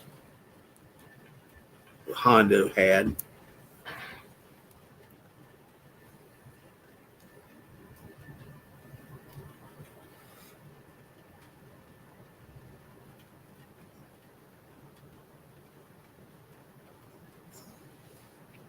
We supplied him with the three wheeler. We built it, modified it, everything to race specs, and put him on it.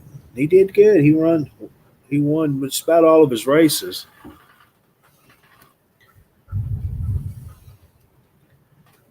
I think his name Billy Tollison.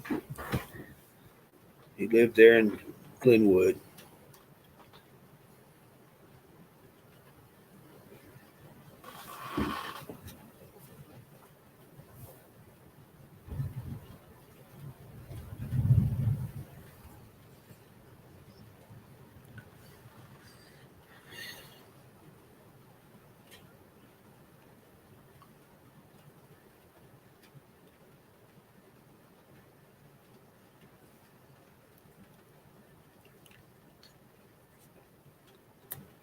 So,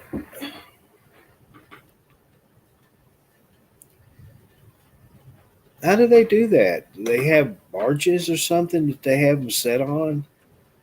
How does that work? I'm sorry. This is something that's new to me. I've never heard of it, so I don't know how that works. My mind is working right now.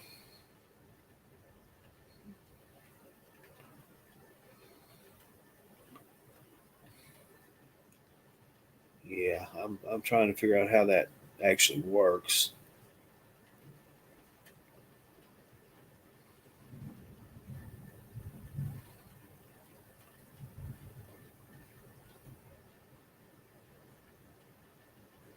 Well, that's the way it was here too.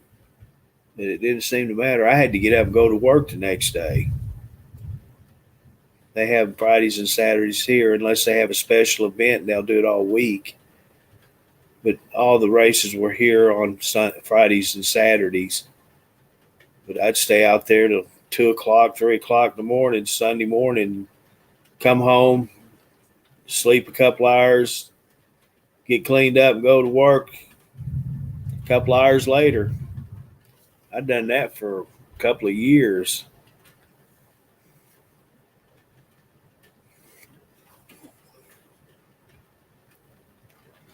I worked Sunday through Thursdays, off Fridays and Saturdays, so but I wasn't going to hold it against them. I love my Fridays off, but I hated my working Sundays.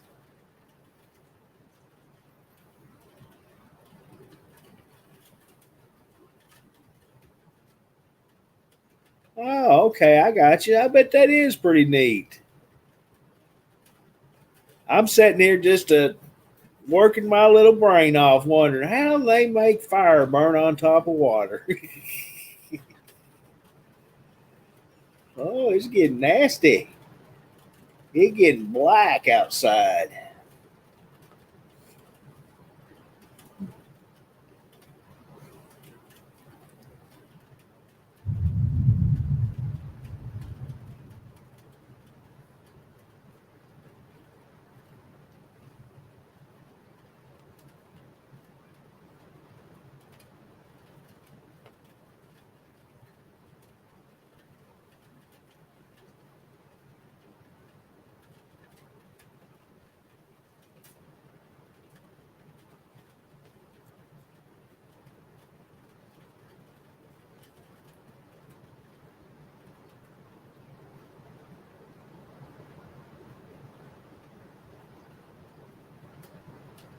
My cousin Bubba, yeah, Bubba, he drove late models and modifieds.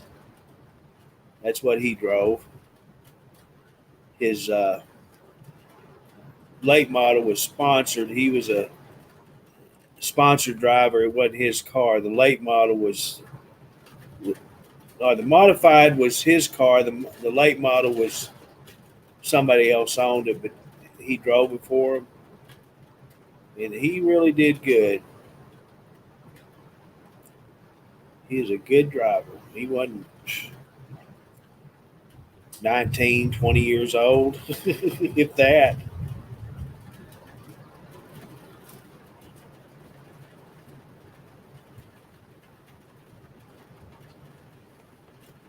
I probably am too. I don't know because I never look. I just know it's getting a little bit stormy around here. Cinch up the britches and get ready for it.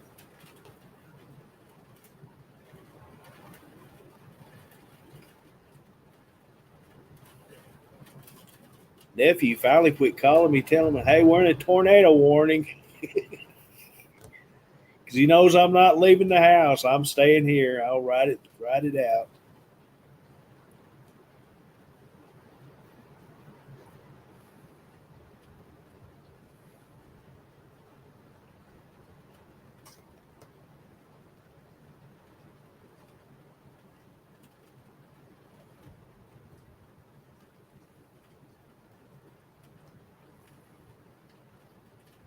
I like to sit here and listen to it. I think it's relaxing.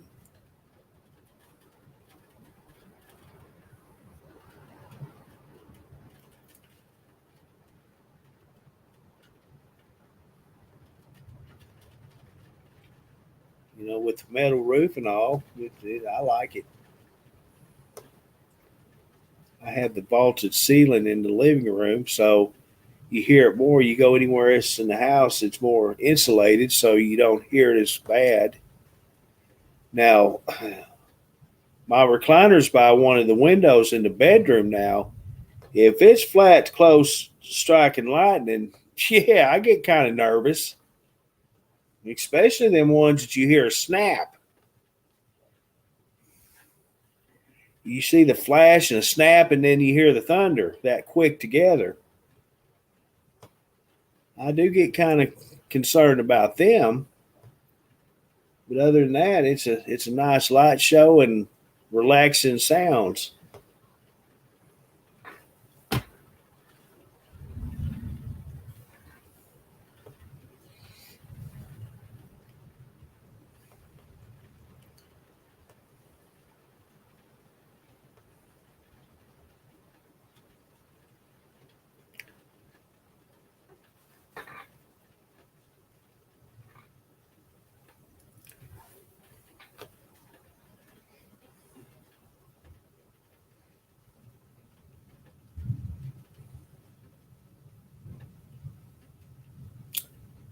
It's moving on. The thunder's getting farther away. The rain is easing up.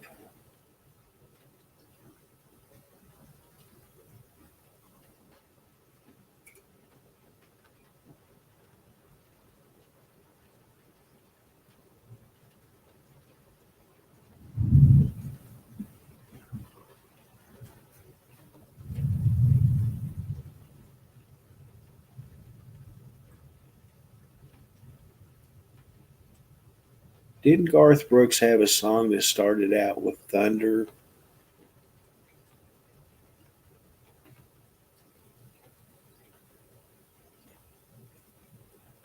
I think the name of it was Thunder Rolls, something like that. It has Thunder Rolls in the lyrics.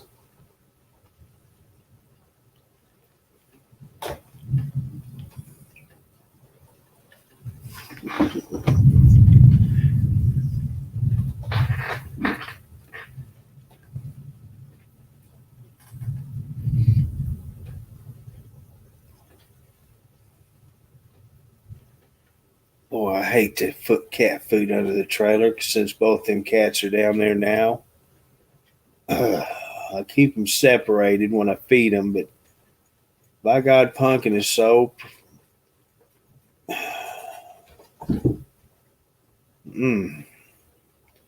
I put it under there, that he's going to get so mad at that cat. So I'm just going to have to hold off feeding him till I can feed him when it's not raining. All right, Joyce. Have a good day today, the rest of it, and thanks for coming on this morning. We'll talk to you again sometime.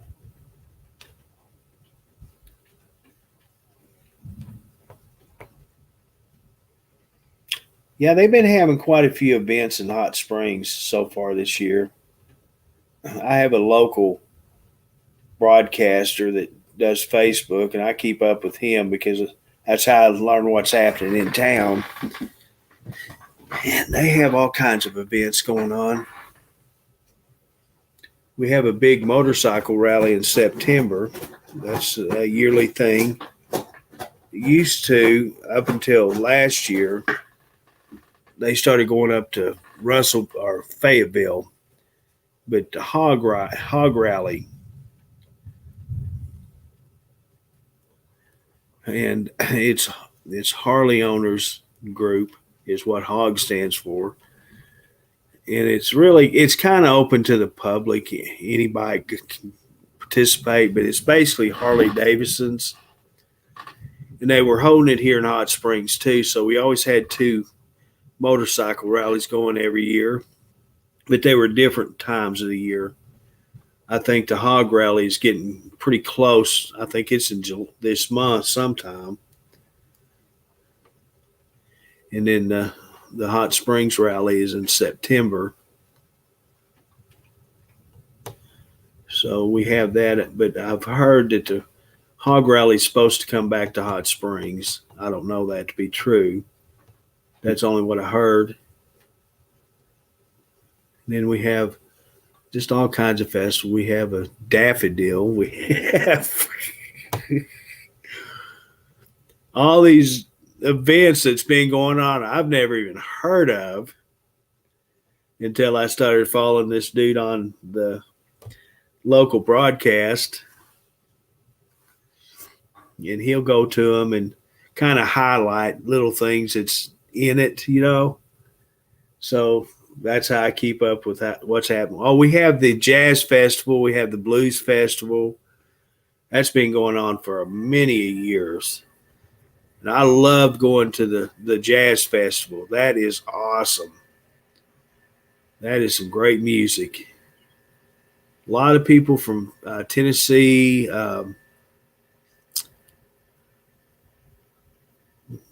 where else do they come from? Louisiana, Mississippi, just boatloads of musicians come up during that time of year,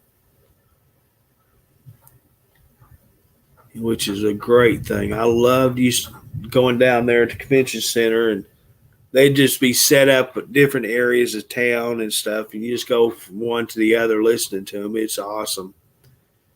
The Blues Festival, I like it too. There's a couple of ladies from Tennessee that would always come, and I mean, they were some good singers.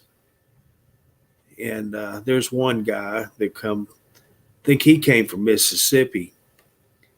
I always liked listening to him. But my preference was the jazz. That was awesome, man. You know, you hear it on the radio. You go get the opportunity to check it out live. Man, that's great. Take advantage of it.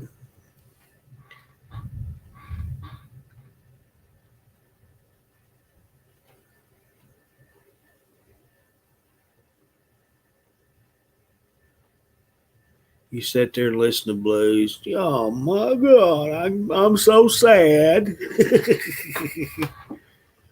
Hey, there's some good blues music out there. Don't get me wrong, but a lot of it is just tear jerker. If you're depressed, don't go to a blues festival. It's only going to get worse. But hey, go to a jazz festival. You'll get chipper.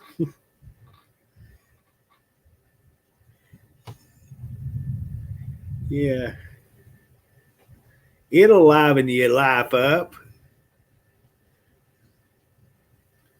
That's happy music.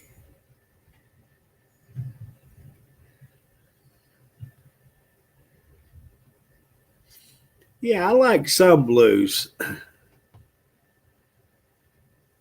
I wasn't never a B.B. King fan. I've been to his restaurant in Memphis many a time, but I just never was a fan of his. Let's see. Now I'm going to have to rattle my brain to remember some of the blues artists.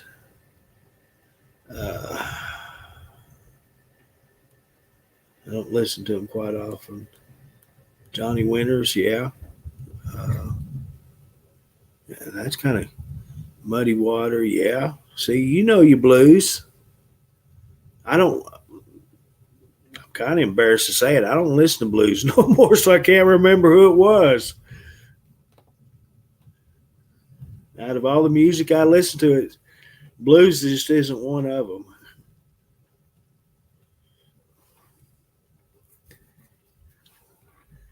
There was a young kid that I got to listen to, or started listening to him, and I liked his music. Well, my favorite music is hair bands, heavy metal hair band music. My computer is just covered in it.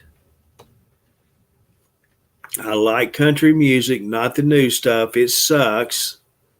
It's got to be 80s, 70s, 60s country music. Now that's my favorite.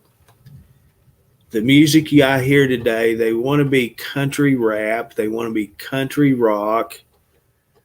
It's just disgusting. If you're going to do rap, go to rap. If you're going to do country rock, go to rock. And don't mix the two together and say it's country music.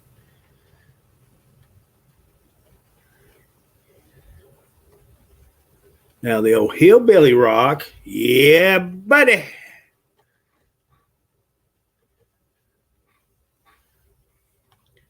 I can go for me a dose of that hillbilly rock.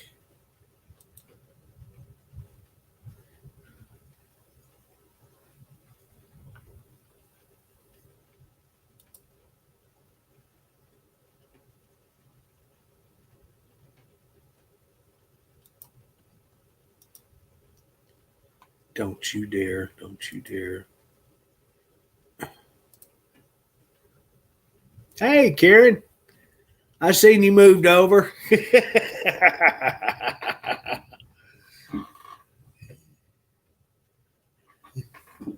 Robert, I'm just waiting for more to join me. I seen Dennis quit streaming. I see you coming over.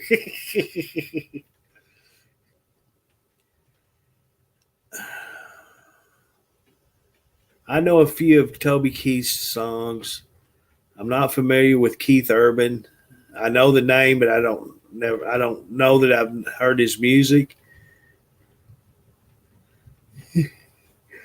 Yeah, I seen you pulled up your mailbox and moved it over to my stream. I see that.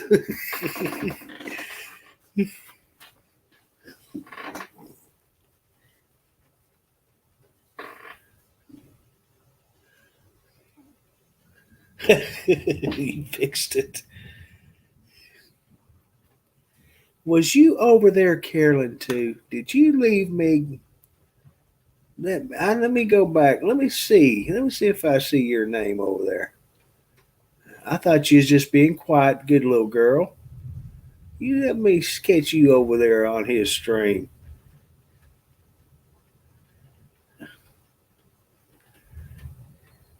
Yep, there you are. Shame, shame, shame. Well, I thought one of my loyalist fans had stuck it out, but no. Here she is. I see her over there on Dennis's stream, putting that smiley face on there. Look at you. Hot thunderstorm. Look at you.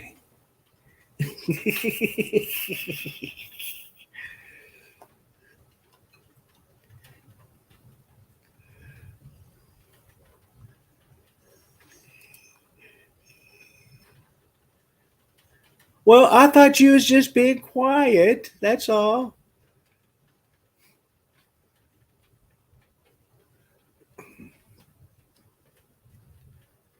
What did I do?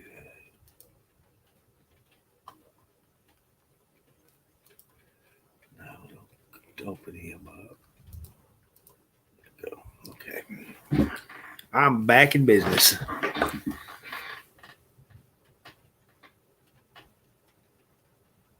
Oh, is he really? I didn't know that. Did not know that. I don't, like I've always said, I don't keep up with daily events unless it's here. I don't follow very few musicians, and it's not nothing to do with country. Neil McCoy, I follow him. But other than that, he's the only country musician I follow. Now, Headbanger Rockers, yeah, I got a few of them followed. But no, I did not know that about Toby. My all-time favorite song he's got is How Do You Like Me Now? I guess that's the name of it. I don't know. But that's a lyric, part of a lyric in it.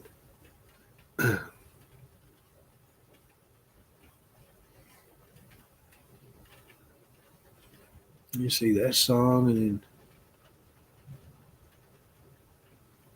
then words come to mind, but titles doesn't.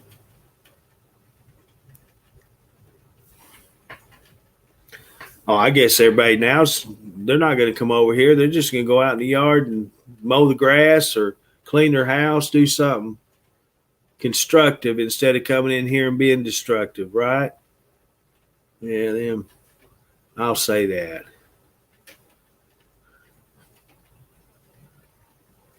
No. It's it's okay song, but it's not the one I was thinking of.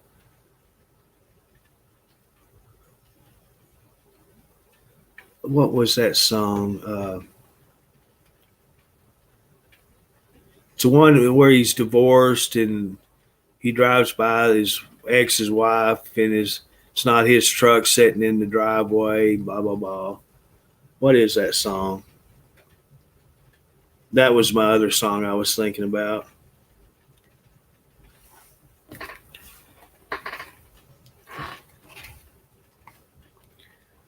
Now, well, I thought you was on the right page before. I seen your name. Yeah, there's not as many on Truckers TV. They're all on U Media page. The majority. It's close to half Truckers on TV and the others on U Media.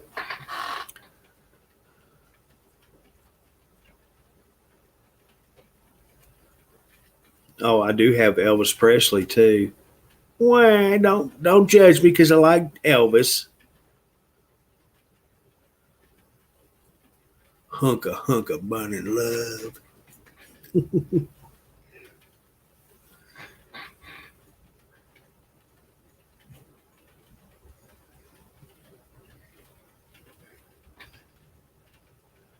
If Jack can sing it, I can too.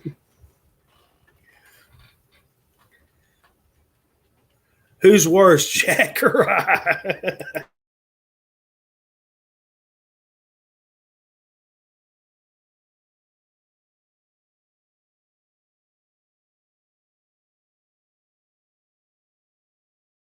You know, God rest her soul. Lisa Marie wasn't a very good singer. She didn't have her dad's voice, but she tried. And there's a couple of songs that they've recreated. It was an Elvis original that she was added in to the vocals that I really like. Real beautiful songs. And I was very, very glad that she had done that because it's kind of like Hank Williams Jr. He had done a few songs with his dad that way. That's pretty cool that they can do that and create a video to where it's both father and daughter or father and son. That's pretty cool. I like that. And yeah, they had created a couple of videos of Lisa Marie and Elvis together that I have saved to my computer.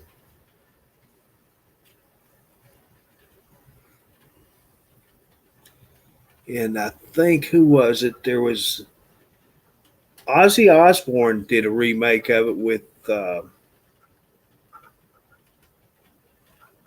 was that that he sang that with?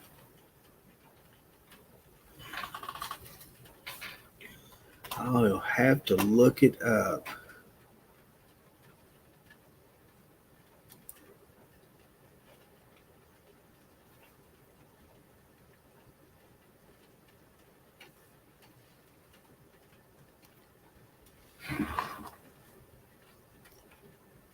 Dadgummit.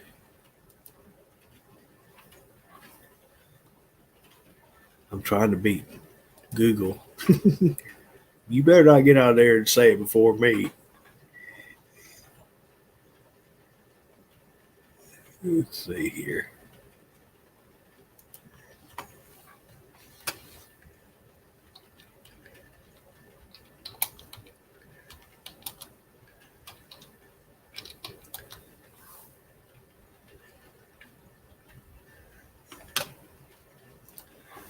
Okay, I have it saved to my computer. There's one that's No One Stands Alone, where no one stands alone. That's a good song. They did In the Ghetto, Don't Cry Daddy. You remember that? They got that video made. I'll Remember You. That's a very beautiful song. But that's not the ones I was thinking of.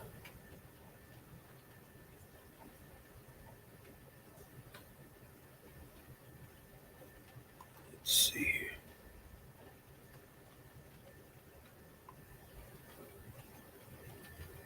because the song I'm thinking of, actually, Ozzy Osbourne did a duet with another singer. He may not have. It may have been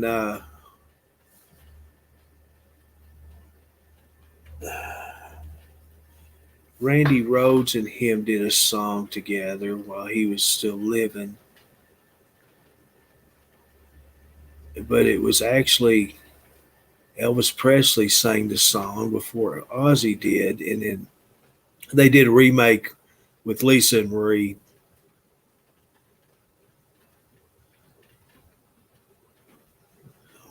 Well, that's gonna blow my mind. I'm gonna have to open one of these up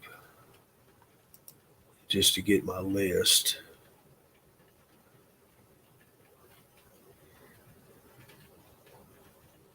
That's not it.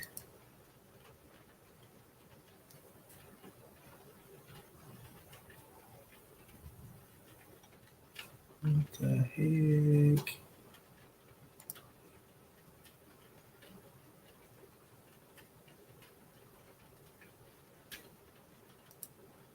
Okay, here we go. Now I got it open. Where's my list? Hey, Terry Clark, hottie.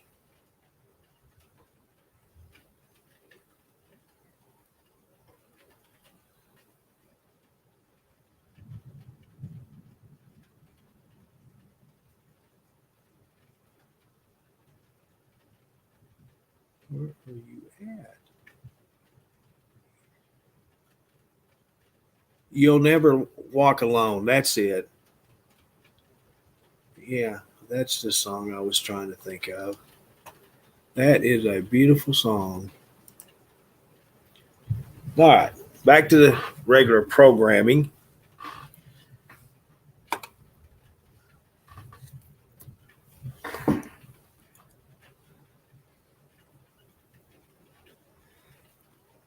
But if you are an Elvis fan, check it out sometime. It's pretty cool. They did quite a few apparently songs of remakes of Elvis's original songs, and included Lisa Marie dubbed in them.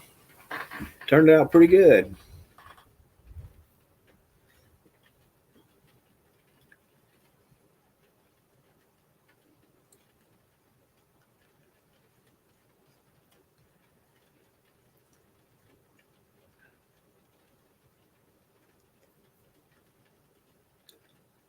So let's get back to food. I know that's a big topic here.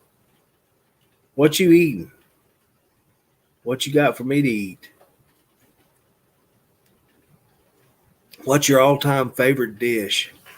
Something, if you could sit down and eat for days.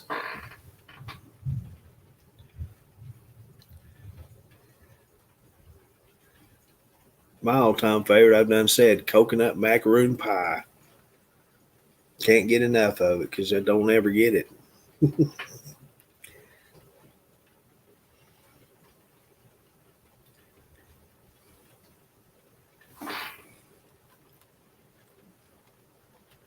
Well, looky there. Thank you, Sophia. Appreciate the stars. Thank you kindly. And welcome in. How are you today?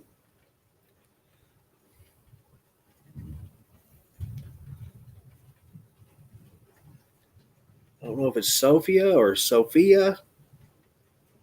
I've heard it's pronounced both ways. And I'm sorry if I pronounce it the wrong way.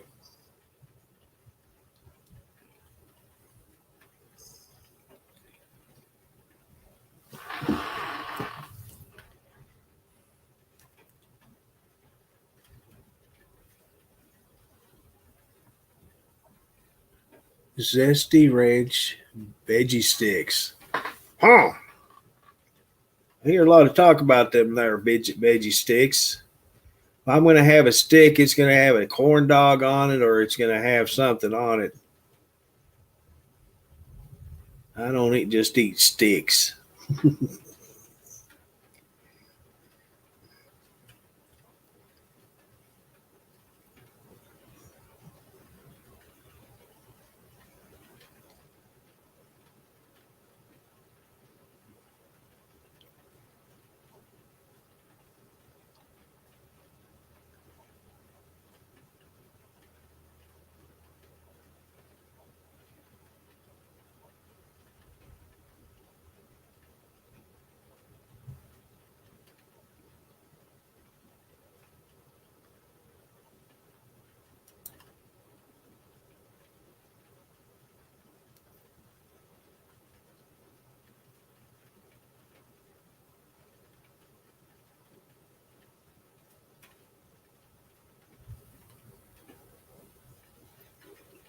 Tuna fish and crackers. Yum, yum.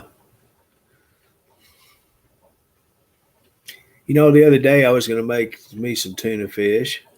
Was it yesterday? What? What did I? I had peanut butter and cheese crackers.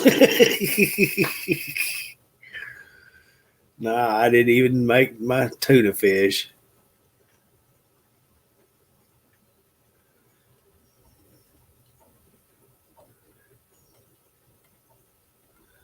Aren't I a bad person? I'm just awful. I don't eat. I I put junk food in my body. Life sustaining products in my body.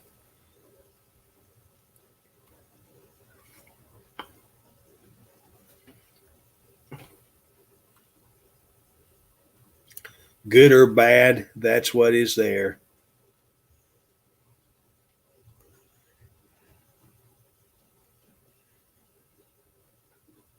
That's right, Robert. You can tuna pie any, but you can't tuna fish.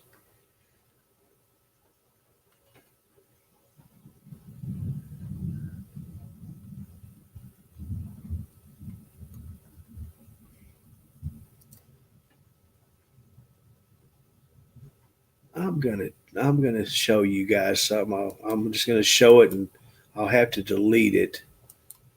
But this is pretty cool. This is one of the old buildings that's actually still standing in Hot Springs, and they've started renovating it. It's just part of the city's old part of town cleanup. But I've always thought this was a cool building. And I am not taking any credit for it. This is history. Let's see. Let's go back to it, and I will title it "History of Hot Springs." They own all rights to this picture. Let me add it to my stuff to get it in here. You might think I'm crazy, but showing this, but you know what? This is a cool building. It's part of our history here. Where are you at? Where's that at? Okay, there you are. And hopefully they'll let me add it to my files. It's showing it there.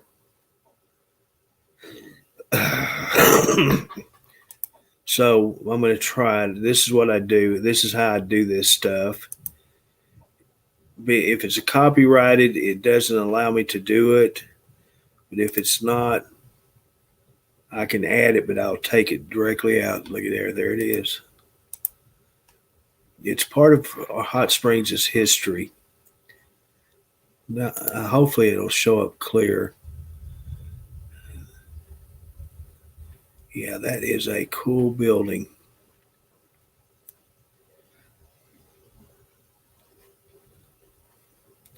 I can't wait till they get it finished to see what the ending image of it is. Yeah, that is a cool picture. And that has been here since 1911. 1911. And see, we have all these old structures that's still here.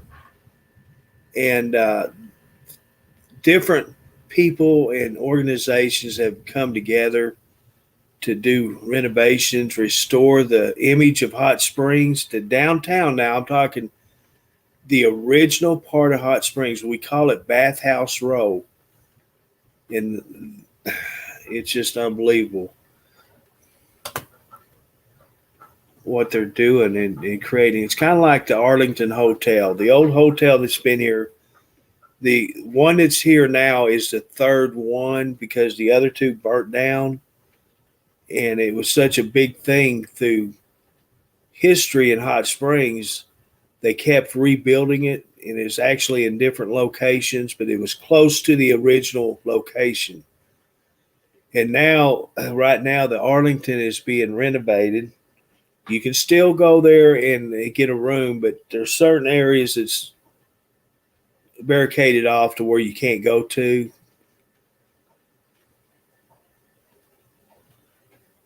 And so they're actually just going in and spending millions of dollars redoing this for tourist attractions.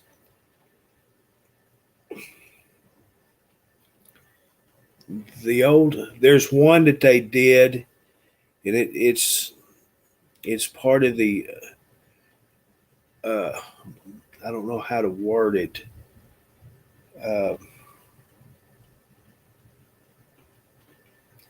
they called it the Washita Building, but what it was apartments for. I don't know how to. And correct me if I'm wrong, and I'm just going to say it. African American. I don't know myself how to announce it, but this was a part of town that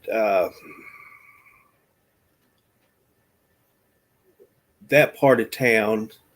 And anyway, this building was there from the 20s and 30s,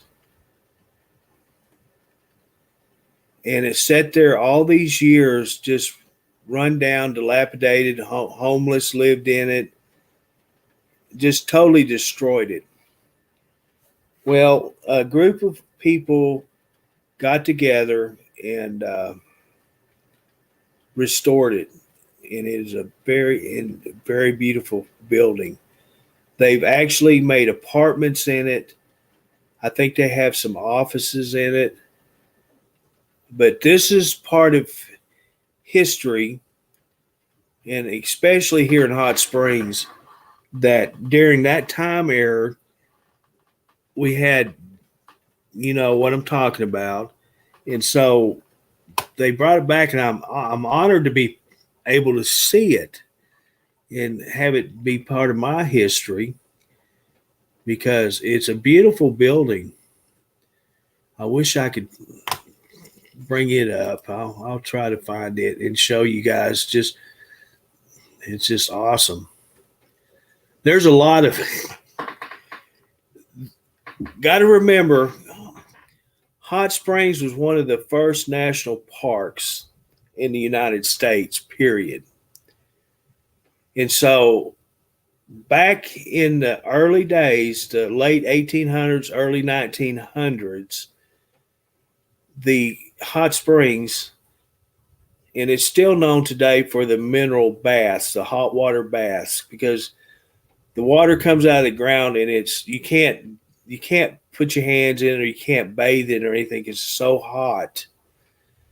Well, these bathhouses and all the hotels that was built in Hot Springs, they would get the water, they would cool it down through process to make it to where it was human tolerable.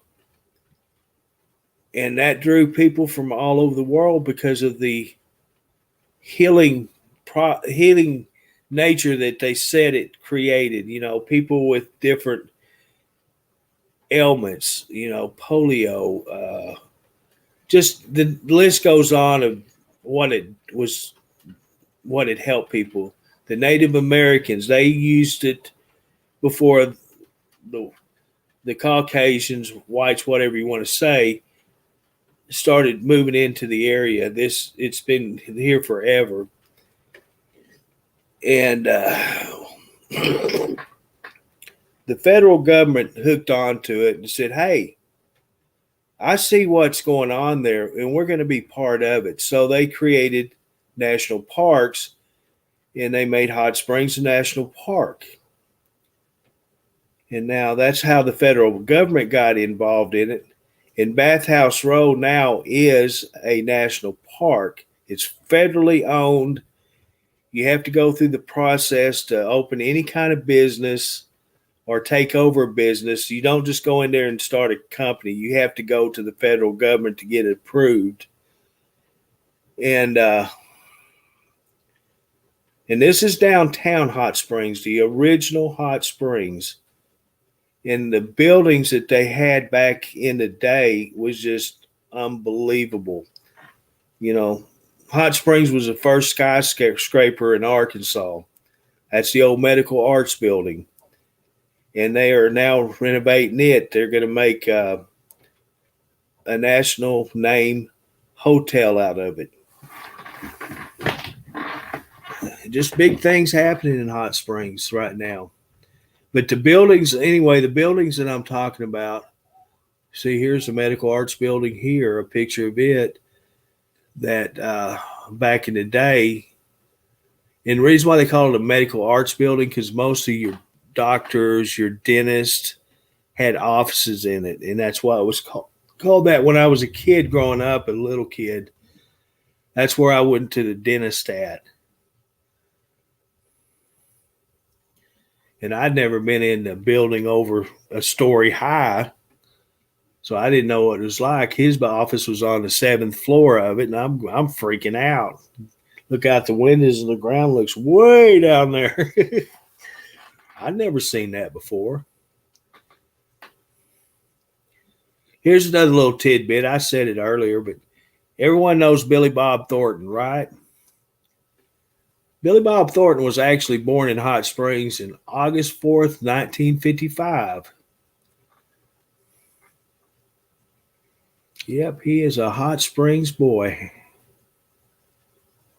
When they made this movie Slingshot, I don't know if anyone's heard of it or not, but yeah, they filmed it in Benton, Arkansas. That's where I hauled my sludge to, little bitty town just outside of Benton. It's called Bauxite. That's where they mine bauxite to make your aluminum foil and other products. They have active mines there as we speak.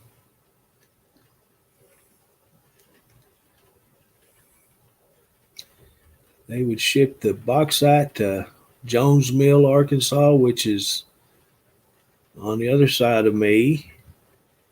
And they had a screen door factory. They would convert the bauxite to aluminum ores. They had built cables. They had aluminum. They had screen doors. All of that was made here also. Just a little bit of history tidbit. So we ain't just no little country hick hillbilly town. We got all kinds of things here. It's just not, nobody knew about it. It's kind of like the towns we see when one of our drivers go to it. Hey, I didn't know they had that. I didn't know they built that there. Well, there you have it. We have a little park here. It's called the Gulf Gorge. Growing up, little bitty kids, Mom would take us to it, and back then it was deep enough to swim in, but nowadays it's just more of a swimming or a wading area. Kind of stick your feet in to cool off during the hot days. It's pretty neat. In the stormy times of year, like right now, get heavy rains just day after day. You can go down there and watch the rapids. It's unbelievable.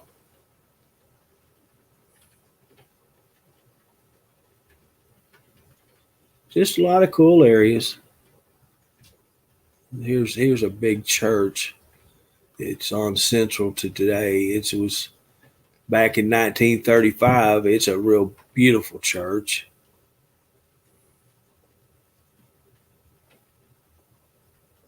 Oh, here's a good one.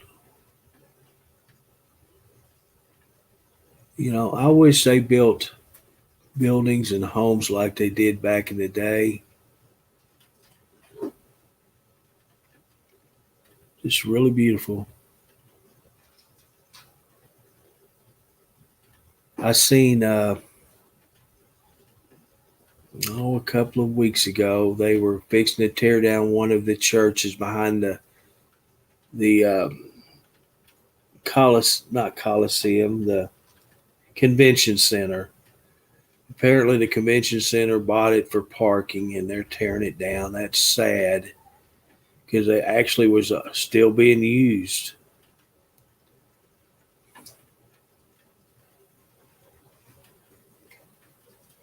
I think it was built in the 50s.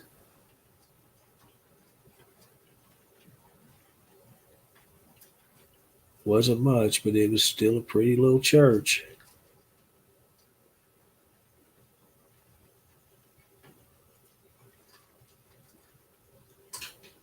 But yeah, the structures nowadays just can't compare to the beauty of the old ones. There's something about them. Let's see, when was this one built?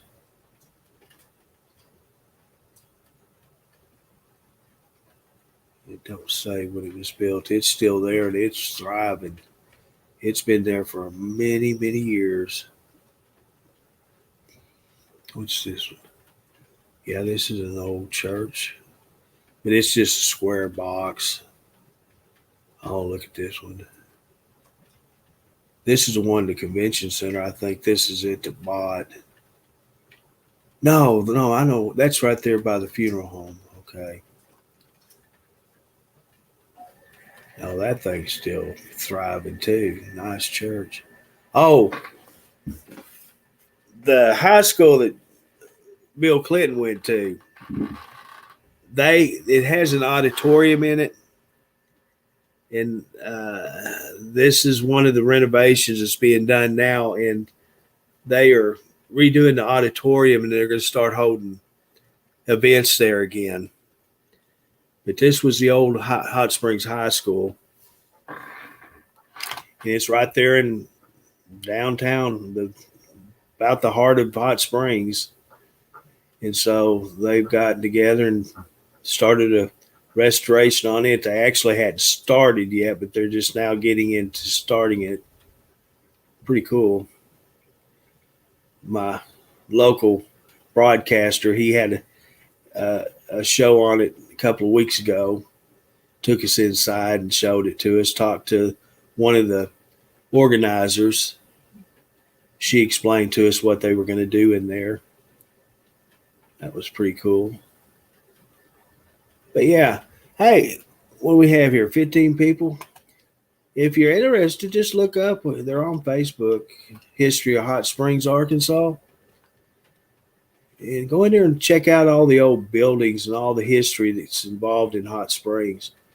Here, look here, they have the old trolleys that used to run down Main Street of Hot Springs, jump a trolley and go anywhere. Actually, they still have trolleys, but they're gas operated. They're not the old horse and trolleys or the old electric trolleys. Pretty cool. I'm not promoting them in any way. I'm just saying a little bit of history knowledge. If any got any history gurus out there listening to me, it shows you all three lakes that surrounds Hot Springs.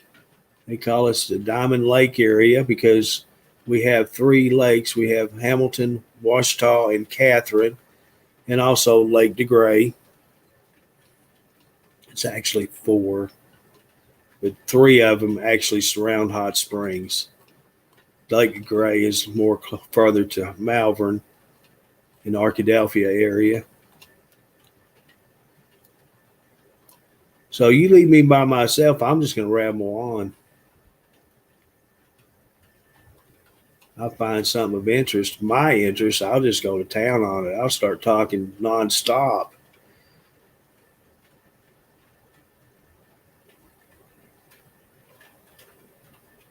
Do you really? You know, here in Hot Springs, we have the original Army-Navy hospital. They were going to close it down and tear it down, and these people that saving Hot Springs history and all, I think they've actually stopped the demolition of the project. My great uncle, he was a corpsman, and he worked in this is where he worked at, was in this Army Navy hospital. back during the war, and I'm going to be specific, World War II, they used this facility as a rehabilitation, a kind of an R&R retreat, and military personnel from all over the world would be sent here for that purpose. And so it was a big thing back during World War II. WW2, easier for me to say. That's part of the history here. You can look it up. The building's still here. It's a lot of the outbuildings are gone. They've rotted and deteriorated away, but the original hospital is still standing. During the holiday season, they decorate it up with lighting and all, and it's a beautiful structure.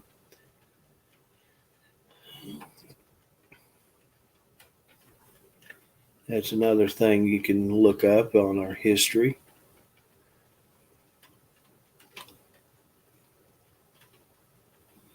I don't live in Hot Springs. I live in the rural area of Hot Springs.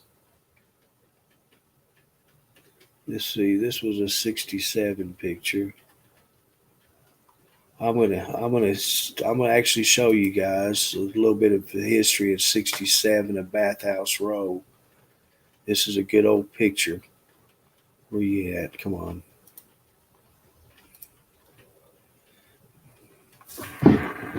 You'll see what I'm talking about.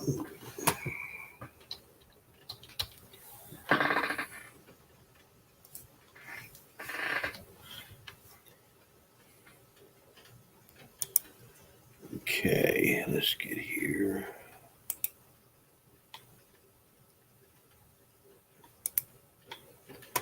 See, I could do this all day long. Sit here and do nothing but do these pictures. I know that's boring to all you guys. But see, this is part of my history. And I love being able to share it if anyone's interested. Because I can sit here all day and do things like this. And I don't know how this is going to show up.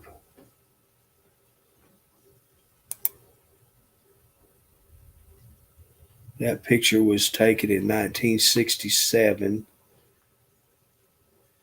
And this is what they call Bathhouse Row.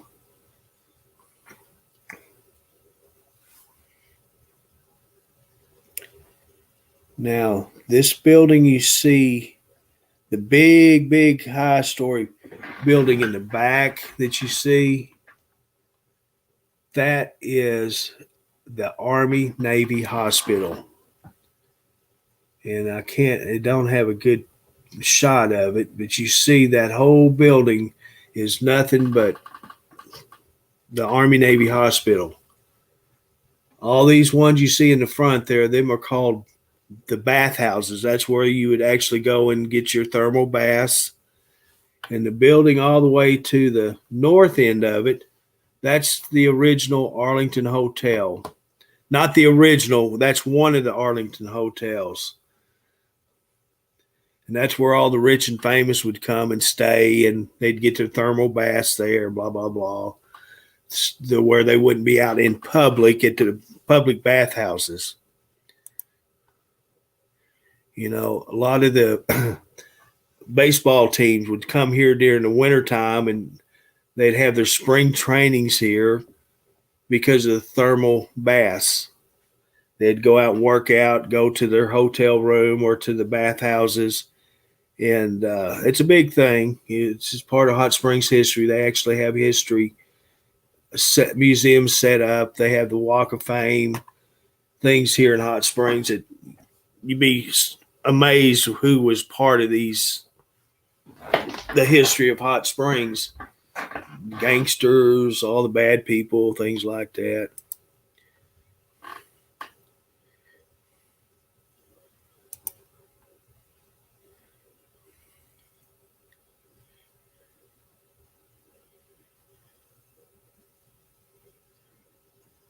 Yeah, you'd be surprised. Let me get that off the screen. I didn't realize it was still there. You'd be surprised what is here in Hot Springs. You know, what the history of Hot Springs is. Yeah, it's a little hick town in Arkansas, but at one time it was more than that. This thing was bigger than New York City. This was bigger than Las Vegas. This is bigger than any city in the United States. That's the history of Hot Springs. And it's never been nationally publicized. That's why no one knows about it.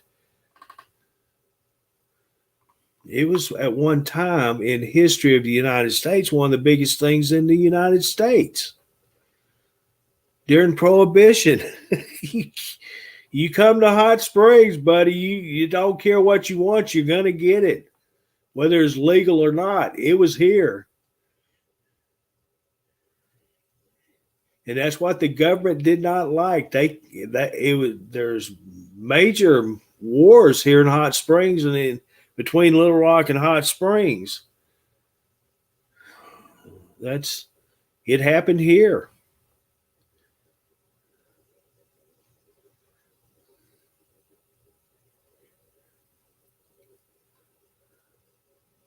Here's a picture. You know the one of Andy Griffith's show where Opie and Sheriff Taylor's walking by the creek back in '67. Here's a picture of nearly the same thing of Hot Springs people.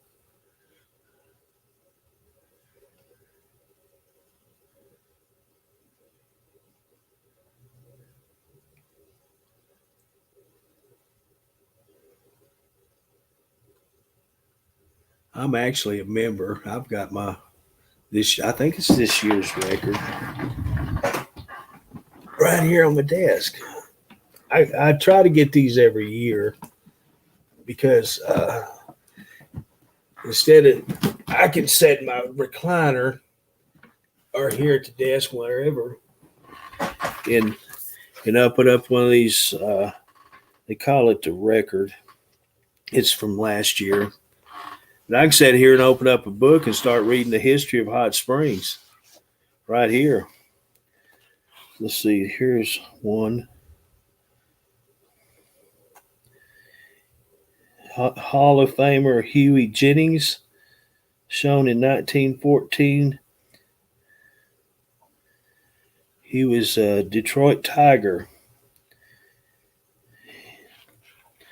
Babe Ruth was a very popular person to see walking the sidewalks of Hot Springs. All the old timers. Here's one. 1909, wearing a Boston's uniform, Mike Nutt, Sid McGreevy.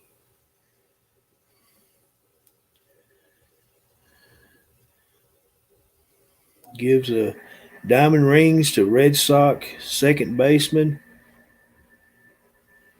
Amby McConnell for stealing the most bases.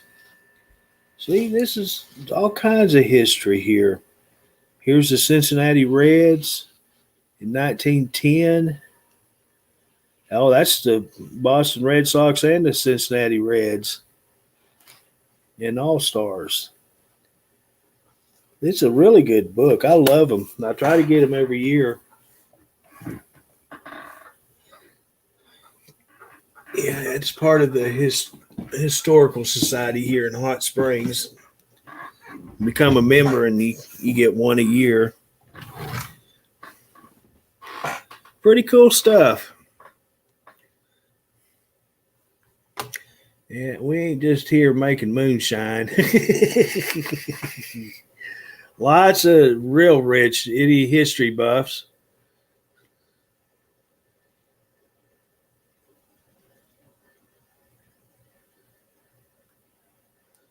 Who is that?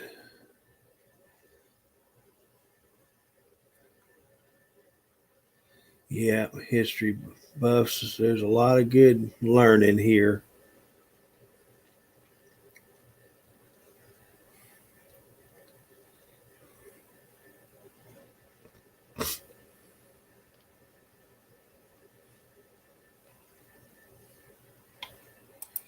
Yeah, I got to get them out of here.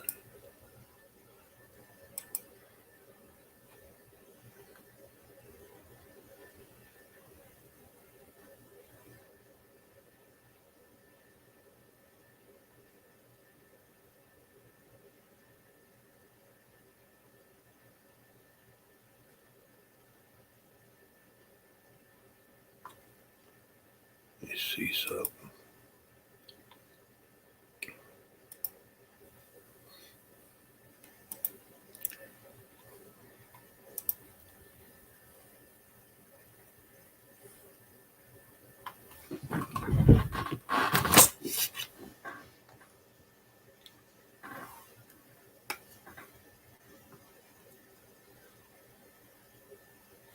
Well, guys, I'm gonna have to end this stream right now. I'm sorry.